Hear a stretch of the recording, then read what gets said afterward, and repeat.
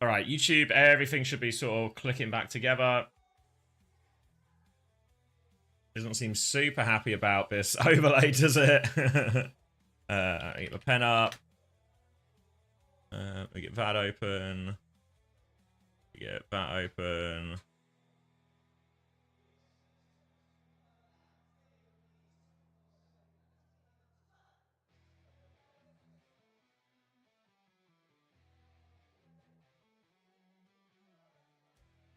YouTube, can I just get some kind of sort of confirmation of life, confirmation of existence? I think we're okay. I mean, we're not super okay. We're not super okay graphically, but we are okay. Oh, that looks more like it. That looks more like it. Yeah, I've got a boire of life, a boire and a gaga, which means YouTube is back. There we go. All right, just in the nick of time, it looks like as well. Wait, do I need... hold on. I need my volume control so we can get good in-game volume.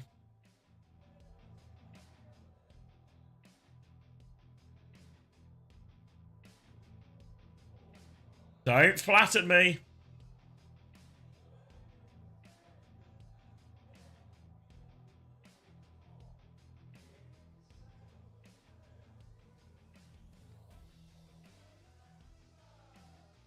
All right. All right. What are the predictions saying? Predictions are believing in AG, actually. Honestly, you asked me to put my money where my mouth is. I'm putting my money on Zeta Division. They had banned Freya initially. Maybe a hero that Flora struggled on, particularly against, you know, someone like Aid. The Moira ban in response feels a little bit like we're taking the piss, no? I thought AG's map picks and their bans were a little bit suspect yesterday. And they are doing absolutely nothing to beat the allegations with this opening Moira ban, are they? Absolutely nothing. Juby, if you're here as well, can we get a giveaway command that just says something like Season 16, whatever the codes are, you've got the sheet, whatever the codes are, giveaway at the end of the Korea stream or something, and maybe add it to the Twitch title as well. In the meantime, I'll try and do some of this casting of Overwatch I've been so known for.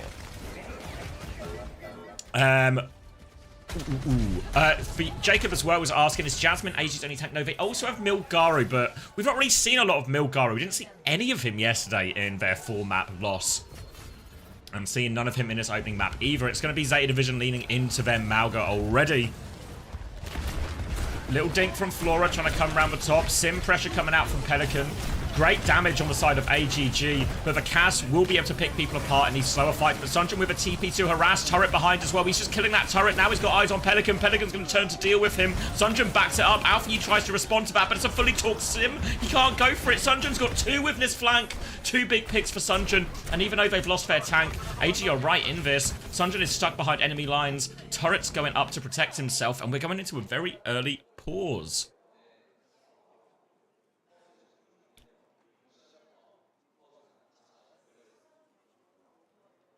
Was Hunter fired? Hunter has not been fired yet. Hanging in there.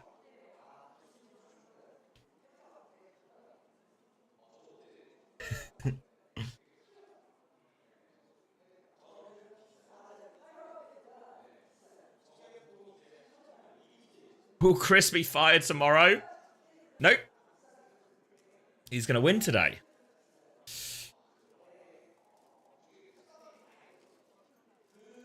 He's going to win.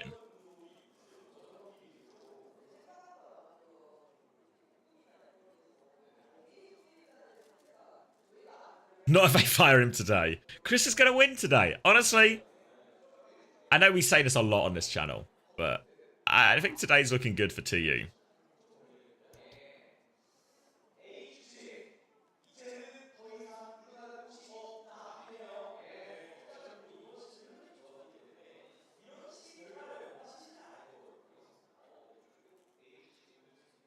Can he still qualify for Esports World Cup through loser bracket? Yes, in EMEA in North America, for, well, we got a bit of downtime. I can show you the, that's for wrong thing.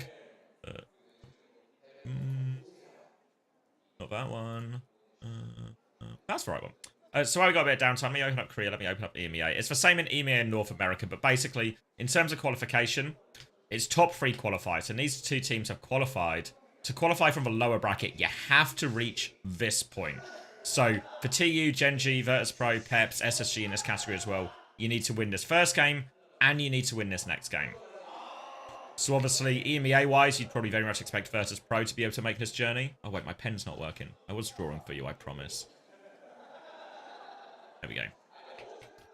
But yeah, so basically, these 2 teams have already qualified, and then you have to reach this point in the lower bracket to make it. So you have to win this game, and you have to win this game. So you'd expect Virtus.pro to be favourites, but it sounds like we're getting an unpause, so let's jump right back into it here. Sunjin still on this off angle. It's a bit of a dogfight, remember. Mauga coming back now for Jasmine, just going to take for Mirror. Sunjin still getting a lot of pocket as the stop comes in. Flora is trying to get full pocket into this Mauga. Stop comes through. Flora avoids that one. High noons, but no, Jasmine kills him through it. Jasmine's got away with the kill. AG have actually snuck for point away during all of this as well. Zeta are going to TP down to try and flip it back now. But Aid can... Oh, they choose not to contest, actually. They're going to go with the window now. But the TP, the disengage is perfect just as Jasmine arrives. Zeta get out of there. Perfect TP from Pelican, and they have kited this window, but they've had to concede the flip for it. Now AG are going to try and challenge for high ground, but Flora is back in the nick of time. Another TP to flip to point. Zeta Division proactive with their positioning. They will flip the point right back. Now a symbol to try and retake it. Again, they are on the run. Finn's in a lot of trouble. Lamp has been forced. Chance for Alfie to come back in with the beat soon, but Lee Soo Min has one to match. Molten Core is out. Beats will be traded. Beats go down for both teams. Symbol thrown in as well. Aid looking for more. Gonna pop it and kill Bernard. Deletes him with that overload damage. Now he's looking for more, but Flora's going to win the duel. Pelican full beam now, and Zeta Division will win this scrap. Huge number of ults invested there. AG, twice they give the flip. Just as they invest those ultimates, you know, they give the flip, they invest the window, they find nothing. Then they do the same thing happens with the symbol, not in time to keep it alive. So, AG get 51%, but it really could have been so much more for them. Worst case, really, for AG, because they don't have a lot of ults for this next fight either. Cage is their closest. The Zeta Division, a symbol, a window, they can do a lot. They drop pressure onto Benar as well. He's going to stop through this one as well. He's going deep all the way through. Pelican gets killed, actually, and they get obliterated. The window push does nothing. They all die. They press for window, and 5 of them die. Bernard took so much initial damage when he dropped down and peaked there. Now, he then committed in. I thought Pelican was going to drop a symbol to help Bernard on an aggressive position, but wasn't going in. So Zeta Division, they have all the ults to win the fight, but they don't use them. Now Zeta Division have to play a retake. They still have ult advantage as they TP to point. Symbol comes out. Window in response here. Maka's got a little bit of an angle, but not too much. AG will kite this one out, and now can take a cage v cage fight on point. Flora has that high noon advantage to throw into this one as well. But Sunjin very close to the symbol. If they get that symbol, they're in a good position. TP flip from Zeta Division as well. Bernard's going to go for the contest. Comes in for the stop. Doesn't find all that much. Cage is going to be dropped. Cage in response, but here's for high noon. But they're round the corner. Flora can't find anything with it. High noon symbol out. They kill the cage, but the symbol is now available for AG to fight with. They kill Finn as a result. Sunjin full beam, full pocket from that symbol, and now he can pick it out. Counter charge comes out. Beat comes out. Lee Soo Min doesn't have the beat yet. The beat is trying to turn it. Sunjin TP's behind, but he's too far away to do anything, and Alfie gets the beat just in the nick of time. AG are going to have to concede the flip here. Sunjin can't even get a late trade. And as we see so often in these Mauga type mirrors or any of these ground tank mirrors, especially once Sim gets involved, it all becomes about those ultimates, and a slightly quicker beat is the difference maker for Alpha Yi here. Now Zeta Division nearly have their symbol for this next fight. For AG, a beat of their own, a Molten Core. Molten Core very good at deleting that wall HB here, so even if they drop to contest it, Aid can counter it with the Molten Core. He's actually going to invest the Molten Core first here, drops it down early to get the flip. Zeta Division going to wait that one out and then try and take the fight. They still don't quite have Cage, but an aggressive move comes out, a beat push. The TP doesn't quite work out for Aid, but they are still all over Finn. Window from Finn to try and clutch, immediately down. Had to go for it. Alpha U fall afterwards now. Sim wall comes out from Pelican. It's on point, but it's too little too late. It's just Bernard. He can get one more touch. But what can he possibly do against all of this? He's trying to bleed out the time as long as possible, but he'll be taken care of. Stomped on by Jasmine, and AG win the first round.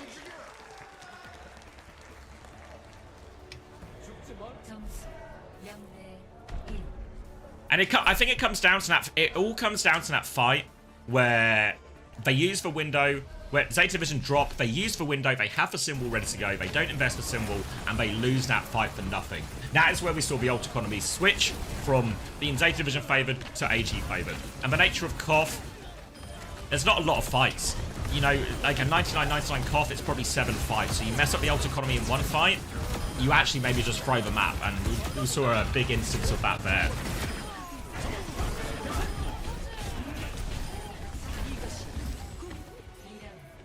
Now, slightly different version of a comp here. Zeta Division are going to play D.Va Tracer.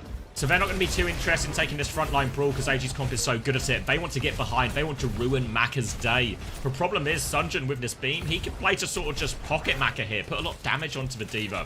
A lot of pressure on Bernard and Pelican to find value during this. It's a TP flip to the high ground as well. Zeta Division continue to reposition. Finn is going to get matrixed around that one. At the moment, Zeta Division just playing a game of pivots as the turret goes up into an obnoxious point on top of it. Going to get an angle on Bernard right now. They're just trying to force the objective. They disengage this initial overload, but here comes the Stomp to chase it. Finn gets crushed. Lab not in time to save him, and the aggression just deletes him here. Do not be surprised if we see Zeta Division swap after this and just take maybe a bit more of a Amalgam mirror in this. Bernard's going to get staggered out first, though, which is annoying. Boop back, and they are really milking him for everything he's worth right now. Pelican over onto the Echo, actually, here. Expecting a Malga swap to come through here, too. Oh, Bernard's going to stick it, actually. Okay. Another pause. Getting this third place match in pieces at the moment. Morning, Sammy.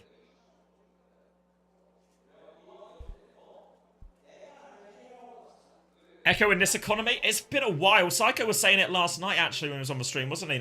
When are the Echo buffs coming? No, we're in the third place match right now. Winner to Esports World Cup, loser to Last Chance Qualifier, and we've got the grand finals coming up after this between T1 and Crazy Raccoon.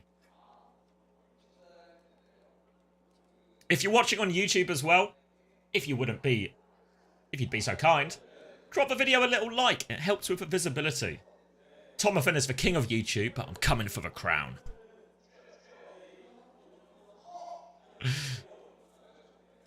Yeah, grand finals today as well, yeah. Thanks, Clee. I always knew you were one of the good ones. Just dislike the stream. Thanks. Always knew you were one of the bad ones, Unbound. Always knew. Juby theory. If Juby is watching, Zeta will fumble. Close your eyes, Juby. Close your eyes and it will all be okay.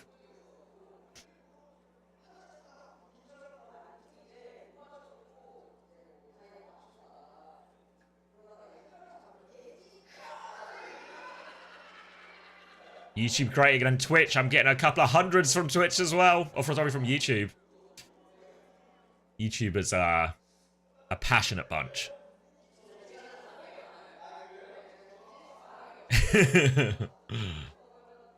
Oh, they got little Zeta Division cards. Zeta Division pins as well. Tubi, get your credit card.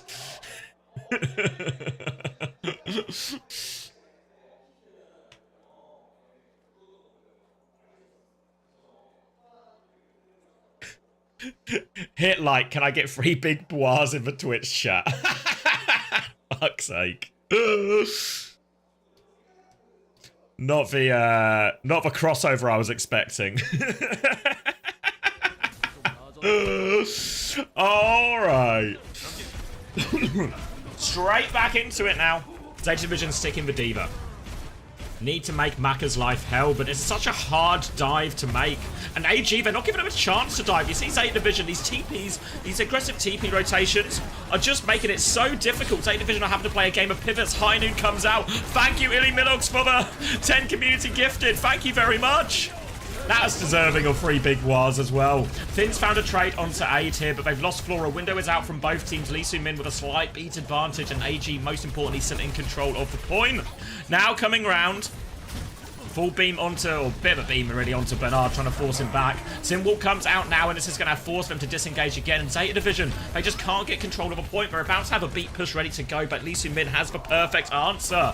Now the aggression comes in again. Finn, defensive beat is used. Lee Min comes over, not in time to save Jasmine, though. Tank advantage for Zeta Division. And opening, Lee Min's Finn is... beat is a little bit sleepy. Now they're going to try and stall on point, but here comes 8 Division. TP off the map, Sunshine, no! Disaster! They were fighting an uphill battle, and it got a whole lot harder when Sunshine just walks off the map. The aggressive TPs have been paying DVDs for AG all nipple long, but that one too far. And Zeta Division will get themselves back on it. Thank you very much, Ilio. Appreciate the 10 community gifted. Congratulations to everyone who won one as well. Sunjin, overwhelmed by the gift and the generosity, had to just fall off the map, lost control of these hands and these legs. Now, looking for their engage back on right now. Jasmine nearly has the cage, and a cage molten core.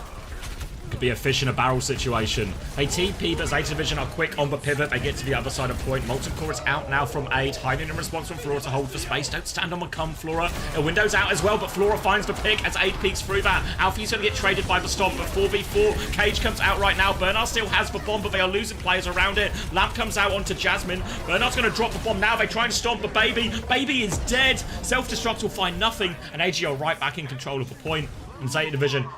oh, they've only got one ult coming back. It's all on Pelican on the copy here. Probably, I'd guess, a copy Mauga here, just to try and help them overload that front line. But if AG get to this beat, they get to this symbol, they are in big trouble. Here's the copy from Pelican. Gonna tiptoe onto point. Lots of turrets for him to clear. Just trying to bide his time, stall it out. But this symbol is so close. He goes for the stop. Burner is there to follow up. The copy is cancelled. Here comes the beat. Beat catches everyone from AG. Symbol over the top as well. The Zeta Division, they don't have the beat. They've got nothing to respond with. Alfie, he still needs 8%, 7%. He's so close, but Jasmine is all over him. He gets taken down, and AG are looking like they are going to win this first map here. Bernard's going to get demaxed.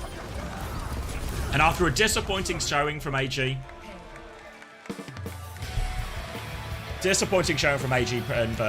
yesterday, they've come out swinging here. Most important game of their Stage 2. Probably the most important game of them for the year so far. Qualifying for the major from Korea. It's a bit easier this time because there's more spots, but really not easy at all. And AG put their best foot forward.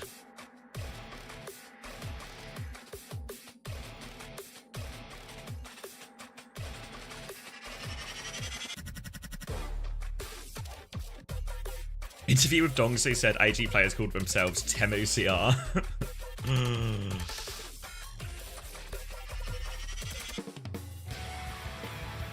So glad you swapped to supporting T1 rather than Zeta. Yeah, you made a switch at a smart time there. I thought Flora was playing really fine. You know, like getting value on the Cass here.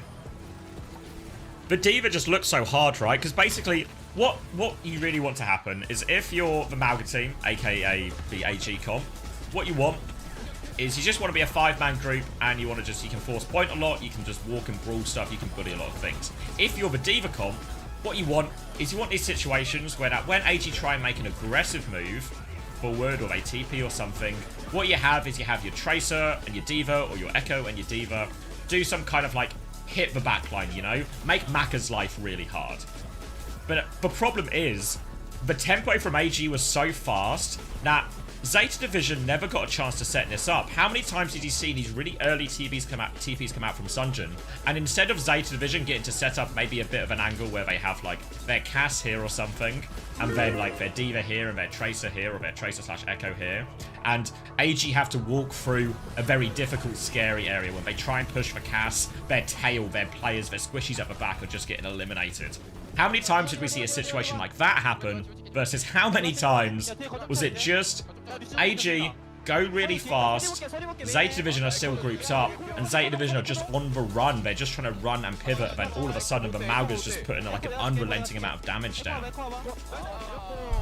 So, smart from AG. I think they played it well. They put Zeta in a difficult position, but you have to feel that maybe it just was a difficult version of the comp. The Esports World Cup, it's at the end of It's at the end of July, if I'm not mistaken. I can give... actually, I think the Overwatch website might be the best for it. Hold on. Schedule. This one, live event. Oh, here we go. This is the graphic I was looking for. You can just about see it behind me, but yeah, July 31st to August the 3rd, the last chance qualifier a couple of weekends before. And there's going to be a promotion relegation on July the 13th for Sunday as well.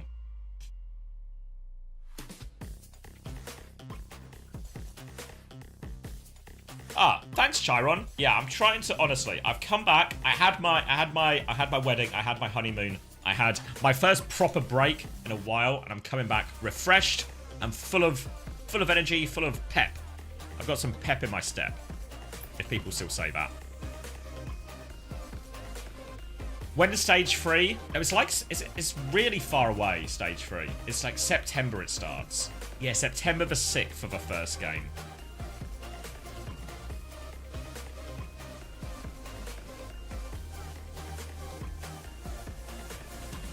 Will I do interviews for the Esports World Cup? Yeah, I will try. I will try. Isn't playing fast what top Koreans were doing last year, and they seem to have slowed down their play this season? I don't know. I mean, some of it is going to be a comp variation as well.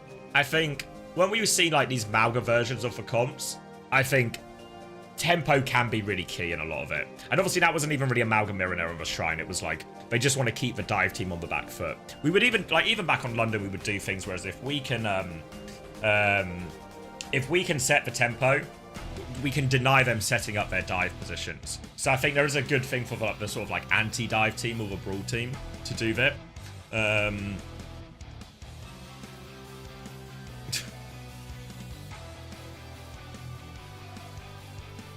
Learn to stream your own games instead of broadcasting stuff that doesn't belong to you. Appreciate that, YouTube chat. I know, love Japan. Yeah, you are... You're gone, mate. YouTube chat normally such a kind bunch, but I love no Japan. Gone. So sorry. To get back to my original point. To get to my original point, I think it depends a little bit on the comps. I think there was a period, I think especially stage 1, which is maybe what you're thinking of or referring to here, Jank Jesus, in terms of like, let's get this off screen.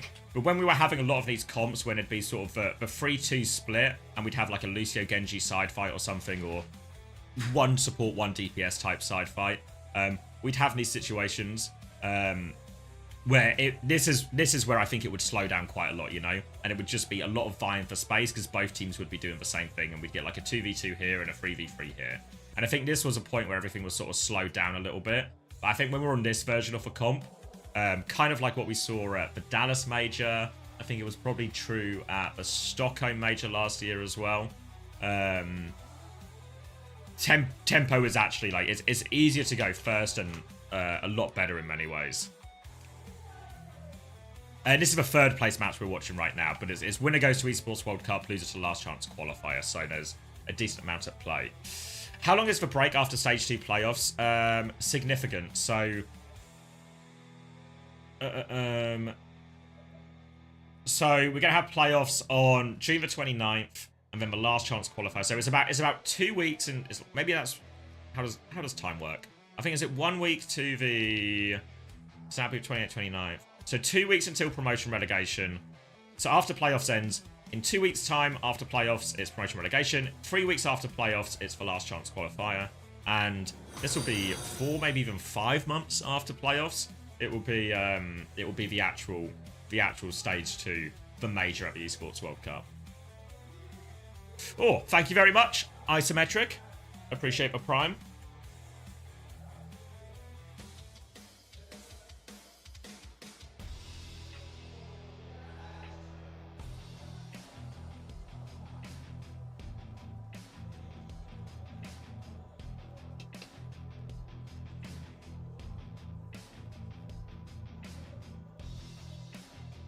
Is Milgaru in? I didn't see the guy.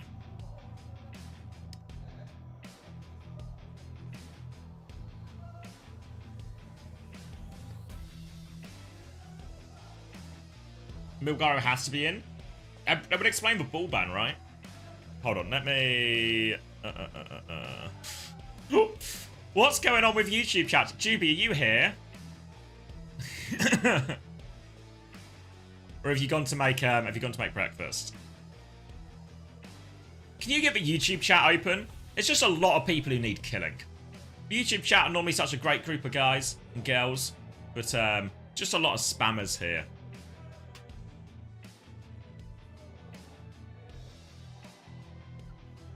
So load the gun and get ready.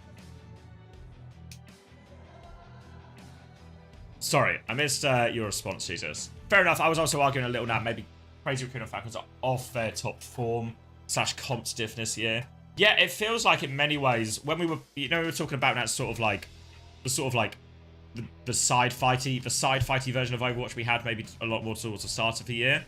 It feels like in this type of one, this is where like AG and T1 have really shined more than anything, and Crazy Raccoon and Falcons haven't been quite as good.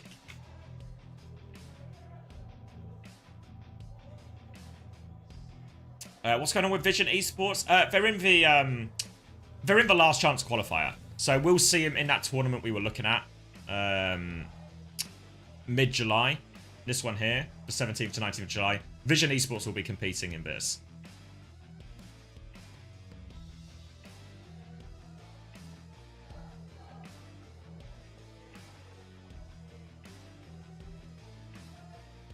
Wait, no, yeah, sorry, Chibi. Not LeBron. LeBron was one of the good ones. Not LeBron. Chibi shot the wrong person. Oh, no.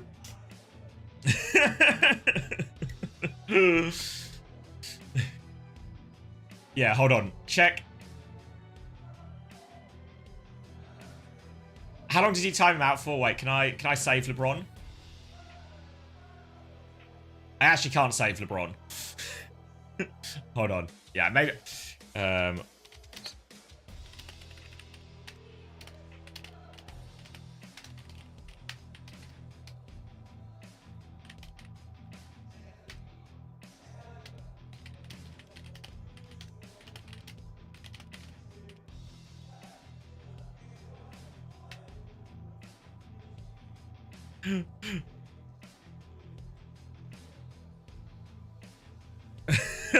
Yeah, I don't know how to remove it on. How long did you time him out for, Juby? I don't know if there's a way to,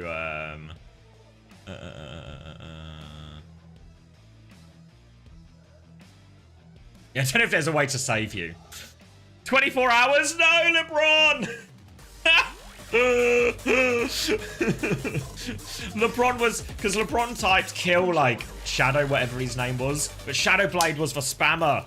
LeBron was on the right side of history.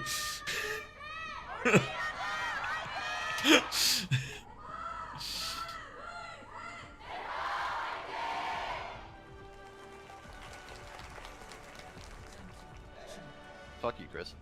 Oh, thank you, Isometric, for the gifted tier 1 to LeBron. We will revive him. The defibrillator is out. Easy for me to say.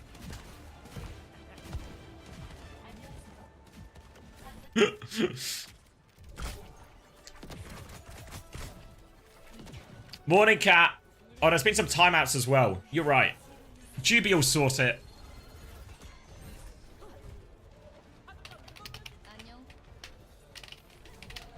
Alright, sorry. I'm locking in. I'm locking in. Oh, there's actually a war going off now in the timeouts in Twitch chat. He won't forgive. I'm sure LeBron can find it in his heart to forgive me. Back in the Overwatch fight. We're on Rinnasappy.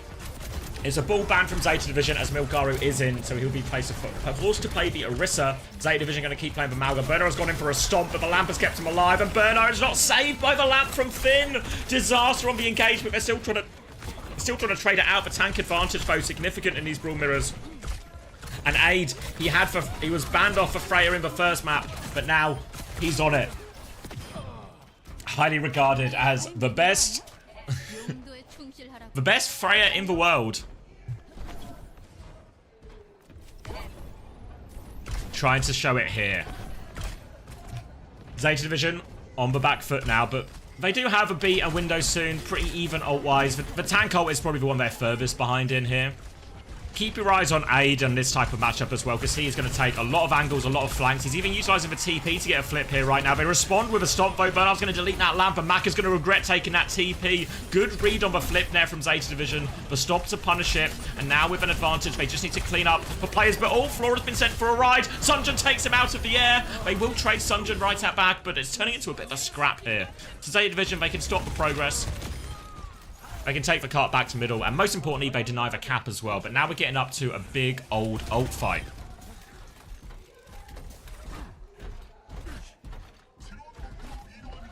Beat available for both teams.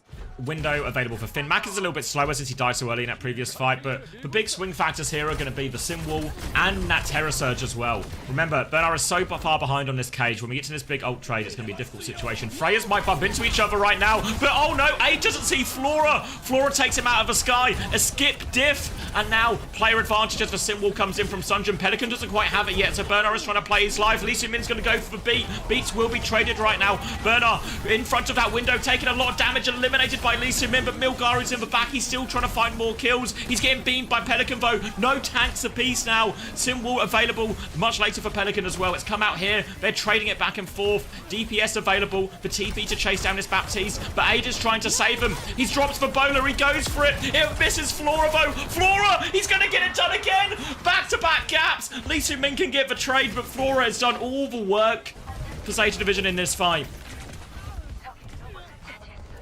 Now a chase is on Lee Min and Alpha Yi. And Alpha Yi's got him. HP advantage and picks up Finn from spawn. What was Lee Min's plan? What was his plan there?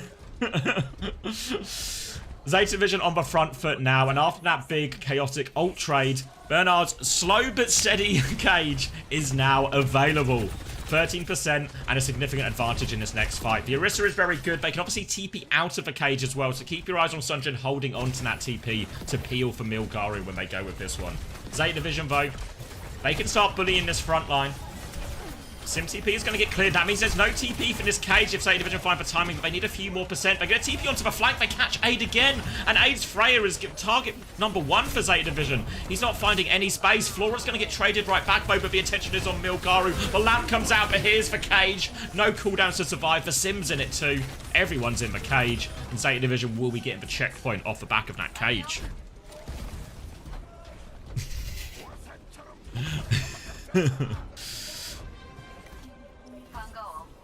Ult's coming up online, and Zeta Division off the back of that fight as well. One thing the cage is pretty good at is it allows you to farm up a lot of ultimates as well, because there's just so much free damage in there in terms of all of it. Beat and Sim Wall going to be available for Zeta Division here. AG just a little bit slower on all of these ults. Force back to the corner, a TP harassment from Sunjun onto the opposite side, but Flora has this deep position. Bowler's going to go out, doesn't connect onto Aid, but the Bolt does. The beat push to chase down Aid, and Aid tries to take this flank, and again Zeta Division, they smother him. They are not letting Aid take any of the positions, any of the flanks they want. Aid tries to play a flank, Bernard chases after him. They TP Aid to a good position. Bernard is all over him. Zeta Division right now shutting down AG's key player, and it's got them the advantage here on this Runa sapping. Terror Surge Sim Wall coming back, so they do have an advantage. Oh, and an opening pick from Aid. You can keep him quiet, but you can't shut him up. Aid with a double kill there as he connects the Bowler as well, and this is going to be a free retake. Well, a cheap retake. Bowler's really absolute pennies in terms of the ult economy here. 4 ults, the remaining 4 ults for AG available now. Zeta Division, they have the lead, and they have a checkpoint still to work with as well in terms of space to give. But this is a chance for AG to close the gap. TP aggressively. Sim Wall invested as well. Sunjun's going to mirror that Sim Wall. They have the beat if they get in trouble, but they're going to back up with the window. Bernard goes for a bit of a drive-through. Finn's used his own window here. Bernard's gone so deep, and there's no saving him from that one here. Zeta Division with a significant advantage, and AG is going to get all the cleanup here. Tidy fight for AG in that Sim Wall trade, and that was just 2 ults for 2 ults there. Really, Zeta Division were hoping it was going to be a tough fight to win, but they were hoping to make it more expensive for AG. But Sunjun's wall is good. Stops them having to use the B or the Terror Surge or anything like that. Now AG have ult advantage. They have the checkpoint. This is their time to tie it up. Looking for their opportunity. They can TP Milgaru in. They can do a lot of creative things with this TP. Ada's also just lurking in the sky, looking for this bowler. Could just save it to combo with the Terror Surge. Might be the wisest option in all of this. Zeta Division are going to go for the flip. There they go. They TP back. I think the bowler's gone with them, though. Has to causes the lamp to come out. Now the beat from AG to push forward with this advantage. Looking for more kills, though. They are all over Pelican. But Pelican might be okay. Bernard's awfully low. The lamp is good from Finn. Keeps everyone alive. No! Pelican goes down. Bernard's going to TP in. They're playing for trades right now. Bernard's on the back line, but Ada's taking care of that. And just as we were talking about Aid getting shut down in so many situations, he's back. Now, it did cost him all the ults, though. The beat, the Terror Surge, everything. But AG have the lead. A price well and truly worth playing. And Bernard is going to take the Orisa Mirror now. Aid swinging left-hand side, taking the duel with Flora. Hits an initial bolt. A second bolt as well. TP onto him as well. TP onto the high ground, actually, for AG. And now they're coming through. Finn's in a lot of trouble. Aid sets up that kill with the help of Milgaru. Milgaru's in super deep. It's a messy one right now. Finn's used the window. Alfie nearly has the beat. Aid is 1 HP. Tries to kill the turret to get out of it. Actually, Aid is out. He is out. He's managed to get away on, was it 5 HP? Bernard's trying to push for the kill, but he's taking so much damage from this window. They're going to push and kill him. Lamp from Finn saves Bernard's life. But can it keep him alive? They can't kill the Lamp. Bernard will be okay. Aid has to back it up now. AG need to get their spawns. Zeta Divisions are much closer. But AG have got a significant lead in this, 125 meters now.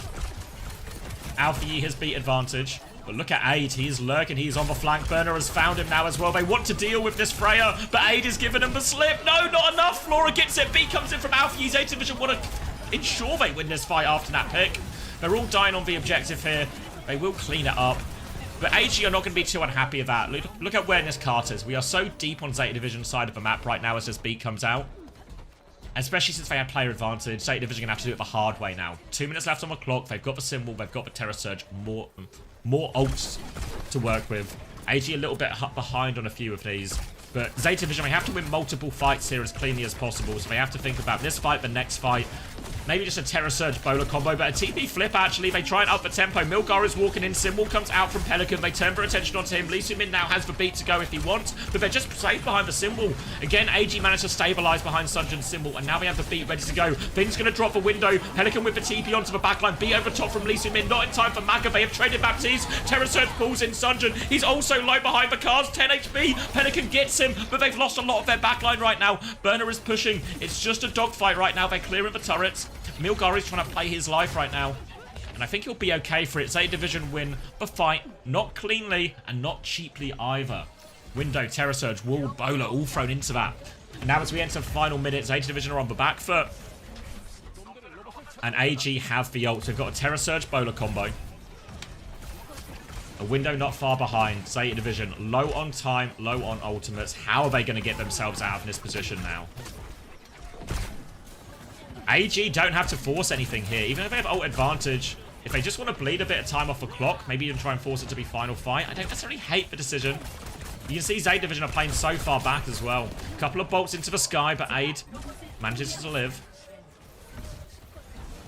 Looking to make their move, and yeah, Zeta have played it so slow, but now, yeah, window behind, actually, a TP flip. Maka's behind all of this, but Zeta Division have done the TP flip as well. The flip has been flipped. The burger is back where it started, and now Zeta Division have control of this choke, but they are still at a big ult disadvantage. Alfie nearly has beat, though. This is for saving grace. They need this Terror Surge bowler combo to hit. Aid's going to start swinging around, looking for it. He goes for a bowler early, but Flora jumps over it. Terror Surge in. B comes out from Alfie. They're all healthier right now. Sunjun's got the symbol. Pelican is nowhere close. Flora's pushing into the back, as is Pelican, trying to kill Aid. They take kill of Aid, but they need help on point right now. Burner is stuck in the corner on low HP, and Sunjun is full beam. TP behind. Finn is going to die as well. Now he turns his attention to the rest of the team. He's so low. Pelican can fight for trade, but Milgaru is still alive on point. Flora's trying to take him down. They're into overtime right now. They have to stay here. Milgaru is 76 HP. A late kill would go a long way, and Flora can find it. He needs to just tap cart, though. He needs his spawns back. He is so low. Aid is taking it. Flora's got the passive regen, but now the bolts come through. Flora's going to get taken down. Can anyone get the touch? No! The trades were too much in the end. Aid converts for HP advantage, and despite a strong start from Flora and a few of those early duels,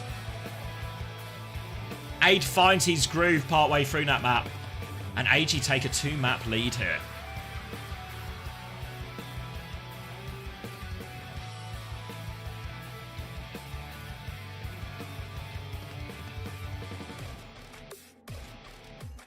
Because we didn't see any Milgaru yesterday. Did we see much Milgaru in the seeding matches?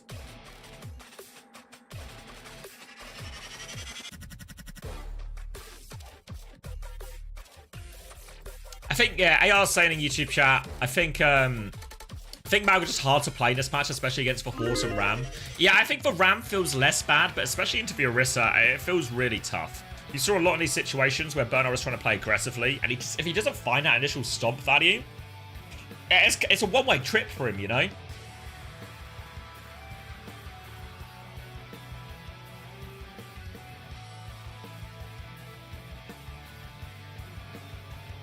I mean, these are close and competitive maps for sure, right? But Zeta Division, they need to start getting some wins on the board. 2 maps down. We are in best of 7, so there's space to work with. But something needs to start going their way quicker.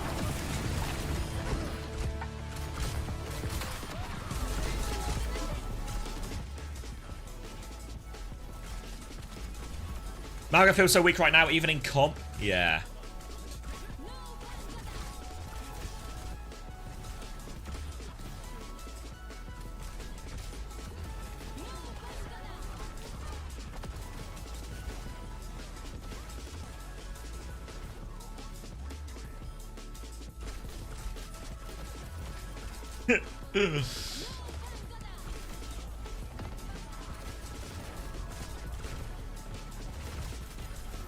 Yeah, wait, was this the problem? Juby, did you watch that map?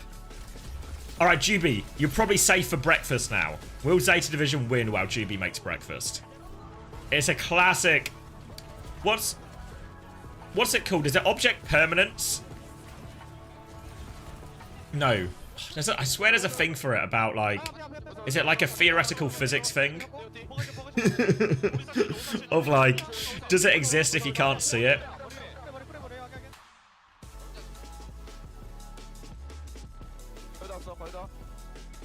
Was there a reason to play Malga here for Bernard and not Orisa? I mean, I think they're confident in the comp. Because the idea is, I think that when you're in like a sim mirror, now the Orisa should have a harder time against the Malga. As a theory at least, right? Because obviously the beam goes through the spin and so much. But actually, there's just so much damage. So much damage. It feels like Bernard can never really play the game, or he's always having to take engages on half HP. Tree falling in the forest. Slit experiment? What's the slit experiment? Schrodinger's cat, maybe? Let's see. What's the slit experiment? You went to rackattack.com and it sells car accessories. No way it does. Sorry. We'll get to rackattack.com. The double slit experiment is a foundational concept in quantum mechanics demonstrating the wave-particle duality of light and matter. It involves passing particles like electrons or photons through 2 slits, which then create an interference pattern on a screen behind them. Even when particles are sent through one at a time, the pattern is characteristic of wave behavior, suggesting the particles are somehow interfering with themselves, which is counterintuitive to classical physics.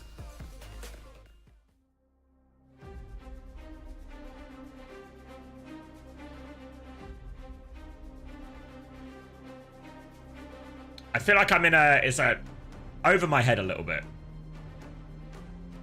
Yeah, that's Zeta. Thanks, Turlins. Yeah, that's because that's for Schrodinger's cat, right? The idea of the observation of something changes the reaction. Yeah, I mean, in the family, my youngest sister, if you were here for the wedding story, she was the one who was my witness. It was, look at the images. Okay. Maybe the images will help. Just go to Wikipedia, shall we? But she does theoretical physics. She's doing a theoretical physics PhD right now. So maybe I need her to explain it to me. All right, here we go. Electron beam gun. Electrons. Double slit. Interference pattern. Single slit pattern, double slit pattern.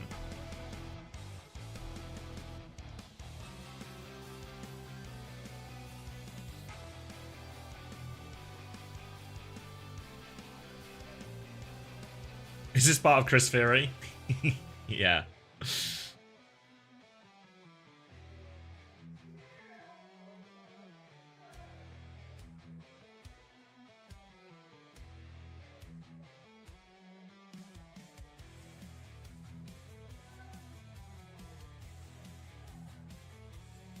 Oh, on the image tab we meant? Okay.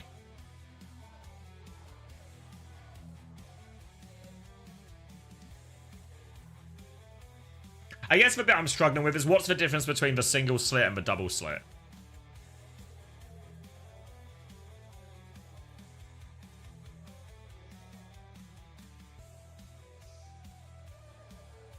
He knows an interference an interference pattern is Zeta's backline.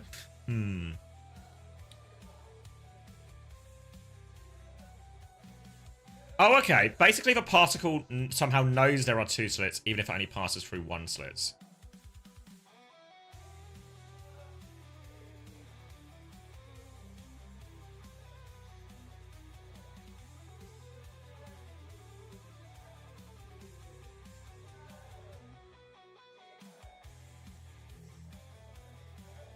Okay.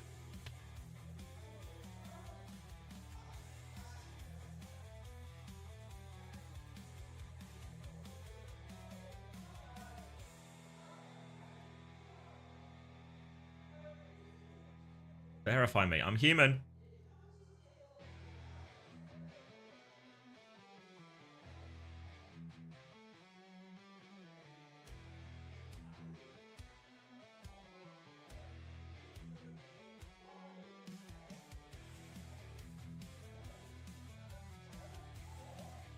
Research.net on an Overwatch stream. Guys, I'm trying to learn.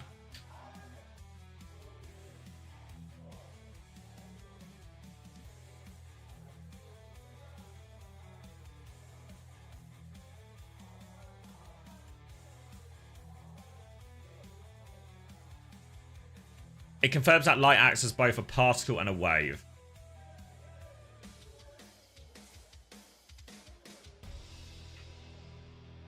I feel like I kind of get it, but I also don't really get it.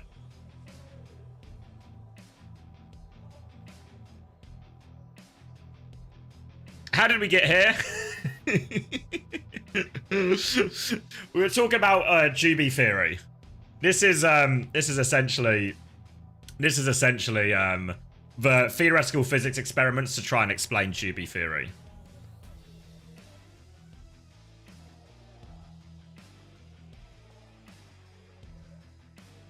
Juby theory is the double split experiment. I'm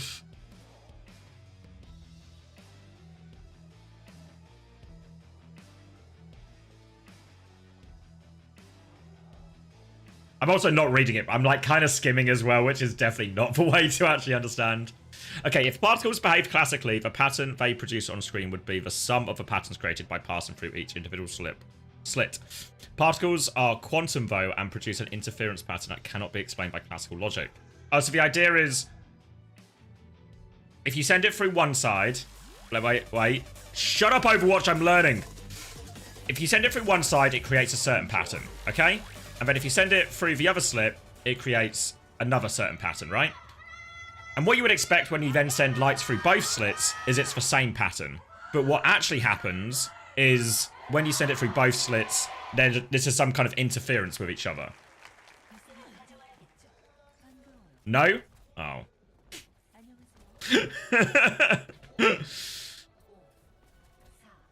Wait, yes? Did I do it?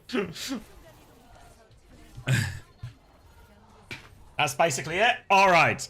Okay. Now let's move into something very much more in my wheelhouse. New Junk City and an Orisa mirror. Now this I can comprehend first time. Juby is leaving. Zeta are no longer observed, and Flora has won the Freya duel. The theory is being proven in front of our very eyes. Zeta Division with a very straightforward first point this time in the Orisa mirror. Gonna get all the cleanup, gonna get no trades. Looking very clean for Zeta Division. Slight ult advantage as a result of that quick fight as well. And Flora stepping up the skip when his team needs it most. Holding the choke now, slight advantage on the bowler and the window, everything like this. So AG have to be very careful on the walk up here. Can use the TP just to rotate and maybe find one of the other doors to go through. Want to try and play this slow. We'll get to the bans in a second. Let's finish this fight for now.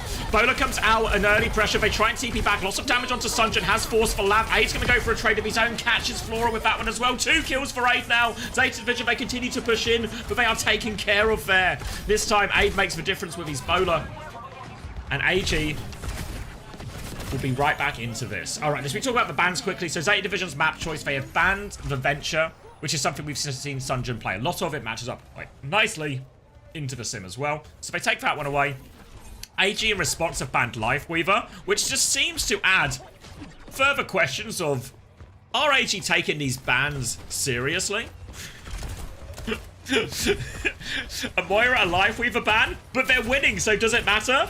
Maybe not. Window v window, beat v beat. Terror Surge is in play, Symbols in play mid-fight as well. So a big ult throwdown here as Zeta Division attempt their retake. Finn has the window ready to go. Coming into the right-hand side right now. TP just for harassment right now. Is Sunjin in trouble, though? I think he's maybe been booped. Has he managed to get back? TP in. Maka is right in the mix. Where is Maka going? Maka is behind Finn. Easy kill for Finn in the end. He turns around to pocket everyone through this as well. And AG have maybe overcomplicated this a little bit. Alfie did drop the beat in all of that to survive for Chaos, but AG were in there. Now back in control. One more retake for AG if they can make it with Sim TP. Might have to go underneath or send their Lucio for a rollout. It's actually Aid going for the touch behind. I don't think we're aware of this. Lucio Min comes. He's beat his boop to Maka. Doesn't get it. No beat for Maka, but Aid has got a kill on the flank and he's got the touch. Aid has got 2 kills. The Aid flank saves the day. The Sim will trade for Terror Surge trade. The boop onto Lucio Min's beat. It means nothing because Aid has found 2 kills. Zeta Division have got a few trades back though, so they're not out of it yet. But Bernard needs to try and play his life. He's on the run right now. And so is Finn. Finn and Bernard separated, split. They need to get the touch. Bernard can get the touch. It's going to turn into a scrap here on point. Flora is coming back with a Bola soon. Bernard needs all the help in the world, though. He's going to die early. Ada's now got it lined up on Alfie. A lamp onto point to help the touch. But they need kills. They need trades. They need something quick. Pelican and Flora provide one, but they need to keep the touch going. Alfie will die on the way out. Pelican jumps onto point. Vanessa Rissa is all over him. Misses for Javelin, though, but Jasmine confirms the kill. And AG will take the first one.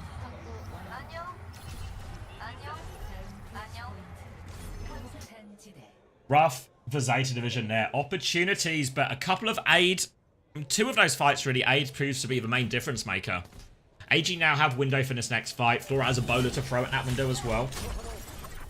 AG get the early position. Looks like they are holding on to the choke. Well, actually, sorry, just holding back far on point. Gonna shoot a walk up a little bit here. Damage from Aid onto everyone, really. Softens up Zeta Division, but not too much. Finn now has the window. It's a TP window as AG are ready to DP that one. And Aid finds the kill onto Finn through all of that now. The counter window from Maka. Player advantage for AG. And Aid continues to deepen his position, looking for more. Should be able to clean up this Orisa kill, no problem. Alfie tries to play for the trade. That has no option but to die on point. First control goes over the way of AG.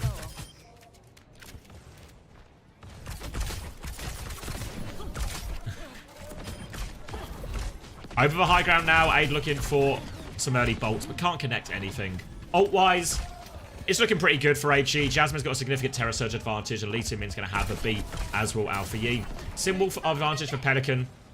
But honestly, we talk about Aid as the X factor here for AG, and he's having a huge impact on this New Junk City. They're going to TP to try and clear him right now. They get rid of a turret. Bola comes out onto their heads, actually. Not quite low enough. Aid is going to get lamped as well. AG might need the beat sooner rather than later. Alfie's going to get the later beat, but Jasmine has a Terror Surge now to throw into it. But boot back on the edge. Jasmine is chasing him. Terror Surge is huge. Pulls everyone in. The damage, they're all so low. But Bernard's actually found a trade. They're not out of it yet. Aid is trying to take the jewel, but Mac has died underneath. And Zeta Division, they've weathered the storm. They survived that Terror Surge. They're going to win the fight.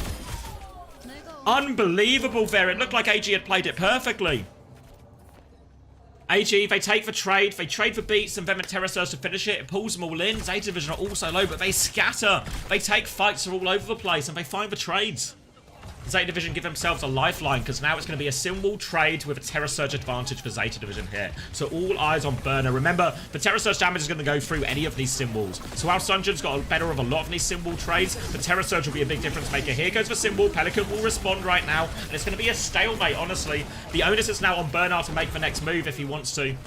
if he can find the opening. AG are quite far away right now, and Bernard is half HP. They're going to TP to harass him. Pressure onto Finn. Here's the TP. Here's the pressure for Bolts, and the Javelin shot down from Bernard. He drops the Terror Surge as well. He needs to lift this window. He gets himself over to the mini. They need to not give a flip if they don't have to, AG. But they're in trouble. Aid's going to force the duel with Flora. He's going to win it as well. Lamp on point. Jasmine is low. Aid, he needs to do more right now. Jasmine's dead on point. That's their foothold gone. AG have to keep committing to this fight. It's the last fight for point E. But Bernard is hitting everything. Spear after spear. Connection after connection. They can now turn their attention back and clear this point. So 8 Division have to be careful they don't make too much of a meal of this, because there's another touch coming through from Lee Min. They boop him back now. He's underneath.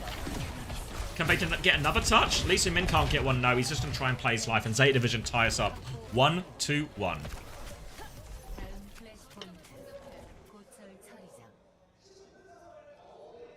Coming back now. Over to point D. The junkyard. Aid is unseen though. The bowler is huge. The lamp is forced, but so much damage. AG are walking forward and Aid gets out alive. Bernard is trying to chase down the kill. He doesn't want to let Aid get away with this crime. Jasmine's walking in. The beat comes through from Alpha Yi. It doesn't save Flora. Jasmine's going to try and turn with a Terror Surge. TP out of trouble from Pelican Bow just in the nick of time. And Bernard does eventually get that kill off screen. Onto Sunjin. Now they can drop down. Sim advantage is going to be significant, and there's not a lot AG can do about it from this point. Pushing forward for the cleanup. What a TP from Pelican.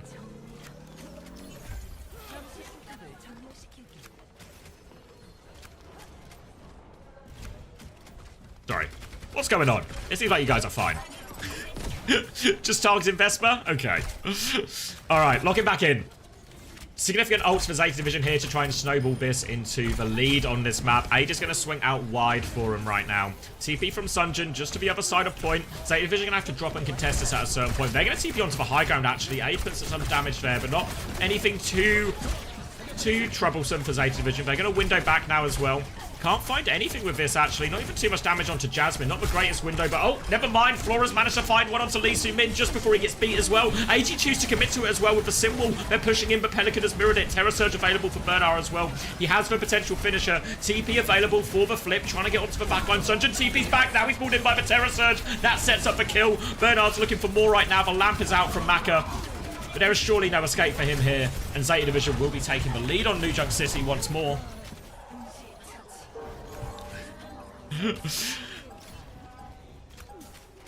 And they need this. They really need this. Can't underestimate the importance of this series, again, for both teams. Zeta Division, you just can't afford to go 3 maps down. Cannot afford.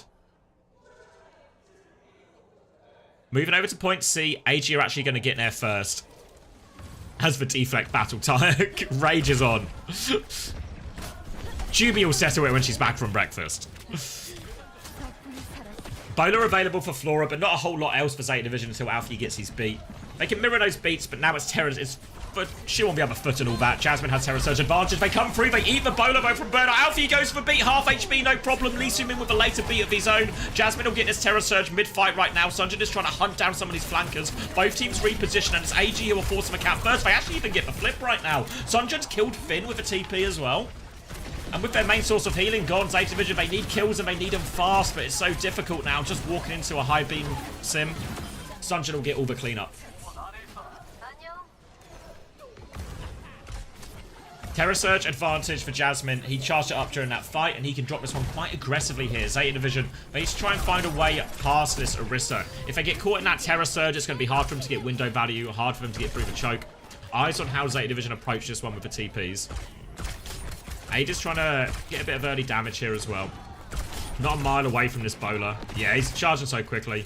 We'll have a bowler partway through this fight as well. Potentially just a combo with the Terror Surge. Zeta Division coming now. Might just be... We see a lot of TP windows here as they want to flip. Threatening the TP, though. It's only Bernard who's taking it. They're going to window from the front instead, actually. Bernard's got the off angle. Aid's trying to flank, but Flora shuts him down. The flank here opens it up. Sunjin's trying to close him down, but here's the response. All of Zeta Division deal with that one. No luck for Sunjin on the TP harassment this time, and there's not even a chance to use it. Great fight win for Zeta Division there. They're at ult disadvantage, hard to win a fight just off a window, but a TP just onto Bernard, gives themselves an off angle, and then that opens up a pick onto Aid. Forces him out of position with the angle that Bernard has, and then Flora's able to find the kill. Now the ult situation looking a bit more reasonable for Zeta Division. They've got a Sim Wall to match AGs. They've got a Terror Surge to match AGs. And they've got a beat advantage as well of how you can get to that. AG have to win this fight, or they will lose the map. Coming back in, clearing the Sim turrets. TP net early, and Bernard's going to take that one down. Symbol to walk forward. Symbol to help keep Bernard alive. Flora has found aid. The skipper's done it. The Lucio Freya flank, and now they are coming back into the flight. Our Terror Surge comes out from Bernard. They nearly have the beat as well. Alfie is 4% away. Terror Surge from Jasmine, more to live than anything else. Now the beat push comes in. They are all over Jasmine. The lamp is there. He TP's away. Jasmine is still alive, but Lee Min-Min's in a whole lot of trouble. Jasmine has managed to play his life. The Zeta Division get back in control. Late kills here will be brutal, but I don't know if there's any. They're having a little bit of a look now, Zeta Division, but AG are far enough back. AG have to commit to this difficult recontest. They will have beat for it. And Zeta don't have anything. But the touch is going to be strained. They can't take this fight properly. They can't clear all the space. Jasmine's just dead. They have to beat just to save Jasmine's life. Zeta Division have done so well to force the ult early. Jasmine's still going to die as well. Sunjin has got the touch. He's got backup from Lee Min. Mac has found a trade. Bernard needs help on point, but here comes the help from Zeta Division. Wait, Aid's found another kill outside. They're turning it into a scrap, but Bernard continues to anchor point. They need kills, though. Javelin is avoided by Aid. Aid is doing so much damage. Lee Min dies. No one else can get the touch. Trying to buy time for Aid to claw him back into that one. But Zeta Division, they get a map.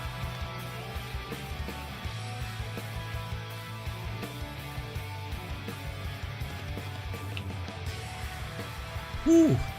Hanging in there, hey? Hanging in there. It's GB Theory. It's classic GB Theory.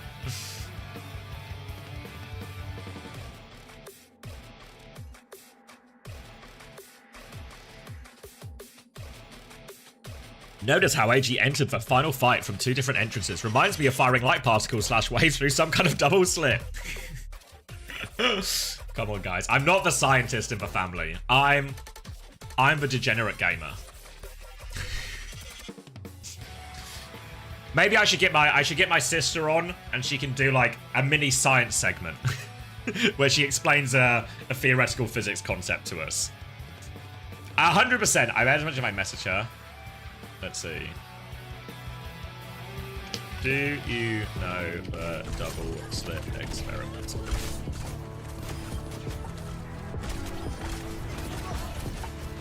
You explain an Overwatch concept to her and she explains a scientific concept to you.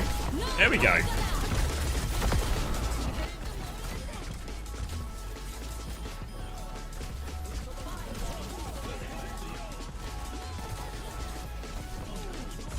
You taught double slit at A-level originally? Yeah, I did, I didn't do I did physics at GCSE, but then I did an AS in chemistry, but then I dropped it for second year. I need more mods. So what's happening in this timeout war then, right? So Enx had for last... So the original timeout was onto Vesper, right? By Klee. No, sorry. By Blakey. And then Ondra deflects it away. Enx deflects it on. So it's 20 minutes on Vesper? Okay. Where is Vesper? Where's he hiding? I can do it.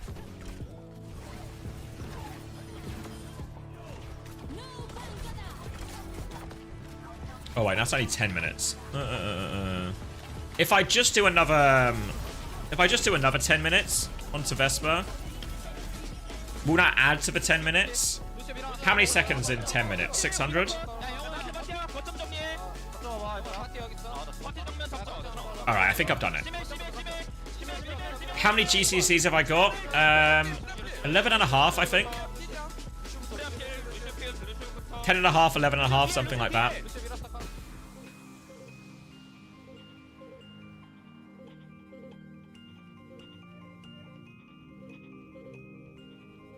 Yeah, half. Did you guys not get half GCSEs?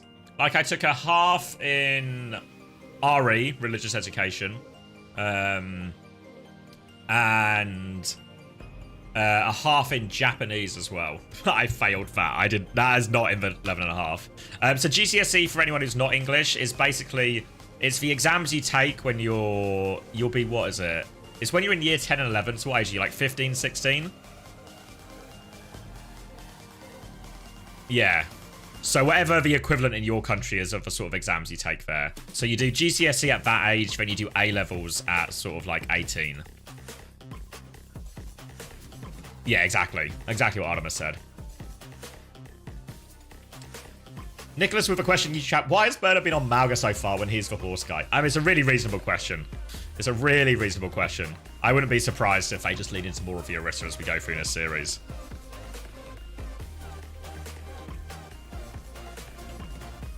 I genuinely have no idea what it means, but I love when Liam Gallagher's quote about it. He says, "For like a flex."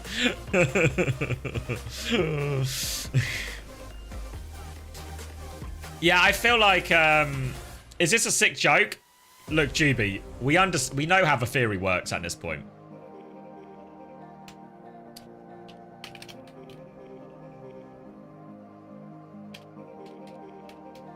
Wait, I've just got a message back from my sister.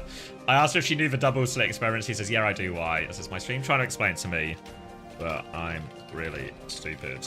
Can you explain it to me, please?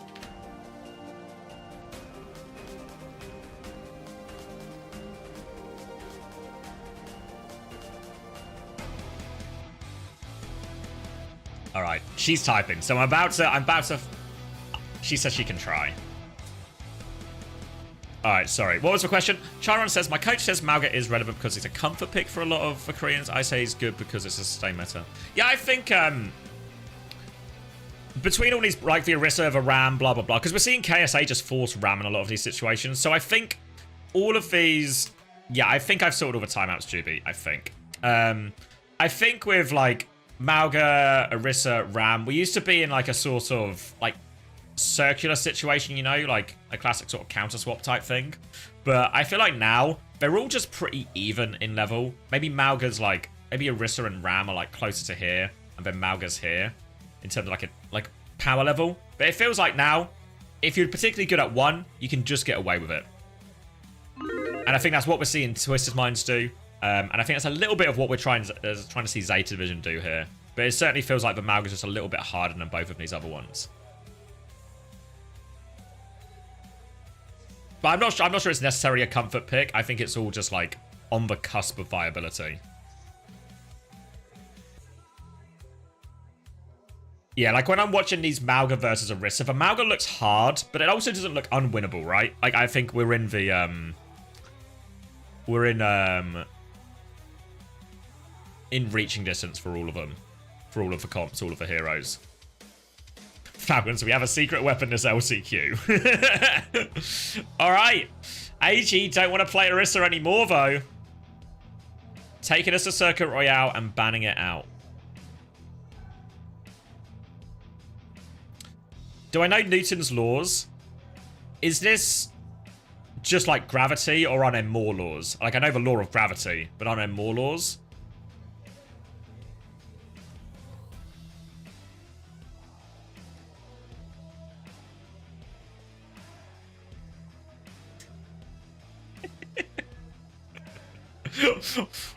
Is that alright, guys? Motion and thermodynamics? Okay. Oh, wait, hold on. Oh, wait. I've got the explanation of the slit experiment from a lady with a lady on her way to a physics PhD. So I'll read this to you. So there's this theory that the way that waves travel is through diffraction, where essentially all points on the wave spread out, and they call this. Oh wait, there's like a typo. And then all the spread out waves combine to make the same wave, just later in time. When you pass light through a small slit, you're essentially blocking some of those waves from spreading out, so the pattern you get at the end is different. Does that make sense? Fuck. Nothing like reading science to just realize how fucking stupid you are. Did you guys get it?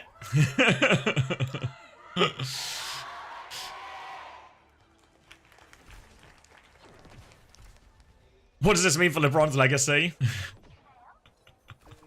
Yeah, I'll post it in chat.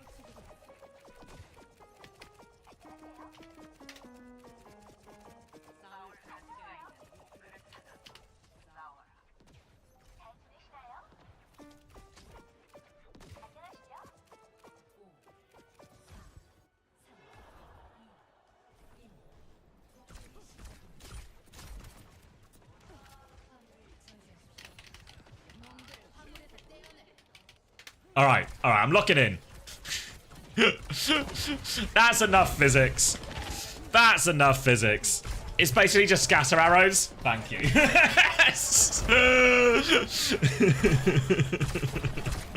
Alright, Circuit Royale. Orisa is banned. Sojin has been banned in response. Don't know if that Sojin ban is really going to do all this much for Zeta Division. Aid will be more than happy to play for Freya.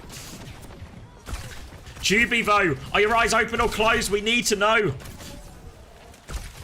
If you close your eyes, it's like nothing's changed at all. Alright, Ram being played here by Zeta Division should give them, especially with the mate, a lot of ability to bully Jasmine around. They can use some Sin TPs, they can use the lamp to save him. Jasmine's going to play slow as possible, avoid these wall timings. But here comes Zeta Division swinging around. Lots of healing having to be poured into Bernard. He's not used his form yet, but the Bolan forces the lamp out. So much damage, a window from Finn to relieve the pressure. But AG are far enough back, they kite that one out. And Zeta Division, they get it around the corner, but they don't get too much more. But look at this beat charge. Alpha Yi has been healing. He has this beat push ready to go. And what can AG do to contain it? We saw this a little bit yesterday in AG's games where they can struggle to deal with these aggressive pushes. And look at that, Alpha Yi. One clip onto Aid, and this beat push is more than effective. Jasmine thinks he can clutch with the flux. Grow up, Jasmine. There's no way he's going to die on point. I presume he's going to be swapping. But Zeta Division with a quick first point here and a chance to snowball.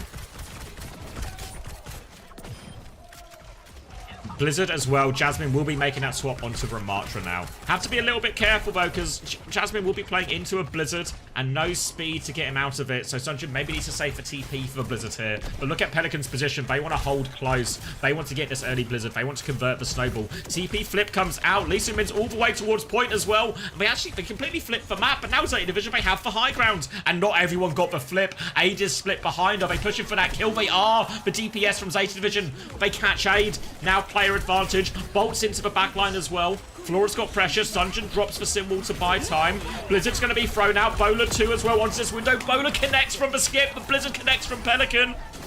And this is going to be a clean fight here. They just need to avoid any trades, and they are good to avoid all those trades. Flora's going to get the bonus ult charge as well, so he already has 53% to the next bowler. And now a chance to hold forward again, Zeta Division. Window and Annihilation to try and finish the job. AG, they need a bit of a minor miracle from Lee Sin-Min with this Captive Sun, in all honesty. So difficult to get out in this choke. They use for Sim to come back from spawn. They're just going to Captive Sun around the corner, but slow to catch Lee Sin-Min. He's out, but now Pelican is marking him. He's trying to take the duel with Finn, but Finn has a window. But Finn's still under a lot of duress, and they've got a bit of space to work with now, AG. Annihilation is still up for Bernardo, and here we go. He's looking at the backline. He's going in, booped out of it. Alpha Yi follows it up. The Ram, the Lucio get it done, but they've lost players in the backline. Aid is buying time. Bernard still has this Annihilation. Can he do it all? He's shielded out right now. He's in a 2v3, a Ram Lucio, but the Ram has Annihilation. Bernard's walking forward right now. He's choosing not to invest. Yeah, they chose not to clutch. I wonder if there was a timing there for Zeta Division to maybe slow it down and play for the beat, play for the Annihilation, have their spawns coming back. But they choose not to go for the clutch. And now they have to do this difficult retake. Worth noting, Sunjin has come back on the Venture now as well. I don't know if this was an intentional swap in terms of the comp matchups, or if he was just doing it to help come back with the recontest with how scrappy that fight looked. He will be playing the Venture though, and this means he can get into these sort of lurking, hiding positions and just try and play from these hits on the backline. If he can trade Finn in any of these situations, it will be a high value one for him. For now though, they've cleared Sunjin back, and they're going to take the brawl onto point.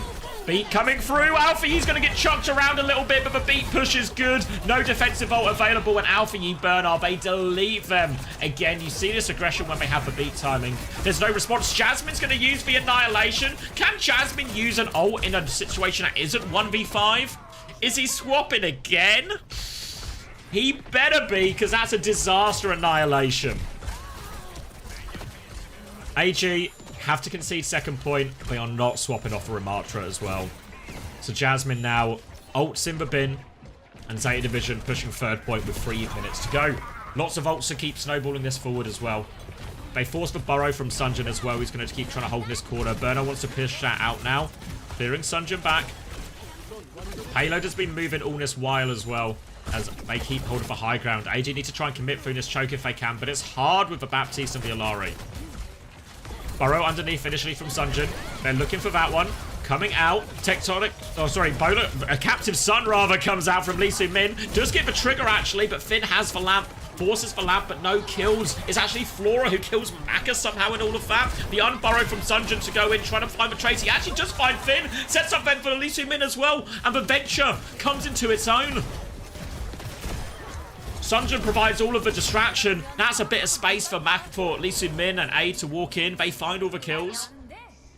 And AG are going to try and hold forward here. Lee Min not available.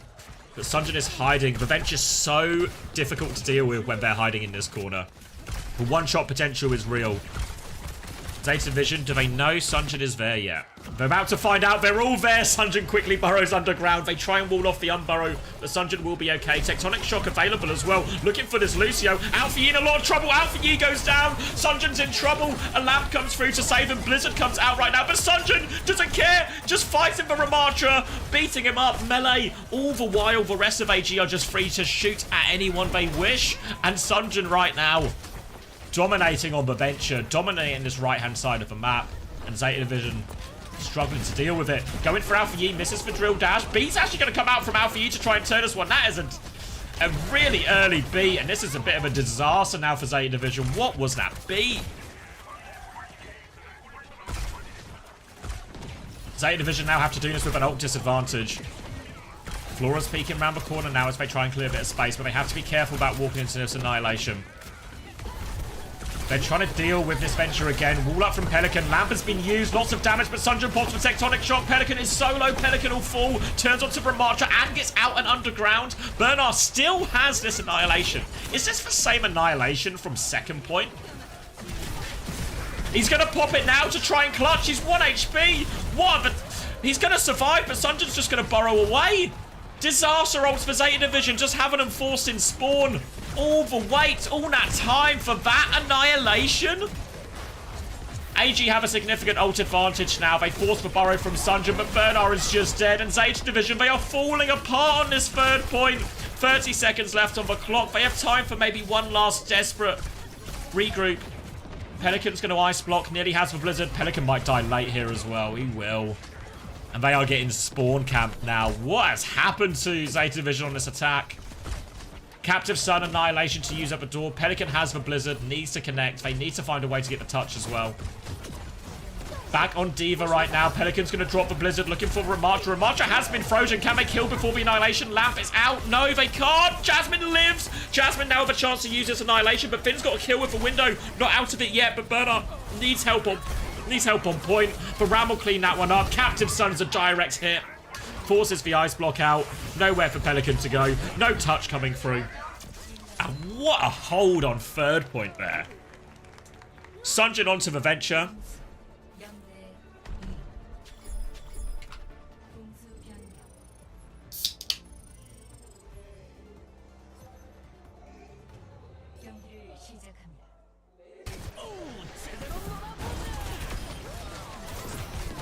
Wow. This just feels... What a strange map, right? Because it feels like Zeta Division got into a couple of messy situations with people behind and stuff like this, but for the most part, playing quite well.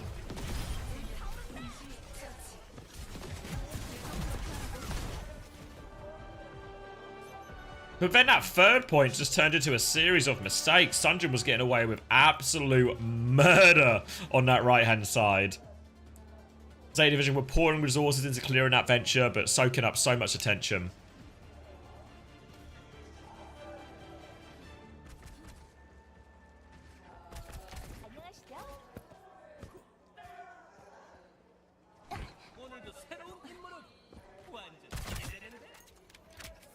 Alright, pressure on Zeta Division here. Again, holdable, right? Circuit Royale, not a straightforward point to attack at any point, but it's really, they got basically no meaningful distance on third point Zeta, so the hold has to happen on either first or second for it.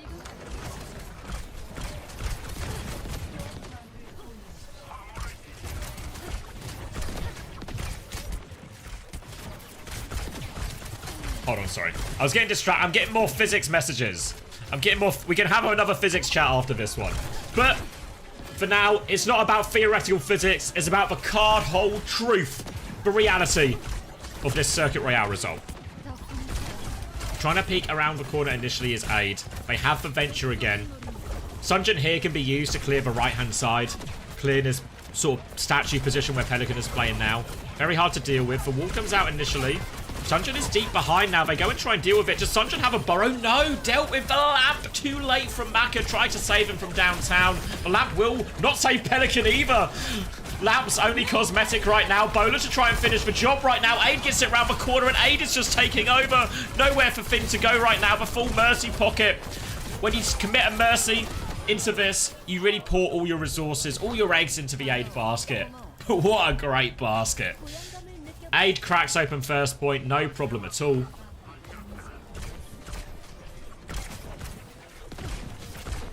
And now continues to get this damage boosted pocket as they walk up, looking for more. Pressure comes out. Lee Min nearly has a Valk. Not the greatest ult, but can just keep using it to keep going forward. Keep pocketing Aid.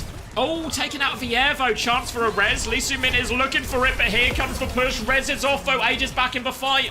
5v5 once again as the window from Finn is out. Lee Min is trying to juke around right now. Finn's trying to shoot out of the sky, but can't hit the Valk in Mercy. They've killed Aid a second time here, so they will be okay as Zeta Division drop to the low grounds here. Pressure on. Sunjin's found a trade. They need to deal with this Ramattra. They can. And Zeta Division should be able to stabilize. They can deal with the Venture. Window from Maka. Maka thinks they can clutch this. Oh, he's dinked out for Yi. He's deleted him. He's got his shift out as well. He's taking the duel with Flora. Maka was right. He can clutch it. Ada's come back and got a kill as well.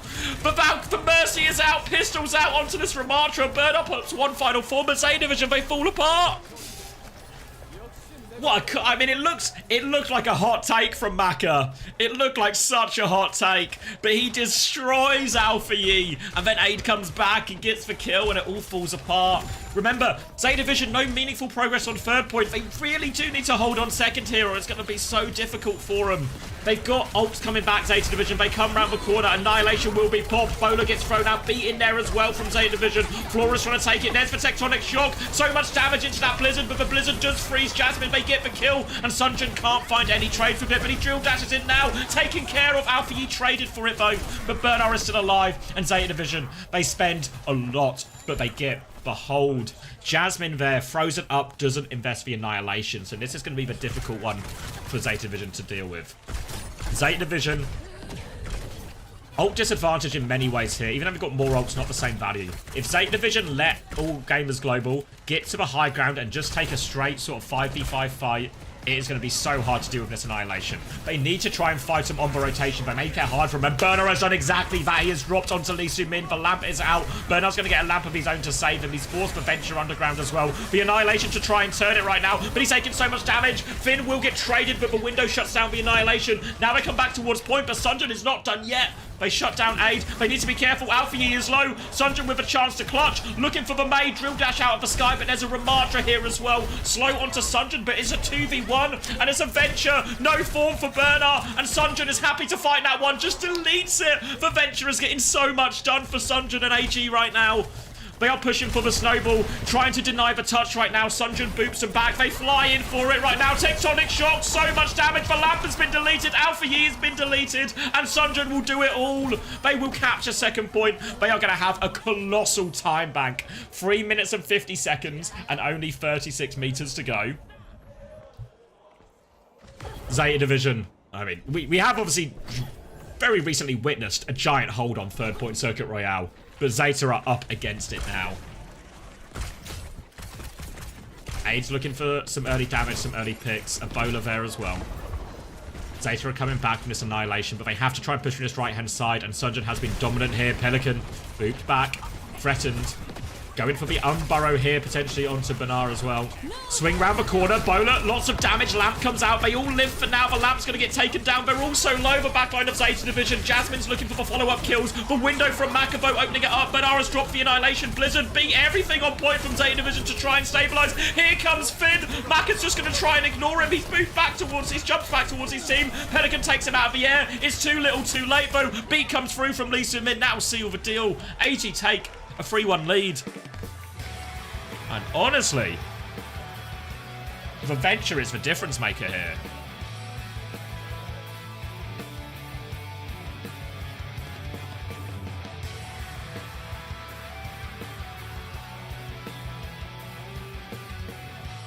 OP hero. Yeah, I mean, I feel like Venture gets overlooked on a lot of occasions. But the hero's so damn good. And yes, is first to 4. So Zeta Division, they're not out of it now. Or not out of it yet, but they need to win 3 maps in a row. All right, I'm going to grab some water quickly as we look in for this. And then I've got some more physics updates for you as well.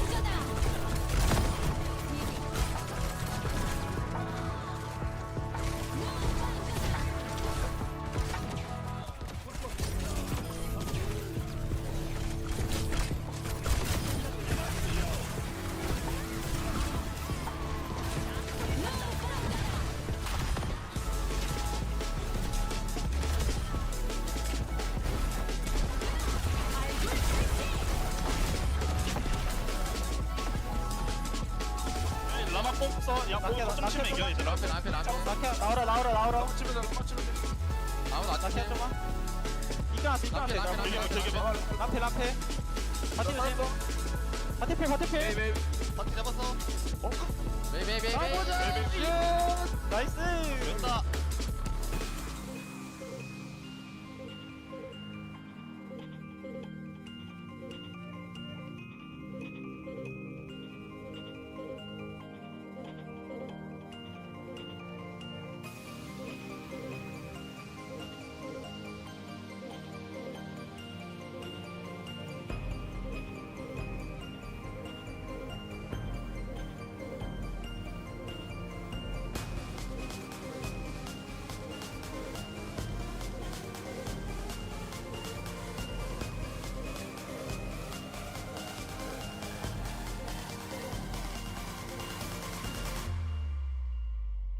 Oh, I'm back.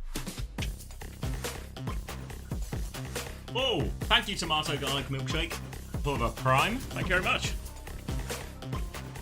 Alright. Zeta Division on the brink of elimination. But before we get to the Overwatch, do you want a quick physics update? So, I asked my sister, does it change based on observation? She says, oh, you mean the quantum version? So she says, the same thing happens with electron beams, but if you try to measure it at any point, then the pattern will disappear. It's kind of strange, but essentially by measuring the electrons, you've interacted with the experiment directly, because they are so sensitive, which measurements are not meant to do anyways, and then you can change the outcome. It's part of the wave-particle duality. The most common way of thinking about it is when you let the electron do whatever it wants without measurement, it will act as a wave, but measuring it makes it act like a particle. It's kind of weird to think about, but the advice I was given was to not think about it too hard. Does that make sense?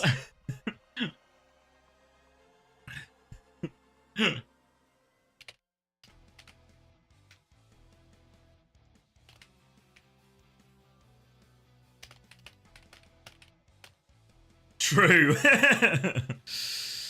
It's because they're so tiny to observe them, a photon has to interact with them. Oh, okay. So it's for measurement. Okay.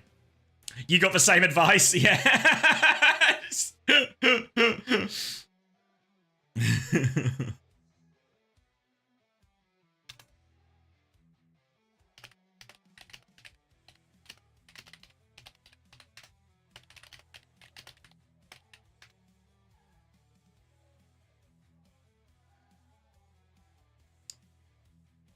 What's my sister's PhD in?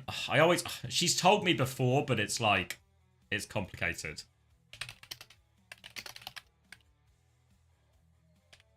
By complicated, words I don't understand. I can ask though. What was that?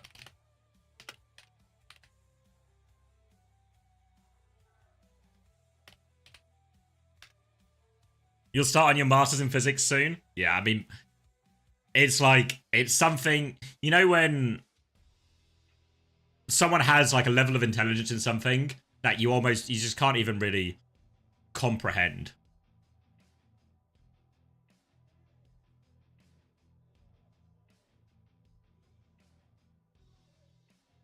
Starting your masters and getting high and watching OWCS soon. That I think I can comprehend, yeah.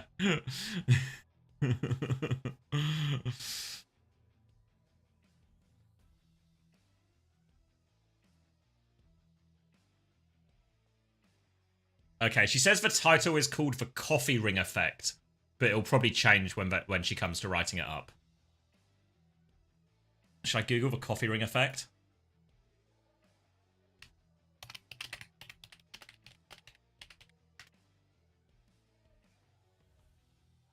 The coffee ring effect is a phenomenon where a droplet of liquid like coffee dries and leaves behind a concentrated ring of particles around the edge with a lighter center. This happens because liquid evaporates faster at the edges, causing a flow of liquid carrying particles towards the edge. The effect commonly seen when...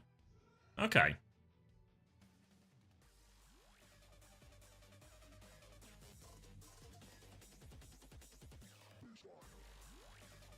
She may have a PhD, but can she explain how Saudi reverse swept China? Oh, she says she does less quantum physics now and does more statistical physics / fluid dynamics. Just a series of further topics of physics and subsections that I can't understand. Coffee ring effect sounds like a video essay I'd watch on YouTube. Alright. Does having a PhD help with bans? We don't know, because I don't know if any coaches actually have a PhD. We don't have the data to prove that hypothesis yet. Alright, should we lock in though? We need to, let's cast our minds back to the PhD of watching OWCS. Because it's Hollywood, it's Zeta Division's choice, and Zeta Division now are on the brink. AG need one more map to confirm their spot at the Esports World Cup. They're going to get 3 shots at it, but they don't want to take all 3 shots. They want to get it done now. And Sunjun, success on the venture, and will keep playing it right here. TP in initially for a bit of space here for Zeta Division. Gets Burner over to that other side, and now they try and swing. A brave swing from Pelican requires a lamp to keep peeking. They have a bit of space, but here comes Sunjun in the back. Damage onto Finn, but no kill. Lee Soo-min with a follow-up, though. Sunjun back out to the high ground, and they continue to struggle to deal with this venture. Sunjun is getting it all done right now. Clean up onto the point, and they will be repelled here. No tick, no nothing. They're trying to TP Burner out. They can, but they are repelled. And you see every time AG, they're quite happy to give a bit of space here, you know, let Zeta Division walk in aggressively. But as soon as they walk in aggressively, Sunjun gets these flanks from the high ground. Lee Soo-min is committing with him as well. And Sunjun is finding these trade values. And as soon as you lose the Baptiste in this type of composition, that's all your sustain gone. Lucio just can't keep up with the healing. They're trying to walk in again now. Sunjun is going underneath. Bola over the top. TP backwards. Actually, Bola manages to eat that one. Mac is going to kill Florivo on the way in. Pelican has TP'd in aggressively, but Mac will deal with that as well. They're all committing for this venture. Alfie will kill the venture. The venture threat has been dealt with, but it's cost them all 5 players. They'll stall out this Lucio a little bit as well. Alfie is going to try and play his lie. We'll try and get out, but just has to get forced to reset. And AG... Oh, I see what you mean. There we go. I got you. Window available for both teams. Simwall coming up. One thing that must be said about the venture is WoW. WoW, very good in the neutral, very good in these flank fights. The ult is worse than the Simwall. So an advantage here for Zeta Division if they can get to it. But Sunjin is hiding again. They've cleared out Sunjin. Flora has found it. The skipper has taken responsibility. Window on the high ground for Maka to try and turn it. They're up holding this high ground, but they can't find any kills out of this window just yet. Finn's actually going to take down Maka, but beat trade comes in, but not in time for Maka. Significant advantage now for Zeta Division. They flood onto point. They want to get these final kills. Aid going to get taken down, throwing out that bowler as well. And Zeta Division have their breakthrough. Jasmine is still on the high ground, but where is Jasmine going? No escape, no contest, and Zeta Division, they've got first point.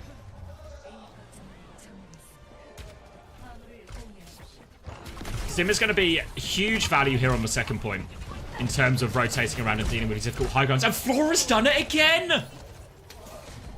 That's why he's the captain. Now they can take the high ground for free. Aid is getting poked back. Aid's going to die as well. Aid just swings into all of them there. Reckless from Aid. And more picks for Zeta Division. More space, more cart progress.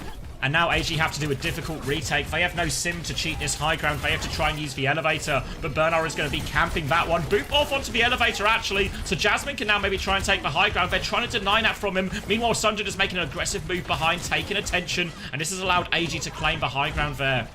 The spear from Jasmine makes all the difference there in terms of high ground control. And Zeta have to play retake now. Burrow underneath, or fight on point, Sunjin. Drops the tectonic shock, getting boot back into the corner, though. They try and DP it, just looking for damage, but Sunjin opting to play their life more than anything else. Simwall comes through to try and save Bernard's life. Terror Surge pulls them back in. Lambert's been forced out from Maka right now. Simwall is in. Flora's thrown the bowler out. Gotten a kill in that, but they've lost Bernard. Now Sunjin's coming to deal with the high ground. Might regret that one, but here comes Aid over the top as well. Flora is on the run, groups up with Alpha E. They're trying to stabilize underneath, but the Hunter's on for AG. They want more kills, and Sunjin is behind them. Takes that one. They'll kill Flora as well. Everyone will get cleaned up, and AG will be able to re-establish their hold on the high ground.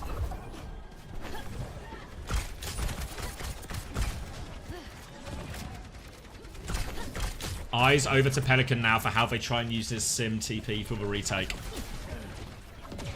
Cart is only about just under halfway. They're going to TP to the high ground. Boop is there. It denies Pelican, but not Bernard. He comes through. They kill Lee Sumini was trying to cam that one. Bowler comes out, but nothing from that one with Aid. Now they have control of the high ground, but the lamp has been forced, and Sunjin has killed one, killed two. Sunjin dies for it, but he forces 2 kills. The trades are good. And now Jasmine can take the head-to-head with Bernard. No real healing for him. Only the Lucio healing. He drops to point, but Pelican's there, actually.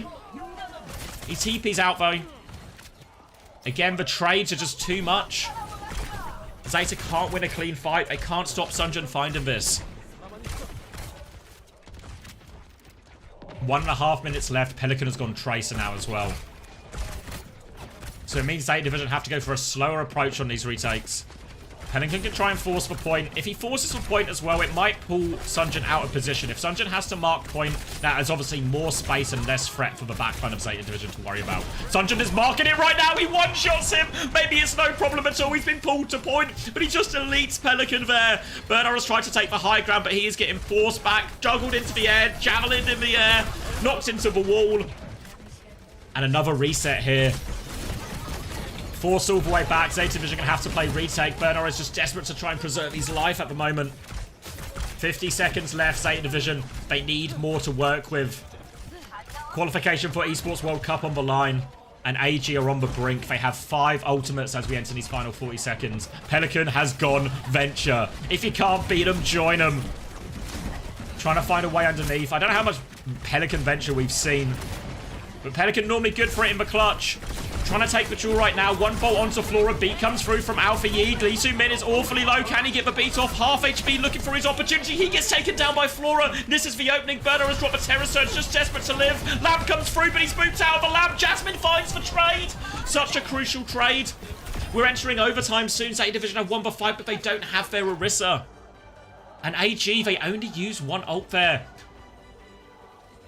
Bernard, is he coming back on D.Va just to be back in the fight quicker? Sunjin has gone an emergency Sombra.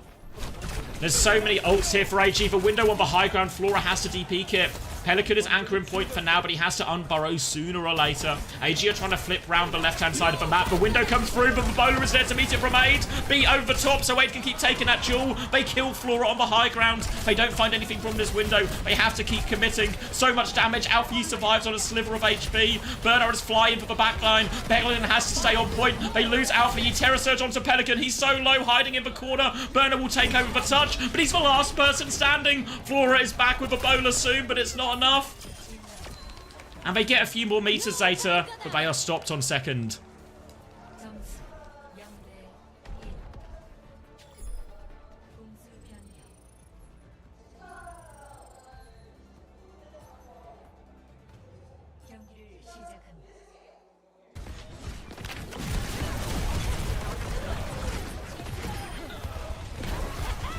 Why is Venture good versus Sim? So, some of it is what Sim has for being going a huge amount of damage in close range.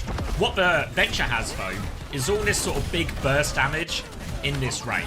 So, while a lot of DPS struggle to fight a fully torqued Sim because there's just so much damage, the Venture actually has like matchable damage in these sort of close range situations. Plus, because the Venture can go underground, there's no way to poke out the Venture or put early damage out or something. So the Venture can engage for free on the Sim, where heroes like a Tracer, a Genji, even an Echo, everything has a much harder time closing that distance. So that's why the Venture matches up quite nicely into the Sim. Also, when you factor in so much of the Sim play we see is about TPs and rotations, the Unburrow and the Drill Dash, really good at that. Think about situations where the whole team rotates, but then they get Drill Dashed away from it or something, or disrupted. We saw that a few times there where Zeta would do a rotation, and then Sunjin would come up behind the TP and just knock Finn out of position or Flora out of position or something, and someone else would find the kill. Similarly, if they do like a harassment TP normally just one where like the Sim takes it herself, just to try and get a bit of an off angle. If the Venture ever manages to drill dash that Sim out of it, there's no chance for the Sim to TP back. So just a lot of nice matchups in terms of the big sort of team fights, but also nice matchups in some of the smaller interactions as well. And Pelican is just going onto the Venture now. They have just bit the bullet. It's going to be a Lucio Venture, well, it's just a Venture flank actually, behind right now, trying to zone him with the Unburrow. Forces him back in, but Pelican plays for punish, but it doesn't make a difference. Sunjin wins it. The lamp is good from Maka. Back foot right now. I think Finn still has lamp, but they are a player down, and Aid is all the way over the top. Patient, stalking his prey. Couple of bolts onto Finn, forces the lamp out now. They still have a bit of position, but here comes Sunjin flying in again. Forced underground, but the Unburrow kills Finn. Backline is dead, and Sunjin opens the door again there. Initial Venture gap, the lamp from Maka made the key difference, really.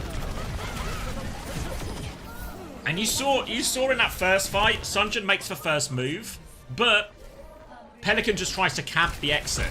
If you watch my Venture video a long time ago, you would have seen that actually Heesang does a lot of the same thing. But we'll come back to that because there's a window on the high ground for Maka as they try and snowball. They've actually dislodged Burner from this position as well. And Jasmine, less interested in chasing that kill and more just about preserving the good position for his team.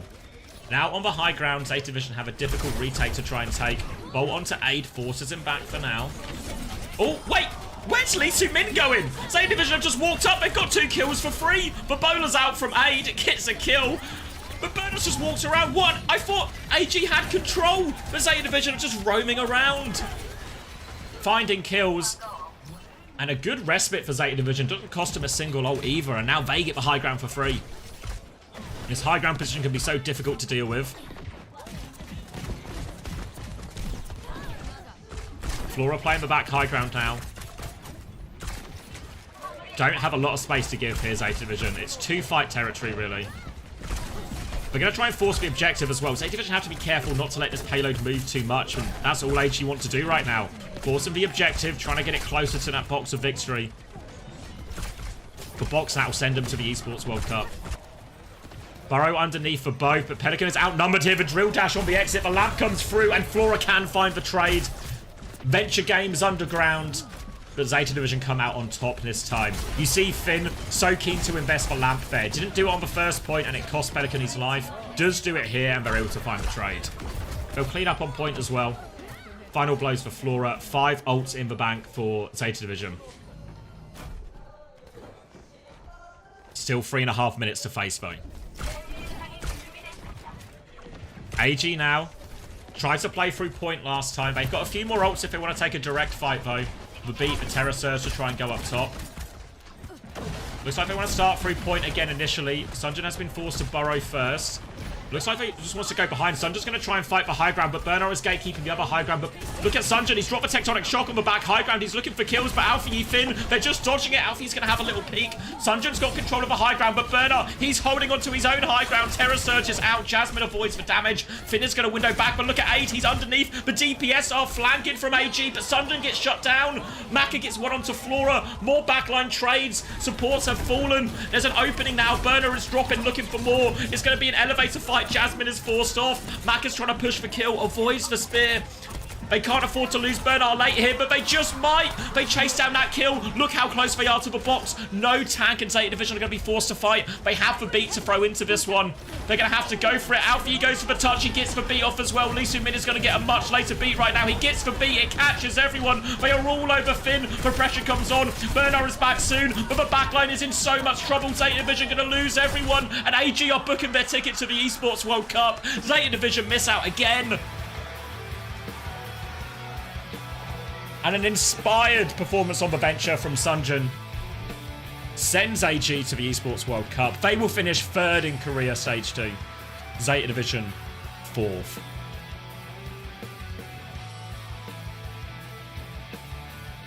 And a 4-1 in the end.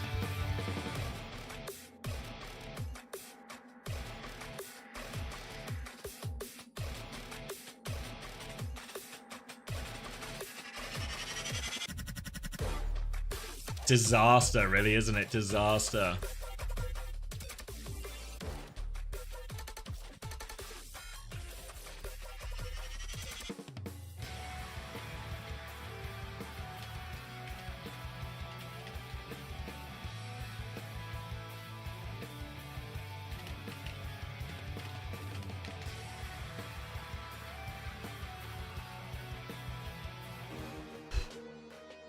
It's not over yet, of course, Zeta Division fans.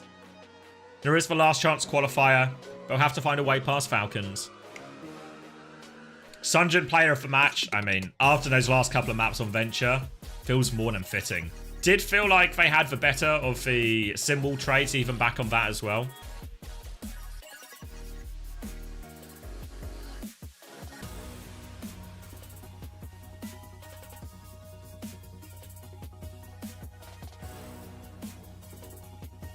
No, Jabba, there's only 2 direct qualification spots for Korea, so it's T1 and AG after this victory who take those spots.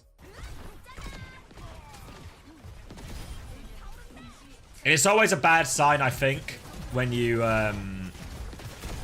I think it's always a bad sign when you're playing this sort of thing and you're playing these kind of matchups and one team's playing a hero that you don't see as often, like for Venture, and then the answer essentially becomes, fuck it, just mirror them, right? It happened to us on London. Oh.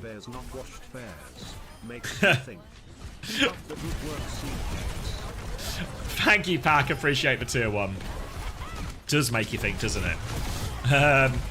What I was going to say is, it happened to us on London, right? When we're playing our Rhine in Season 5, do you know the number of teams that would just end up mirroring Rhine on map 5? Like, it happened like 3 times or something, which is just crazy, right? Especially with the power of hindsight, it's just absolutely crazy that teams would end up just taking the Rhine mirror against us. And Zeta Division forced into the same situation here.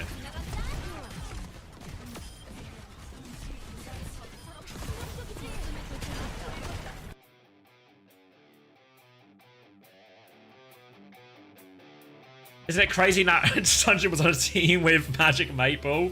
I mean, yeah, when Sunjin was on... What were they called at the time? Was it Timeless?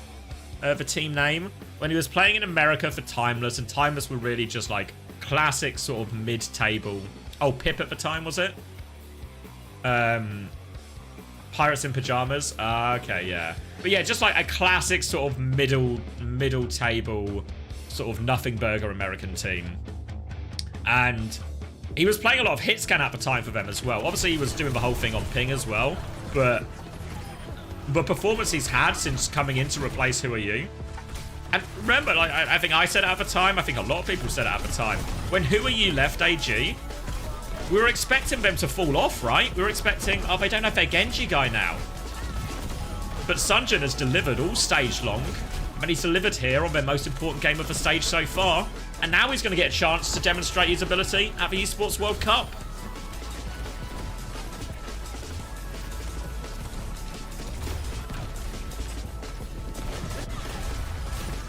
Yeah.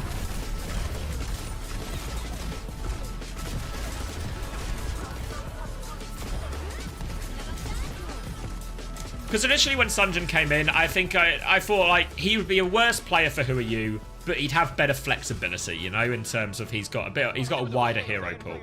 But actually, alright, here's the winning comms.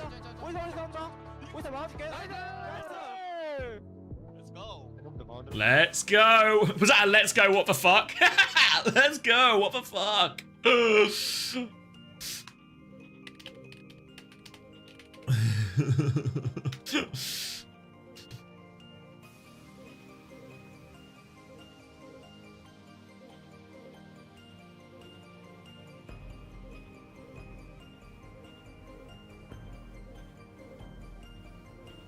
Also, couldn't we have just banned for eventually? Yeah, let me get the bands up now. Hold on.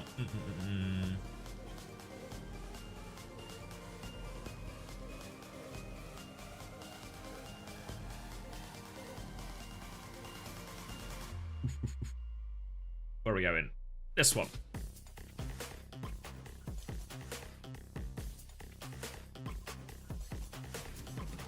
Yeah, you're probably right, really. What did they ban in the end on there? Because we were talking about physics, so I didn't pay too much attention to the bans. Yeah, they banned... Oh, they protected it, AG. Oh, wait, no, it wasn't... Oh, they didn't protect it. They were the second ban. Yeah, they banned Alari. Yeah, why did Zeta ban Alari? Upon reflection. Oh, they banned Venture already, actually. Yeah, they banned it already. So, yeah. What could they have banned instead? Could they have banned the Orisa? Yeah, the Orisa matchup didn't feel like the problem, though, you know?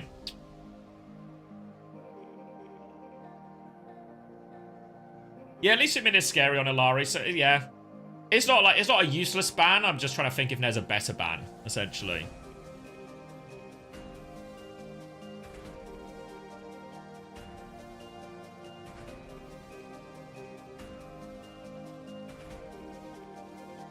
No, it's alright. I actually, this is the first time I've checked it, Otter, anyway, so you're all good.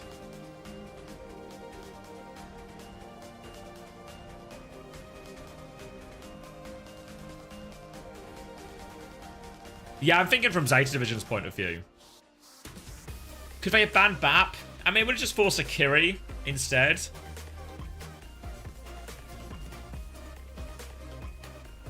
It doesn't really solve for problems.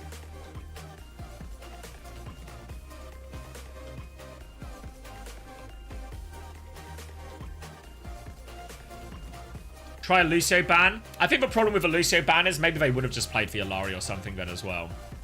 But I mean, to be fair, do you remember on Circuit Royale where AG played for Alari? And they played Alari Baptiste? Actually, Zeta Division had a lot of success playing playing the Lucio Bap into the Bap Alari. Obviously, Circuit Royale is a much simpler map in terms of just narrow front to back than Hollywood is. Especially once you get to the second and all the high grounds, etc. But maybe it would have been better.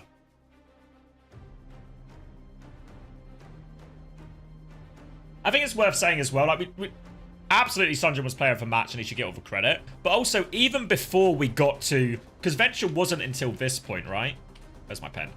This was like... The last two maps was the Venture turnaround. But they were also... They were losing before that as well, you know? They were still on the wrong side of the series before that. Yeah, Juno Brig, probably better survivability into the Venture. I think Brig, if anything... Actually, maybe they should have just gone Brig. Yeah, actually... Now I think about it, like, I remember... Who was it who was telling me? I think back when... Do you remember when there was a lot of Venture being played... It was... I can't remember when it was. Was it like middle of last year, maybe? Maybe around, like, the end of Stage 2? I remember, I think it was Astro was talking about, and he was saying that just like Lucio is so useless at peeling a Venture, really. It's so hard. But if you go Brig or something, the ability to pack and like whip shot interrupt this, it was much better. So maybe something like the Bat, like just a Bat Brig or something would have just given them that survivability they needed in those situations. Juno could have been, you know, either Bat Brig or Juno Brig. I think you kind of get the same result. Now we play in my world. Selecting upgrades to match new user.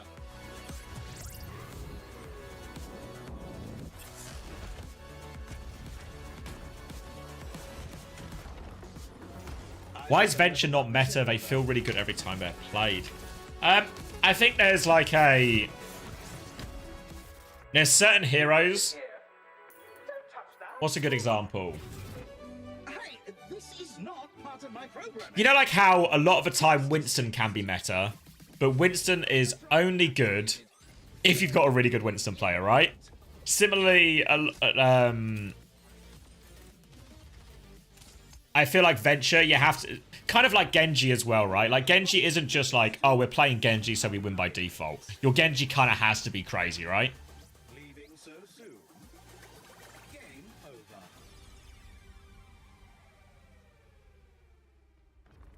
Map and comp dependent. Yeah, I mean, I think for sure, like, as soon as you start straying away from, like... When you're in, like, a BAP... Like, Venture's very good into BAP Lucio. And very good into Sim as well. So when those heroes are all being played regularly, then all of a sudden Venture becomes like a really high value pick. But if we were just playing like something like, I'm trying to think, what's a comp we've seen? Like, if it's like a Kiri, Lucio, Tracer Winston, or Tracer Diva or something, the Venture has a much harder matchup into a lot of those heroes. 실력은 그렇게 막 뛰어나지 않은 러너라고 합니다. 반갑습니다. 이벤트성 대회 한다고 하시길래 나가면 재밌겠다. So if you don't have like a really top tier Venture or something, it's difficult. You know, because we saw Pelican go Venture as well, right? And it didn't actually change his fortunes at all.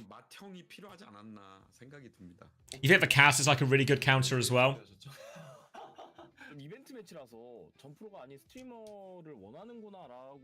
Yeah, that's probably reasonable, right? Like, the flashbang out of the burrow is probably like a pretty high conversion rate on kills.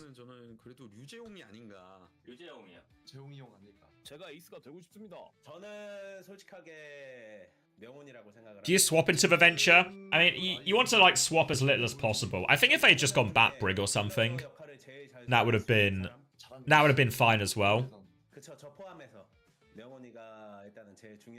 I think there is something like Lucio Bap is so hard into the Venture, like because the Bap just dies every time, which is kind of what we saw, right? Like what a hard time Finn was having, you know. 저는 이제 마인드 자체가 너무 대단하신 전 프로분들이긴 하시지만 제가 1인분 그 이상을 해야 팀에서 원하는 대로 잘 굴러갈 거라고 생각을 해서 저라고 얘기한 사람 없나 보네요. Like, because we were on Sunjin's POV a lot for that, and there were so many times, you know, where like Sunjin would escape just on like 50 HP underneath or something.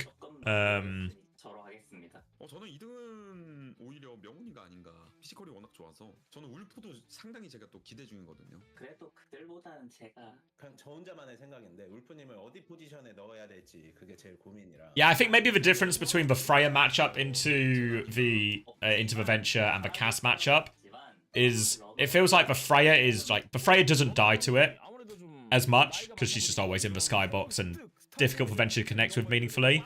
But the Cass is like a kill threat more consistently with the flashbang. So it means that the Venture can't just do what they want in terms of hitting the Baptiste and juggling them around and disrupting them. 게임 보는 눈이 중계 때 보시니까 워낙 좋으셔서 잘하실 거라고 믿습니다. 제가 좀 걱정되긴 합니다. 스타디움이 색다른 모드지 않습니까? Whereas like as soon as something like the Cass exists and there's that kill threat, suddenly it means the Venture has to be a little bit more careful with when it commits to some of these engagers. 이게 좀 잘못된 것 같은데. 한번 기강을 잡을게요, 명훈이. I'm gonna watch China playoffs next week. Yeah, I should. Is it all next week? How what's the schedule? Is it just like 3 days or where am I looking? China. 있어서 부담감은 좀 덜한 것 같습니다. 그리고 에임적인 부분에서는 좀 이제 부족할 수 있다고 생각하지만 27. Oh, it doesn't have times yet. 27th, 27th, 28th, 29th, 28th, 29th. Yeah, so all over 3 days, right? Yeah, we should watch China. 프로보다 콜이 좋다. 저는 생각. Because is it free esports World Cup spots they get as well? Yeah, free for them too. So obviously, I mean, Weibo are going to be, they're going to be alright for it.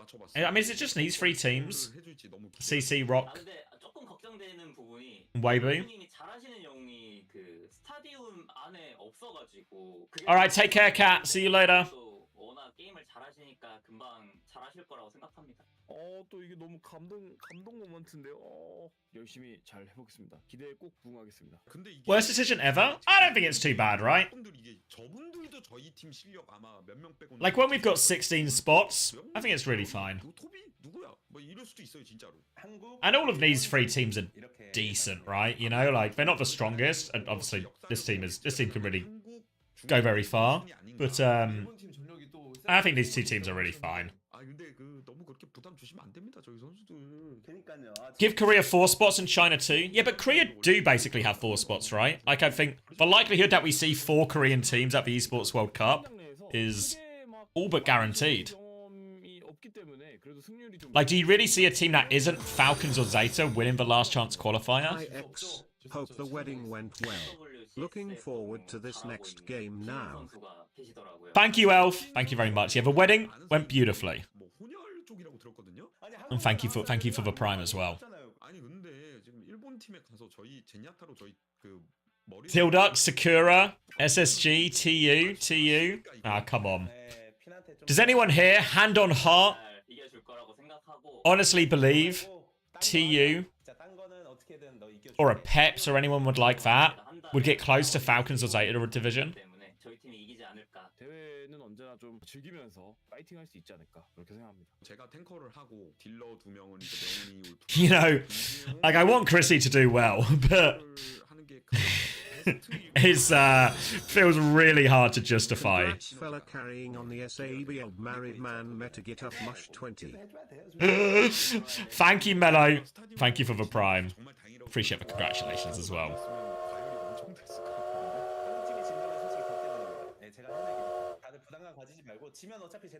Alright, I think I'm gonna grab some food before we start for this grand final as well. So I'll leave you with the stadium. The old dog interviews. I'll grab some food and then we can lock in for the grand final. They're both going to the Esports World Cup. Their seeding's actually settled as well. But this is an important, I think it means more to T1 than it does Crazy Raccoon right now. Like winning a stage, their first stage win, continuing all the good form, all the promise they've shown over these last couple of weeks. I think really, really important game for TU, just from what it can mean for them. So let me grab some food and we can get ready for this grand final.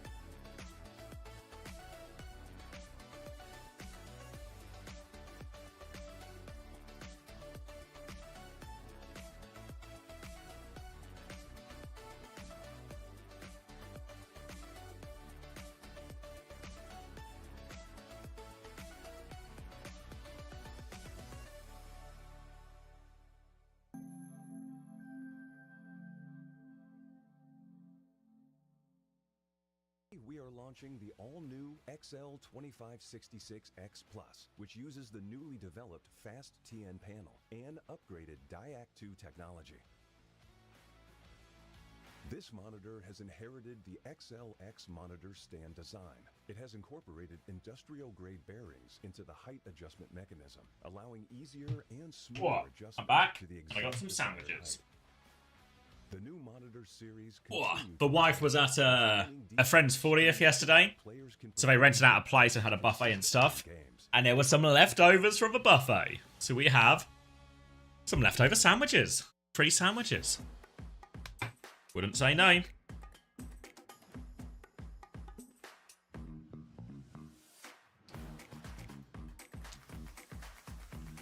My wife or your one? My wife.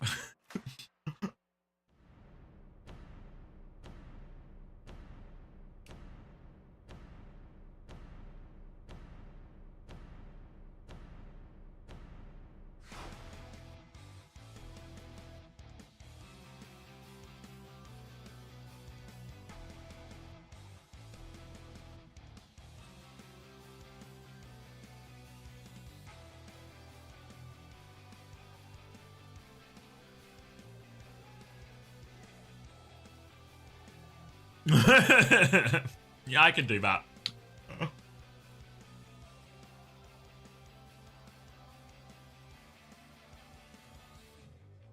We won't have a repeat of the pasta incident from yesterday.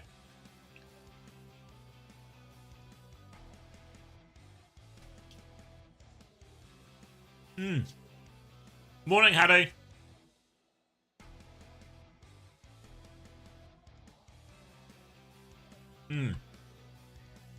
Let me cup a bod before I forget. Gonna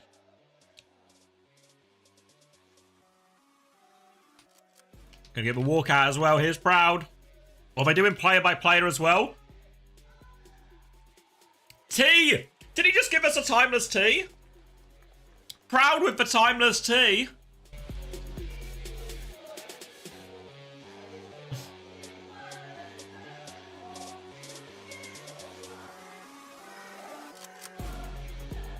Roll game is playable, so I'm just sorting the board. Alright, player by player here.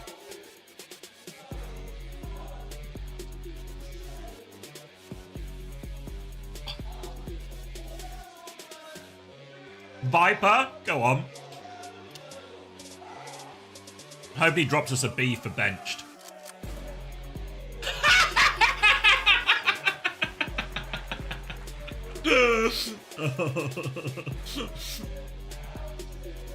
Bless him. He chokes it. He choked it, didn't he?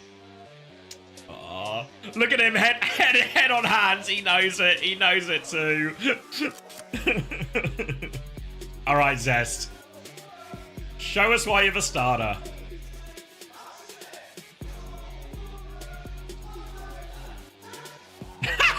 Did he just give his heart out to us?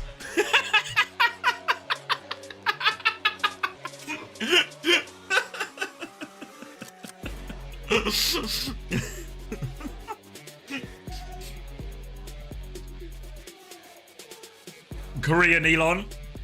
All right, dongers. Come on, dongers. What have you got for us?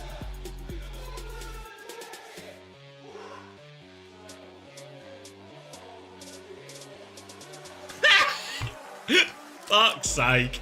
Honestly, it's actually so dong hack core, isn't it?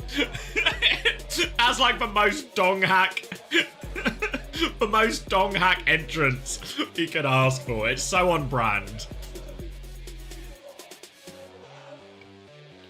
Alright. It's on the back line to carry this now, really. Come on, Scoot.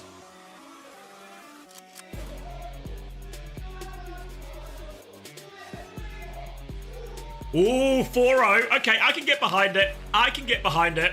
4-0. Confidence. I can get behind it. There was no emotion as well. It was a cold 4-0. No drama. All right, Vigi.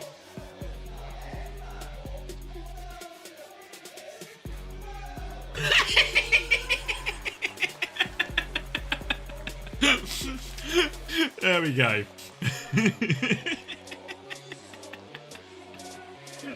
Tough? Yeah, tough.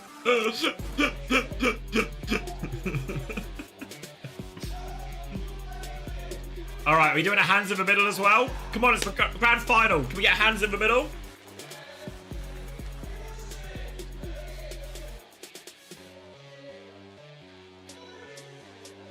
Or are we doing the other team first? What are we doing?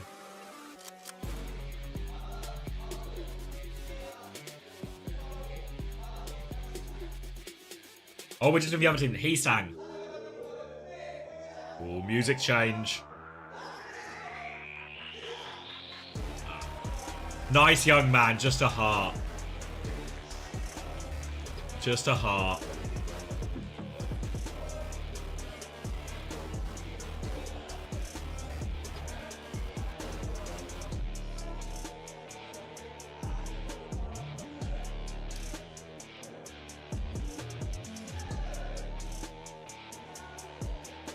All right, Lip. Gaming Warlord. What's he got for us?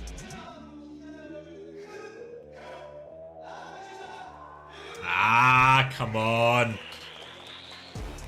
We can do better. We can do better.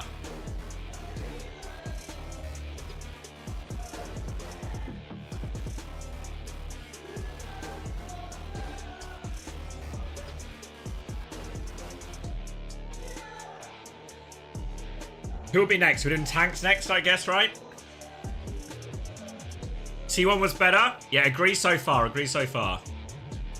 I reckon Jumpin's got nothing for us.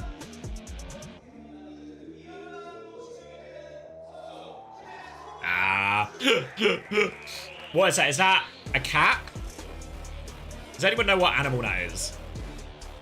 Is that a cat? A panda? Whiskers? That's a man. Thanks, Jet. Hamster. Oh. Oh. A raccoon? A raccoon or a hamster would make sense. All right. I've got... Come on, Max. What have we got?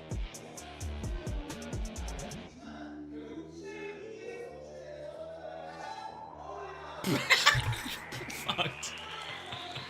Ah, I was so hyped for that one. I was so hyped when he was doing the slow turnaround. I was ready to get blown away. But underwhelming again. Underwhelming again.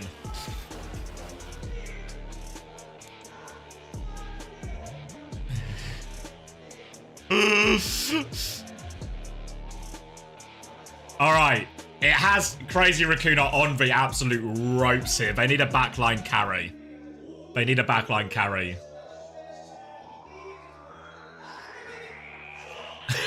Oh, he ruined it with the wave. I think he ruined it with the wave. If he had just done like the hair thing and then left, it would have been perfect. The wave ruined it.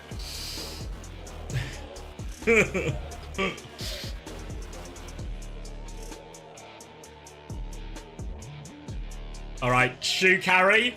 A shoe clutch at the end.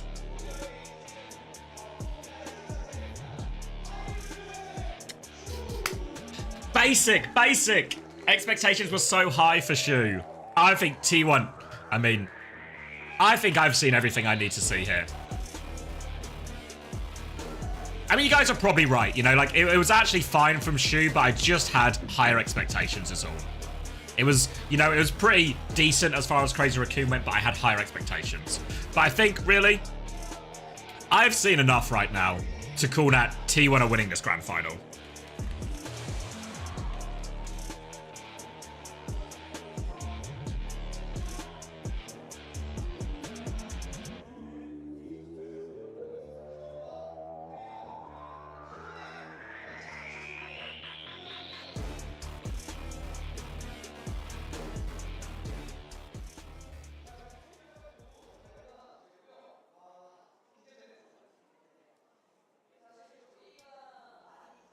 Okay.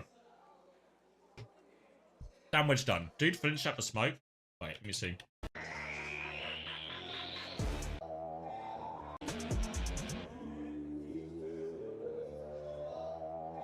Oh, wait. Crazy Raccoon, look, Crazy, I'm pointing at the screen, but Crazy Raccoon do no hands in the middle. Wait, did we do it in the end? Oh, that is... Wait, let me show you this. Eyes on the right-hand side of your screen here. So eyes on the left, sorry. Eyes on the left-hand side screen first. T1. Look at this look at this now from Crazy Raccoon. What is that? What is that? They're fucked. They're so fucked.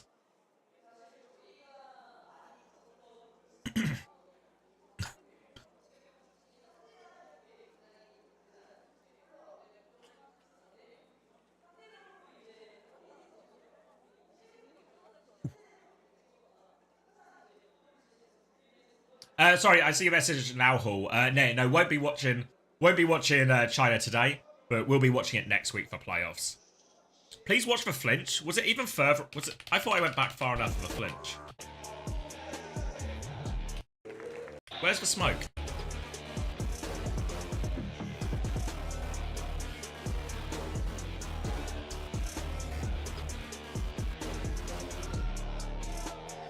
His walkout.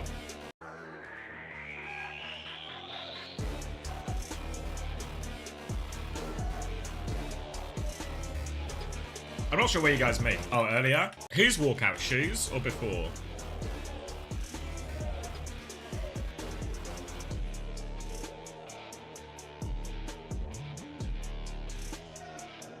Shoe? I don't even know what smoke you guys are talking about.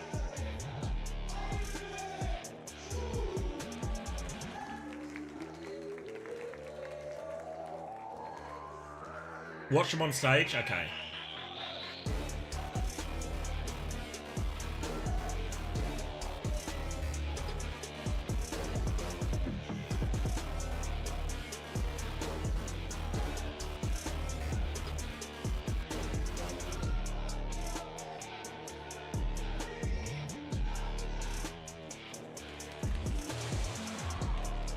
Oh, I see. Yeah, here. He's actually so spooked. Okay, it was worth it.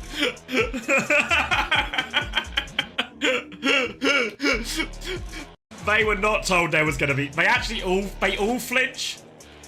But Shoes is the biggest by far. Like, Shoe has shit himself now.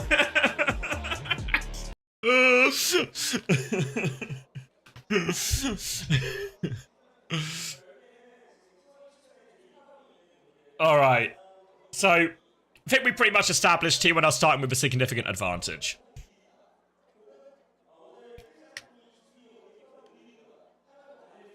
Oh, is this like a player of the match predictions, maybe? Yeah, I presume this is like player of the match predictions.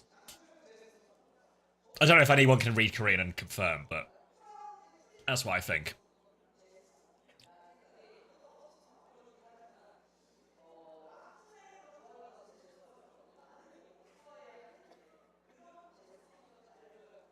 Yes, I can't read Korean.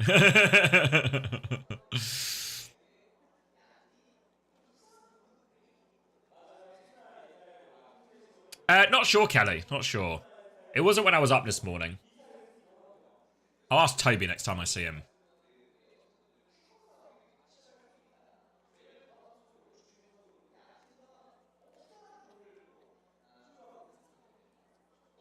Alright, so... prediction-wise, I don't know. I was talking about this a little bit last night at the end of EMA in North America. But I feel like if I think about it, if I engage my brain like I'm trying to understand some kind of physics theory, all the logic tells you T1 should win. All the logic. Recent results, the eye test, everything says T1 are the best team in the world right now. But you can never count them out though, can you, Crazy Raccoon? So I don't... How do I weigh up all the facts and the completely undefinable, intangible plot armor that just continually exists around Crazy Raccoon? How do I reconcile those two ideas?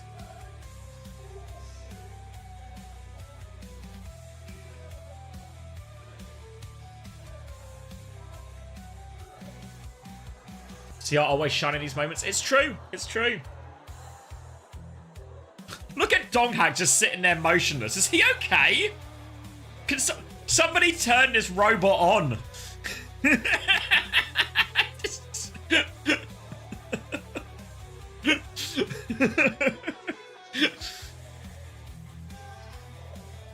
He's locked in. He's just...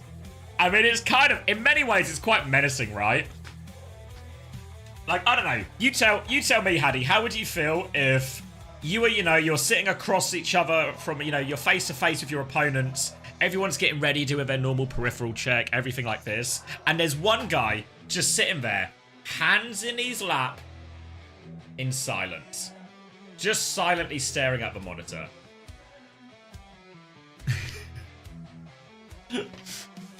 Just not moving. Yeah, just not moving. All right, the first versus the first. Newcomers versus defending champs.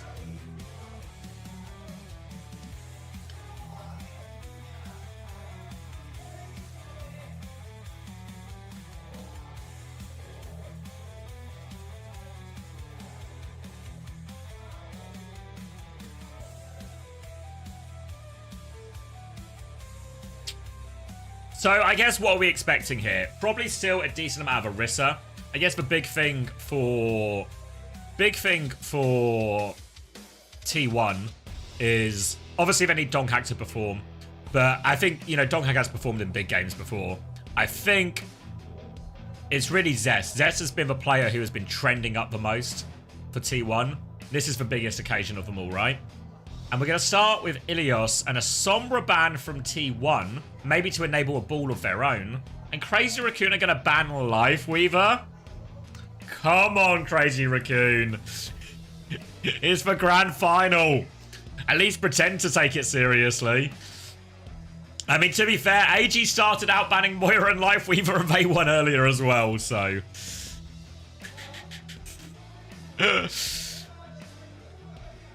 But this feels like, it feels like they want to play ball here then with the Sombra ban here. But I don't know. It's Ilios, right? So Crazy Raccoon aren't going to shy away from a ball mirror, are they?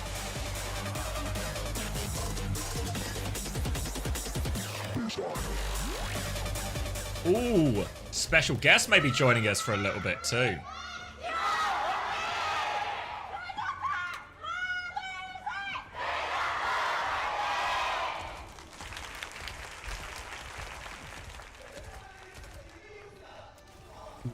All right. Haddy says he can come on for a bit as well, so we'll get a little bit of a Haddy cameo here. Let me crank the game volume. Let's get those predictions closed. And let's see who is going to be the champion of Korea for Stage 2. Donghak starting on the ball. Crazy Raccoon are actually just going to play Winston and a Brigand to all of this. So very different looking comps, even though we are very much still in the... still in it. Hold on, wait. We get Haddy. There he is. Hey, Haddy. Yo, what's up? Just watching Jumping get one shot in the opening fight of the grand final. How about you? I mean, humans too scared to take the ball mirror. I say I just take the ball mirror right now.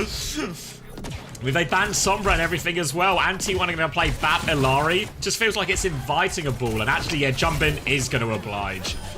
Early trade early on, back and forth. Pressure now, he's going to have his recall force, trying to fight this Ilari, but difficult one.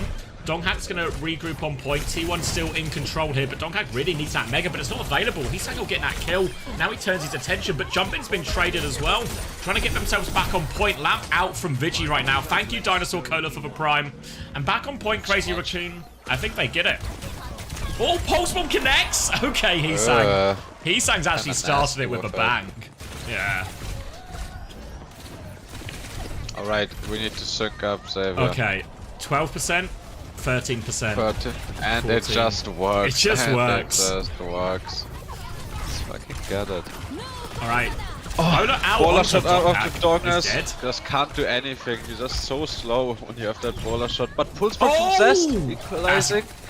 Great pulse bomb there as well. That means no nano coming up for Crazy Raccoon. The main source of healing gone as well, so Jumpin has to run for the Mega. They can recontest here. Tracer Ball, they can stall this one out for a while, but T1 have player advantage to try and clear the point, but they have to act quickly or the respawns will be here soon for Crazy Raccoon. Flooding back right now. Proud trying to take this duel. Lip so close. Now the Captive Sun. It's a miss from Skewed though. Wide. Yeah, they've got another kill, but still in control of point. Finally, the cap goes through. Now T1 can slow it down, and in theory, their comp should be a little bit better at this version of things, just with the Bappen and Lari posted up, control and damage on the point. Nano coming out next for Crazy Raccoon. Probably gonna come out onto Yumbin or maybe on Lip as well to take the duel. Let's see it. There it is. Nano onto Lip. Looking for it though, doesn't find anything but Skewed. You can find Skewed though. Yeah, he's got the kill on the DP. For Window, it's out from Vigi, but Hisang's just able to wait that one out. He nearly has the pulse bomb. Nade is good. Shu gets traded the other side of it though. Binds on point from Donghack right now, but Jumpin has a much later mines, and it's all just turning into a dogfight right now. Yeah. Even popping the mines, so it should be good for CR. That's the Tracer kill as well. Yeah. Yeah. Donghack can stall this one out at least for a decent amount of capture percentage, but it's all just about time now for Donghack. Take what he can get. Maybe even get out with his life if he can. Yeah. Really good. Lucio and a mirror now too. I mean, this speed advantage for Churong is gonna go so crazy. They can just take the backline out. Let's see how they do it. Zest got through left-hand side for free now. You're gonna be revealed there. Hisang's gonna see him, so they know where Zest is right now. And Shu is on the high ground while the beat push just come in aggressively. Bowlerat as well. Skewder's running for his life. Hisang in a little bit of trouble. They do get the proud kill vote, and there's player advantage. I think it's actually really good. Yeah, it's a 1-for-1 trade only actually, so they can get right back onto this one T1. You see Skewed going over to Marknat as well. Went wide. Misses. Hisang's got one of his own. Skewder's getting full pocket, but it's not enough from Vigi. Now Vigi is going to be the primary target here, isolated a little bit. Hisang's going to try and find his way in. They're marking it, but they're losing Zest. And we're getting to last fight territory now for Crazy Raccoon. Oh, Vigi needs to live, but the clean feed is lagging and he's dead. No. Now they're fighting early. Disaster. Can they get the touch? Skewder's going for it. Oh wait, Donghack can get the first touch. Skewder's coming back up as well, but no ults just yet for T1. They need to buy Probably so can get much one time. more, but he's gonna be dead in a second. Oh wait, Skewed tries to get... Yeah, Zest and Skewder there too. Donghack's gonna die Close for double it though. support or if we live. Maybe Skewed can farm to that beat. Maybe we can get Nano from Vigi, but it's gonna be so hard. Oh, he's got the beat. 46. It was so hard. As soon as Donghack goes, the touch for the Tracer and the Lucio is so difficult. I think Zest had already had his recall force too. Yeah, I mean, this whole fight was actually so winnable for T1 if Skewed didn't die in that exchange. The beat push from Chorong only got one and Zest got an equalizing pick. But after Skewed going down, just fuck the ult charge recontest. If Vigi and Skewed both get their ults there, I really think it's gonna be a T1 flip, but so close. Yeah, no. I imagine why you rooting for the... I feel like it's more impressive if T1 win. You know, like I feel like everything has gone their way, right? I want like T1 these last couple of weeks. It'd be their first stage championship. Obviously, they only joined the OWCS this year, but it will be like such a big achievement for them. I think like this early on as well. Yeah. I really hope they win. Okay, Donghack now backing out of the ball mirror. Now the big Dongy is scared. Luciana Ball versus Makiana Brick. Yeah, wouldn't be surprised if we see Chorong swap onto a Brig after when he gets the opportunity either here. Initial slam comes through, forces a defensive bubble and a defensive nade out of T1. This means Proud's actually a little bit isolated though, yeah. Yeah, he's going to get taken down. Yeah, now we're going to try and go deeper behind. Donghack is forcing point with bubble, but all of Donghack's bubbles have really just been hold a bit of space. No threat onto every Shu time yet. you just have to go back and back bubble, like you're basically not doing anything. Well, this ball is just taking infinite amount of turns. Even on the balls is providing so much pressure for CR. Yeah, another bubble force as well, so Donghack has to wait for his next timing to go, and Jumpin is just ruining his day, really. Only back jumps for Donghack so far in this one. They have a slight nano advantage due to some of this extra damage, but losing control of a point is the bigger deal. Proud's going to try and go left-hand side, but potentially isolated as well. Proud is trying to play takes his so wide much angles. focus from the ball tracer. Oh, wait. So hard for him. Zest on the backline pulls some attention right now, so there's a bit of space now for the T1 backline to work with, but Heesang is behind. Pulse Bomb is close. Whip shot good from Skewed right now. Gonna work to clear him, actually. Heesang's been forced back. Skewed's just killed him, actually, as we lose for POV. So Skewed deals with a Tracer threat. And we get the flip. So hard to get this flip, usually. But we got it. Defensive bubble from Donghak, just good work in this time to help his backline. Double nano from Sure. Yeah, it's just a safe jump in's life. I don't know if he can really find too much with it. There's an anti onto Donghak now as they keep going, but here is the counter nano. Donghak has it as well, but they're quite far back. The sleep is good for transfer of shields as well from the ball. Yeah. Oh, and Vigi's died to Heesang here. They can retake immediately, Crazy Raccoon. They can start walking forward. Pulse Bomb is good as well.